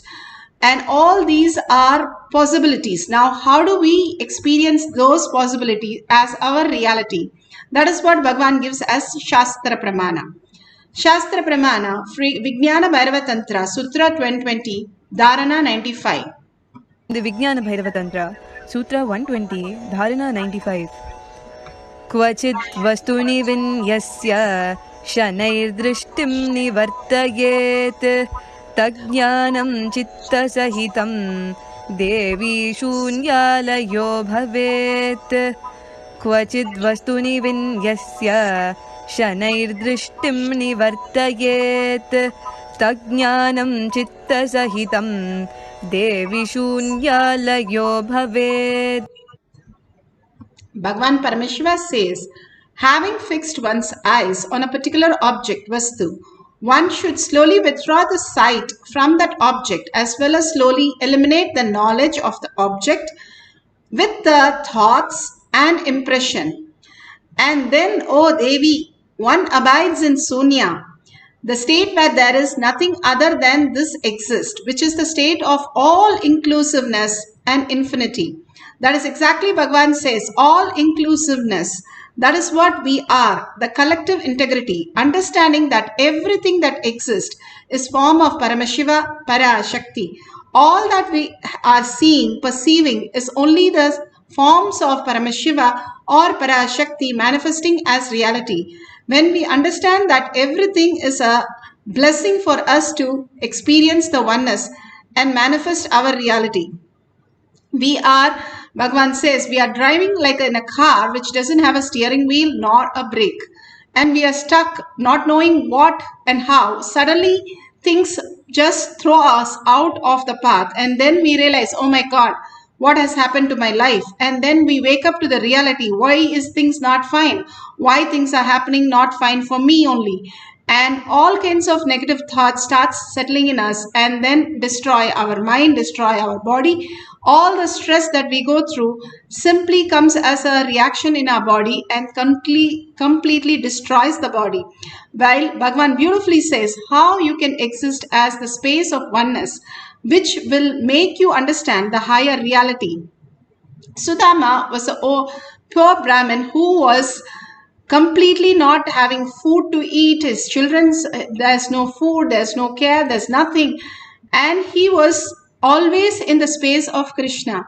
So his wife packs up some flattened rice and in a small piece of cloth and sends him to see Krishna. But she doesn't ask anything. She only holds that space that Krishna will know, seeing him, how much in poverty he is. So when he goes to Krishna, Sudama inquires about Krishna, how Krishna is. As though he is doing so fine, he is asking how Krishna is. And he is like worried about Krishna. If he has taken care of himself, how did he do everything? And there Krishna was overjoyed by the space that Sudama is, that he is only overflowing only with Krishna, forgetting even the body that he has or the cloth he has or the children he has, anything that is not part of his agenda. The only space he was in is Krishna. Krishna was so happy and he starts eating the flattened rice. And the more he started eating the flattened rice, more wealth started happening for Sudama's house. And Rukmani then stops. Enough, that's enough. What you have eaten, that's a lot of things you have already given. It is some small gesture of deep gratitude which brings abundance and overflows with all the auspiciousness. That is what Bhagavan again and again shows us when we are in collective integrity, that everything that exists is only the ultimate. Paramashiva, everything we look at it as matter, then everything will be only as matter and everything will be projected as incompletion, as impossibilities and all kinds of struggle. But when we look at everything as Paramashiva, everything as auspiciousness, everything as abundance, our life also starts overflowing with all that beautiful space. Again and again, that oneness space of Paramashiva manifests as reality. That is what here beautifully Bhagavan says. When you withdraw the sight from that object, whatever you know as object is a matter. And the knowledge of the object, which is also matter. And thoughts and impression, which is also again the matter. If you remove everything, then what is there in that object? The only thing that is there in the object is consciousness. Everything is made of the building blocks of everything is consciousness. How a child plays with a clay doll, and if it loses a hand, the child will start crying and come and give the hand and the doll to the parent, and then the parent fixes it. Same way, how we are continuously holding the incompletion of the pain and the struggle we are going through, not understanding that we are very building block of us is Paramashiva. Bhagavan himself is manifesting through us. If we are breathing, if we are seeing everything that exists is Paramashiva. All other things that we perceive is also different forms, different shapes, different colors of Paramashiva. And simply each and everything, if you start holding that Paramashiva space, you are in the collective integrity. More and more, when Krishna told Uddhava said, what is the last thing you want to tell? If you're going to leave and go, then what do I live on? And Krishna says, just hold one thing. Everybody you see as Krishna. That's all you need to do. And simply you will be in the enlightened space. All that we need to hold again and again is everything and everybody that we are experiencing is nothing but the reflection of us in different forms. Reflection of the Paramashiva in us as different forms. Bhagavan beautifully says the Guru comes in our life to show who we are. Again, he says, I am like a mirror who just projects the Paramashiva space in you to show you that who you are. That is what is the beautiful completion that happens in us. Bring the completion in us, bring the completion in all others, and simply you will be in bliss. Duryodhana, the Apta Pramana for the power of silicon. Duryodhana was very jealous of Pandavas, and he thought Bhima was the strength of Pandava and he wanted to kill him. So he added poison in his favorite sweet and he gave him. And Duryodhana gave the sweets and Bhima ate that sweet unknowingly and fell unconscious. This is from Mahabharata, Adi Parva, page 268-269. And then he took the weeds and tied the weeds and threw him into Ganga. In Ganga, there were some snakes which bit Bhima. Bhima did not get killed, but actually he woke up from unconsciousness and he was searching for what is going on. And the snakes were so shocked, they said, you are the only human survived this. Let me take you to the chief, Aryaka. Then he takes him to the chief and the chief was so excited. He said, stay here few days. And he gives a magical drink, which is giving him the strength of 10,000 elephants. He became only the stronger by holding the oneness with Krishna all the time. Bhima was one of the very devoted person with just holding that Krishna space. He was only manifesting more and more strength in his body. Whatever we are, we become stronger in that when we align to the highest reality of oneness with Paramashiva. Bhagavan beautifully explains in the Kailash courtyard how we can experience all this bliss.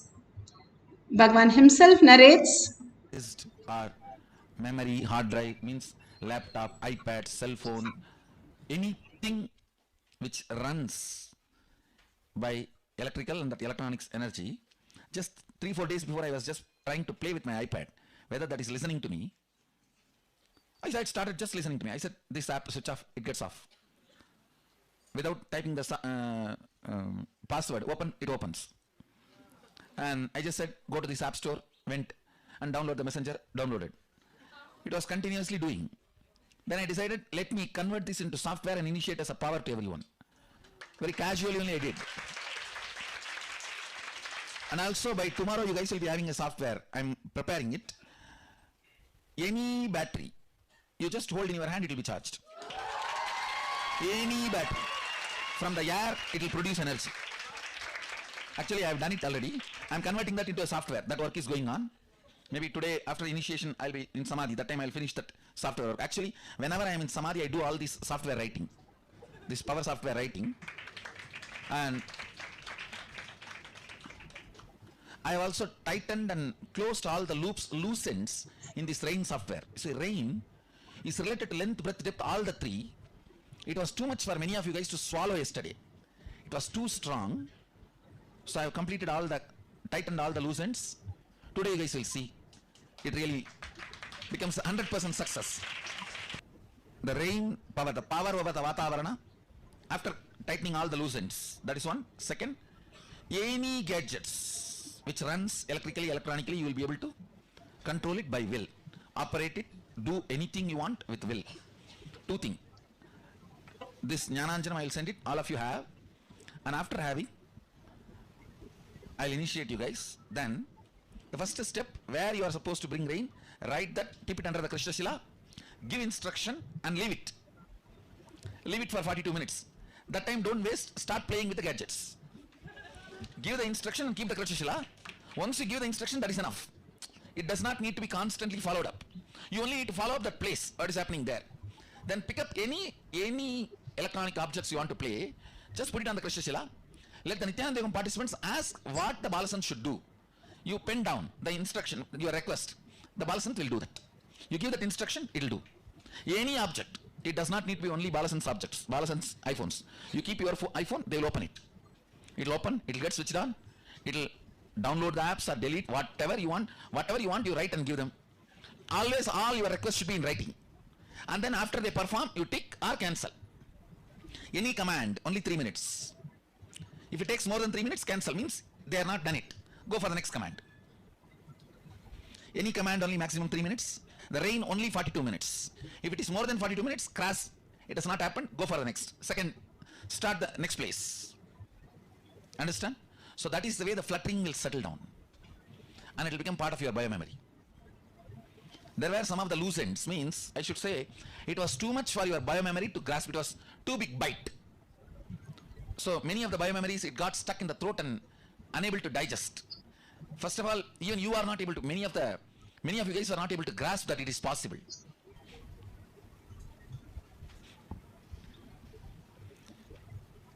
If you are integrated to that core, that's enough, you will manifest powers.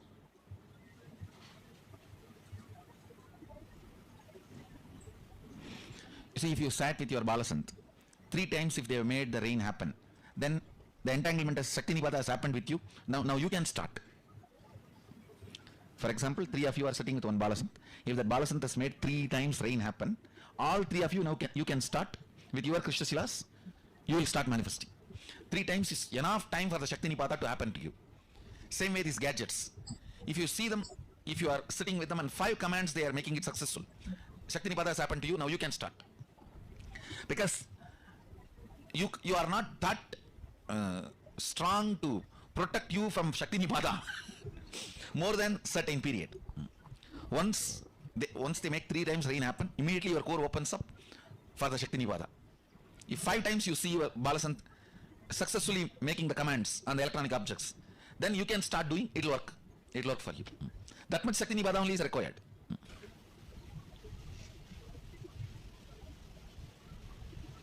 This is almost like a second Garbha Mandir.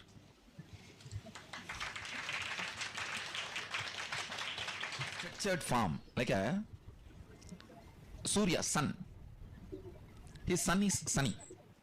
Sunny is his sun. Sometimes the part you deny comes and appears as your sun. And Surya's one wife, Usha, means is light. Chaya, all is self-hatred. Shade is opposite to the light. See, all is self-love comes as Usha, self-hatred comes as Chaya. So the whole Graha structure is nothing but our integrity, authenticity, completion, responsibility and enriching expression. Maybe when I find time I will sit and explain in detail and give you guys a session on that. Yes. All you guys settle down and close your eyes for a few minutes. I'll finish the initiation. You can open your eyes. You can start manifesting both the powers now. So now the Nithyananda Yogam participants can decide where the rain should happen. You can even keep 2-3 places, no problem. Write as a slip, but find out there should not be weather forecast there. Make sure there is no weather forecast there. Rain. You see, under one Krishna Shila, one Balasant can keep even 2-3 places. That's not a problem. But the Balasan should visualize all the 2-3 places and give instruction. Sadashiva says in one place, even drinking alcohol, the karma will not be carried once the liver is destroyed. Means it will not come to you in the next Janmandal. And each of the vows you take, whether during the marriage or during the other kind of initiations, the vows are taken on Jadaragni, means the Agni, fire in the stomach. Once that settles over, that sins related to that does not come with you. The breaking of those vows does not come with you. It is left here. For example, if I have to give example, you take a vow on the Jadaragni that I will not steal others' things, but you steal. That karma will not come to you in the next Janma. It will come only as long as the Jadaragni is alive. Once the Jadaragni goes away, means once you are dead, during the death, Jadaragni is taken away. So after that, the karma doesn't come. For example, on Jadaragni only you take the marriage vows. All the Saptapadi is taken on Jadaragni in Agama. So if you break the marriage vows, karma does not come to you in the next Janmandal. Once the Jadaragni goes away, it goes away. That's all. It doesn't come after that. But if you miss the integrity with the Guru, that goes into biomemory and gets carried to Janmas. Gets carried to Janmas. Understand? Because the relationship with Guru is biomemory level. Deepest level. It's a level of relationship and level of commitment only based on that, how much of what karma comes with you and what karma does not come with you. Nothing else.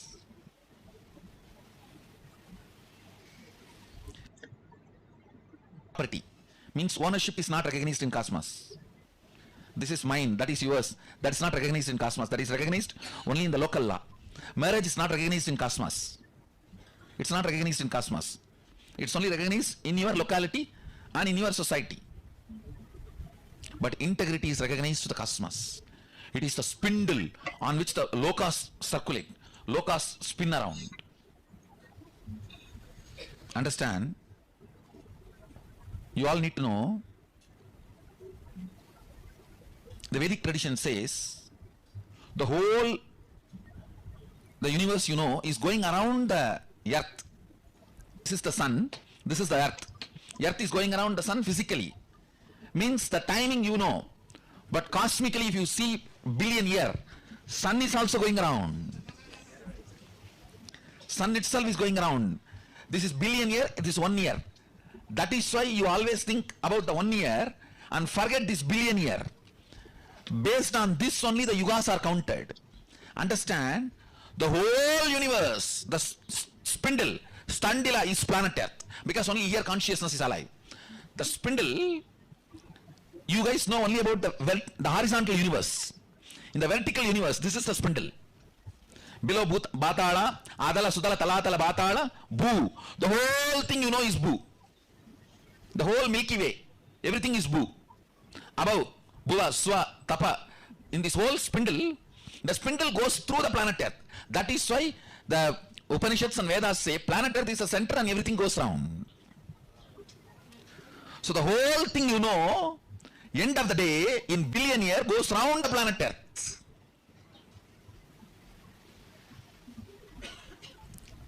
Earth is flat as per Vedas, because whatever you know as Bhu is called as Earth in Vedic tradition, not just this planet Earth, this ball. Whatever you know, the whole Milky Way is called as planet Earth, called as Bhu in Vedic tradition. Earth is flat as for the Veda is right. Because the definition of Bhu is not this planet. All the grahas you know put together is the Milky Way is described as Bhu in Vedic tradition. That is flat.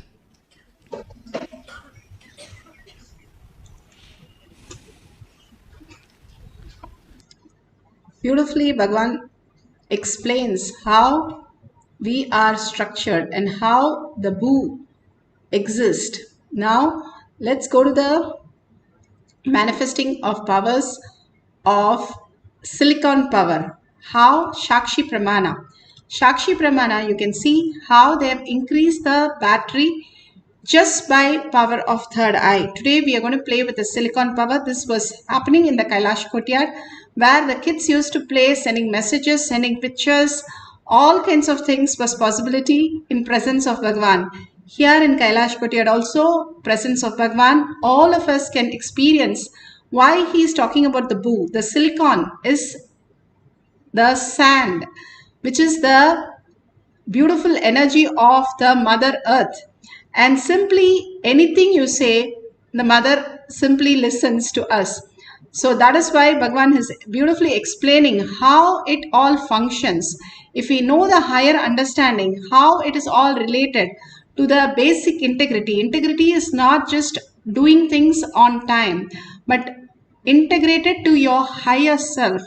That is what Bhagavan is saying. When you get integrated to higher self, you can understand these dimensions and these possibilities. We happen to be just as humans who just come, live and get bored, tired, get disease and die. And even death, Bhagavan says, death and birth is a delusion. Then what is the reality? Who we are? What is that? How we can perceive ourselves? Bhagavan beautifully says how we exist in multi-dimension. An ant can see only the length and breadth if a paper is kept, and the paper is moved to a file which is stacked on top of each other. The ant thinks it is disappeared into a different dimension because it doesn't know the other dimension. Same way, when something happens to us and disappears, we think that is gone into something else. What has happened, we don't understand. And because our mind cannot perceive it, mind if can perceive, it should be more than infinity. So mind cannot perceive the absolute, the collective consciousness, collective integrity. Only the consciousness, how you exist as Paramashiva and perceive everything as Paramashiva, we can understand this higher science, higher reality. For understanding these consciousness, Bhagavan says is a tapas. Every day doing the power manifestation continuously awakens us into the conscious space, bringing all the auspiciousness and abundance. It's we who have created all these space for us to manifest the reality. That is the very purpose why we came to planet Earth, having the human body. From all the tapas we did, we wanted to experience the consciousness. And only possibility is we entangle with Bhagavan, who is in consciousness.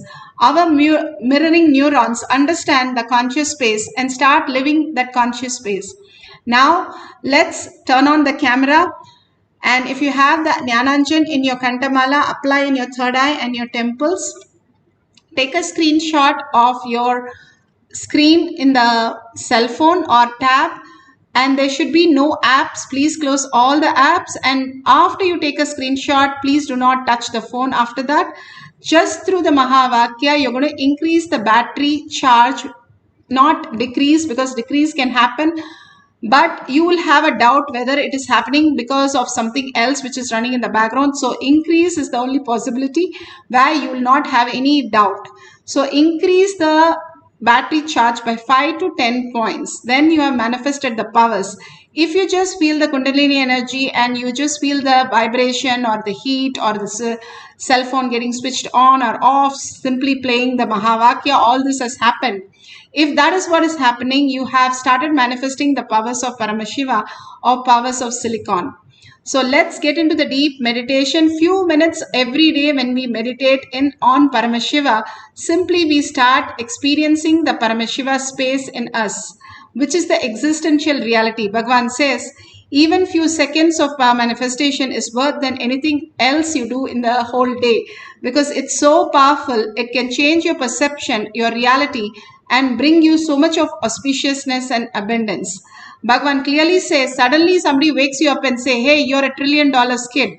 How would you feel? That's exactly how you experience the consciousness.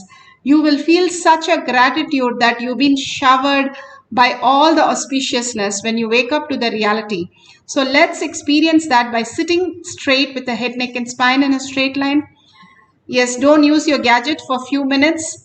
Visualize Paramashiva, all his blessings, his powerful cognition and his boons and initiation. Just hold his words and Bhagavan's visualization. Whatever you remember, whatever attire he's wearing, his gestures, his smile, his laugh, and all the intimate details that he's sharing for each one of us, and absolute unclutching from any other thought. any doubt, oh, I should do this, this is not for me, I don't think anything works for me, any thought, just put it away, good or bad, just put it away for a few minutes. Let us be in the deep meditative space, just melting in Paramashiva. Nothing other than Bhagavan we know. Just going on melting in Paramashiva, chanting the Mahavakya. When you chant, you can have any Ishtadevata and melt in that also. If you are comfortable with any of the Venkateshwara, Kalabhairava, hold that space in your third eye and chant the Mahavakya. It can be Om, Om Namah Shivaya, Mahavakya. When you chant the Mahavakya, simply you merge into the oneness space. This is the science. If you follow intensely, we start manifesting as power. Start chanting from your navel center, intensely vibrating with it and listening to it. That is the most important. Becoming alive and experiencing the oneness with Paramashiva. When you're Bhava, when you're sitting as 25 heads and 75 eyes and 50 hands like a Devi, you simply become Devi and start manifesting all the powers of Paramashiva. So let's start entangling with Bhagavan in oneness space and start chanting the Mahavakya intensely and manifest the powers of increasing the battery charge of silicon. Let's start chanting.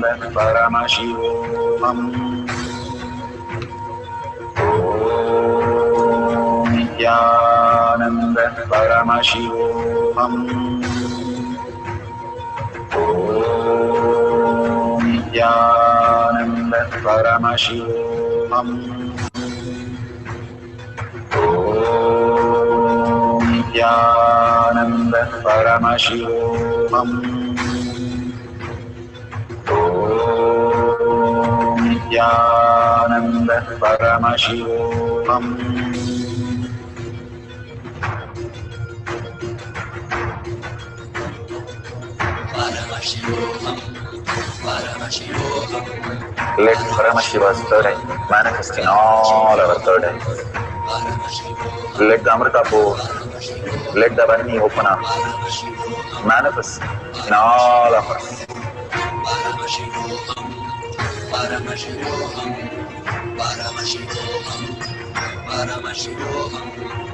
Let Paramashiva overflow, manifest the powers in all our third eyes.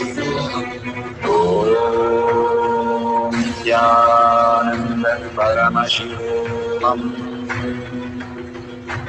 Om Nithyananda Paramashivam. Om Nithyananda Paramashivam. Om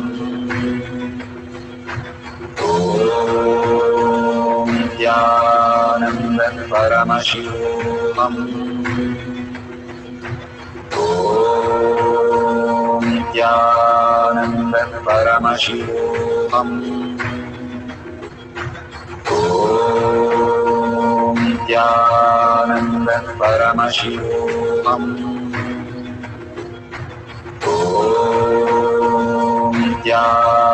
Nithyananda Paramashivam.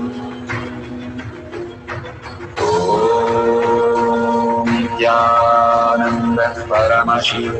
Om Nithyananda Paramashivam. Om Nithyananda Paramashivam. Om Nithyananda Paramashivam.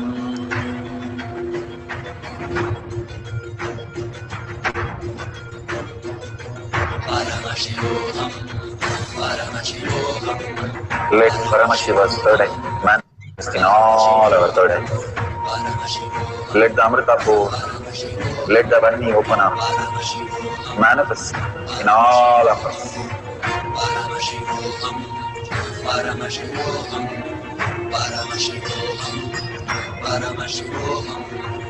Let Paramashiva overflow, manifest the powers in all our third eyes.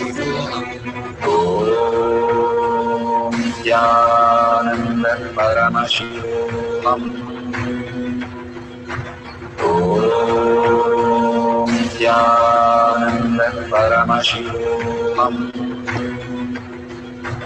Om Nithyananda Paramashivoham. Om Nithyananda Paramashivoham.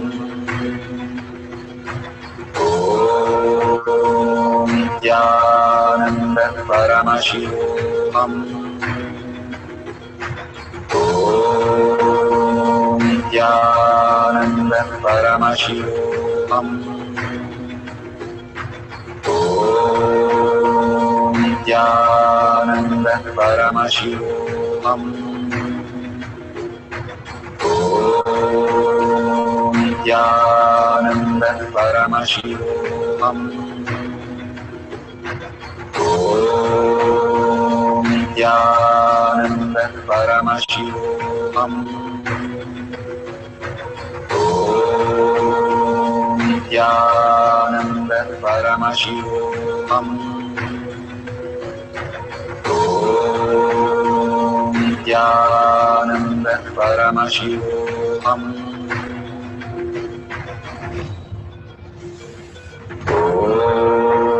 Om Nithyananda Paramashivoham. Om Nithyananda Paramashivoham. Om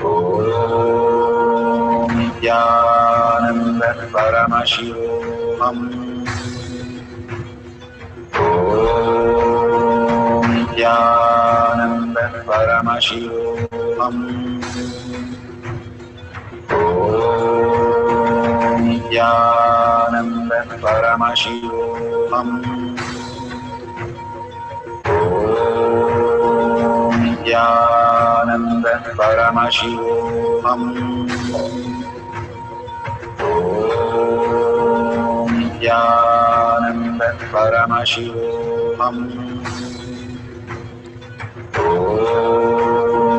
Nithyananda Paramashivoham. Om Nithyananda Paramashivoham.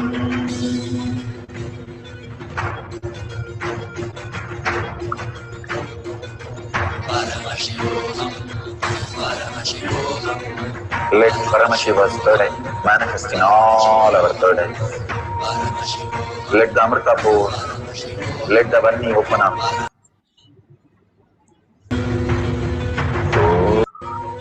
Om Nithyananda Paramashivoham. Om Nithyananda Paramashivoham. Om Nithyananda Paramashivoham. Om Nithyananda Paramashivoham.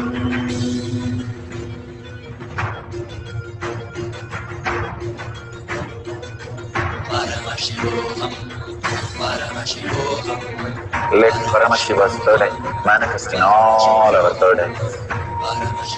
Let the Amrita pour, let the Varni open up, manifest in all of us.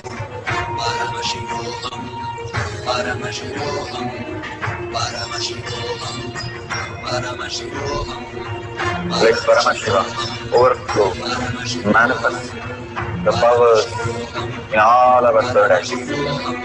Om Nithyananda Paramashivoham. Om Nithyananda Paramashivoham. Om Nithyananda Paramashivoham. So beautiful. Whatever you have received as prasada, that whatever Bhagavan has manifested through you as reality, please take a look at the screen And if it has increased, the battery has increased, please take a screenshot of that. If you're recording, that is beautiful. All these greater truths is worth billions of dollars that you can experience all this just sitting at your home, entangling with Bhagavan, manifesting all this huge auspiciousness and abundance. Each and every time we are connecting to Paramashiva, getting into the space of oneness with Paramashiva is such a healing space and takes us more and more into consciousness. What we cherish, we become. Bhagavan beautifully says, what we eat, we belch. Same way, whatever you cherish continuously, that is what becomes as you. The more and more, how the worm continuously keeps seeing the bee. Maybe the bee will eat me and it becomes the bee. And beautifully Bhagavan says how the whole space in us, whatever we keep on cherishing, we that even in negative sense, actually in negative sense is faster. Saguni got enlightened when Krishna and others saw in the mirror who is that who's very always thinking of Krishna. And then the person comes up most who is thinking of Krishna is Saguni. So he becomes enlightened. It is very, very difficult to constantly think of negative, but it is the fastest because you become very, very intense in that space. The whole space constantly when you are in oneness with Paramashiva, whether you are having a cup of coffee or you're making a financial decision or just having a walk or a chat, you understanding that everything that happens again and again, that everything that exists is Paramashiva as frequency, as quantum, and simply understanding the higher space that we are. The more mature we are, the more manifestation in our life becomes auspiciousness and abundance. What we cherish is what we are projecting as reality. If we cherish more of the incompletion with others, then everything that is reflected is others' incompletion on us. When we cherish more of bliss in us constantly, that everything that happens is a Bhagavan's prasada, and surrendering to Bhagavan whatever we are going through again and again in deep gratitude, whatever he's showing us is ultimate space.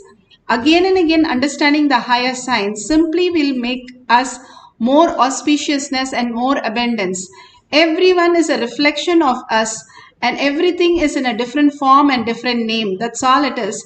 But our own incompletion and completion space, which is projected as everything. Now when we are in the Paramashiva space, then that gets projected as Paramashiva. Everyone becomes auspiciousness to us. Collective integrity becomes such a beautiful space for us to enjoy that oneness space and manifest the truth. So we'll have one more quick cycle of manifesting the power of silicon, increasing the battery charge. If you've already taken a picture, you again make sure there is no apps which are open. Close all the apps and take a screenshot, and after that do not touch the phone and or your tab. Make sure only through chanting and only through the oneness how you can manifest huge reality. Simply how your mother will listen. If you ask her to make something for you, simply she will listen. That is what the Mother Earth is also. She is waiting to take care. Even Bhagavan says, if you walk around the house, she will develop the plants with the vitamins that you need. She is so much in oneness with you. She is taking care of you.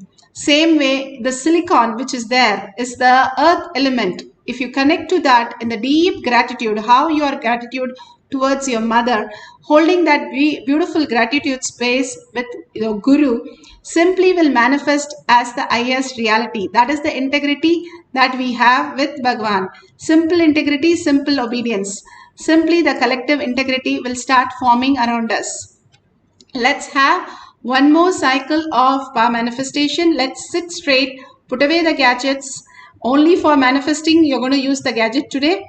And chant the Mahavakya intensely from your navel center. Hold only Paramashiva, Parashakti and the words that Bhagavan continuously kept on giving us the powerful cognition and the Atma Pramana, Apta Pramana, Shastra Pramana for us to understand the higher reality. Let's chant the Mahavakya. Nithyananda Paramashivam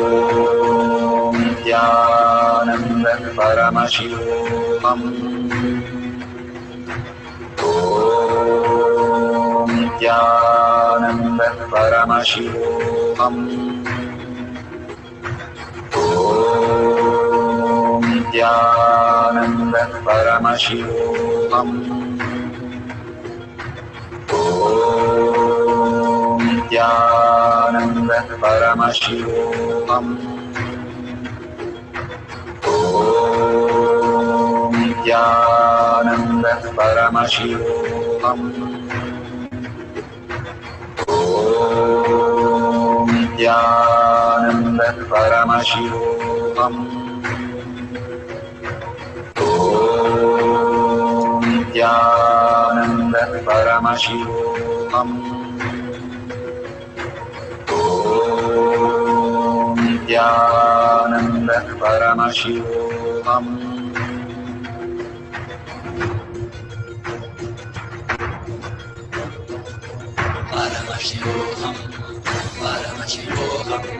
Let Paramashiva's third eye manifest in all our third eyes. Let the Amrita pour, let the Vani open up, manifest in all of us.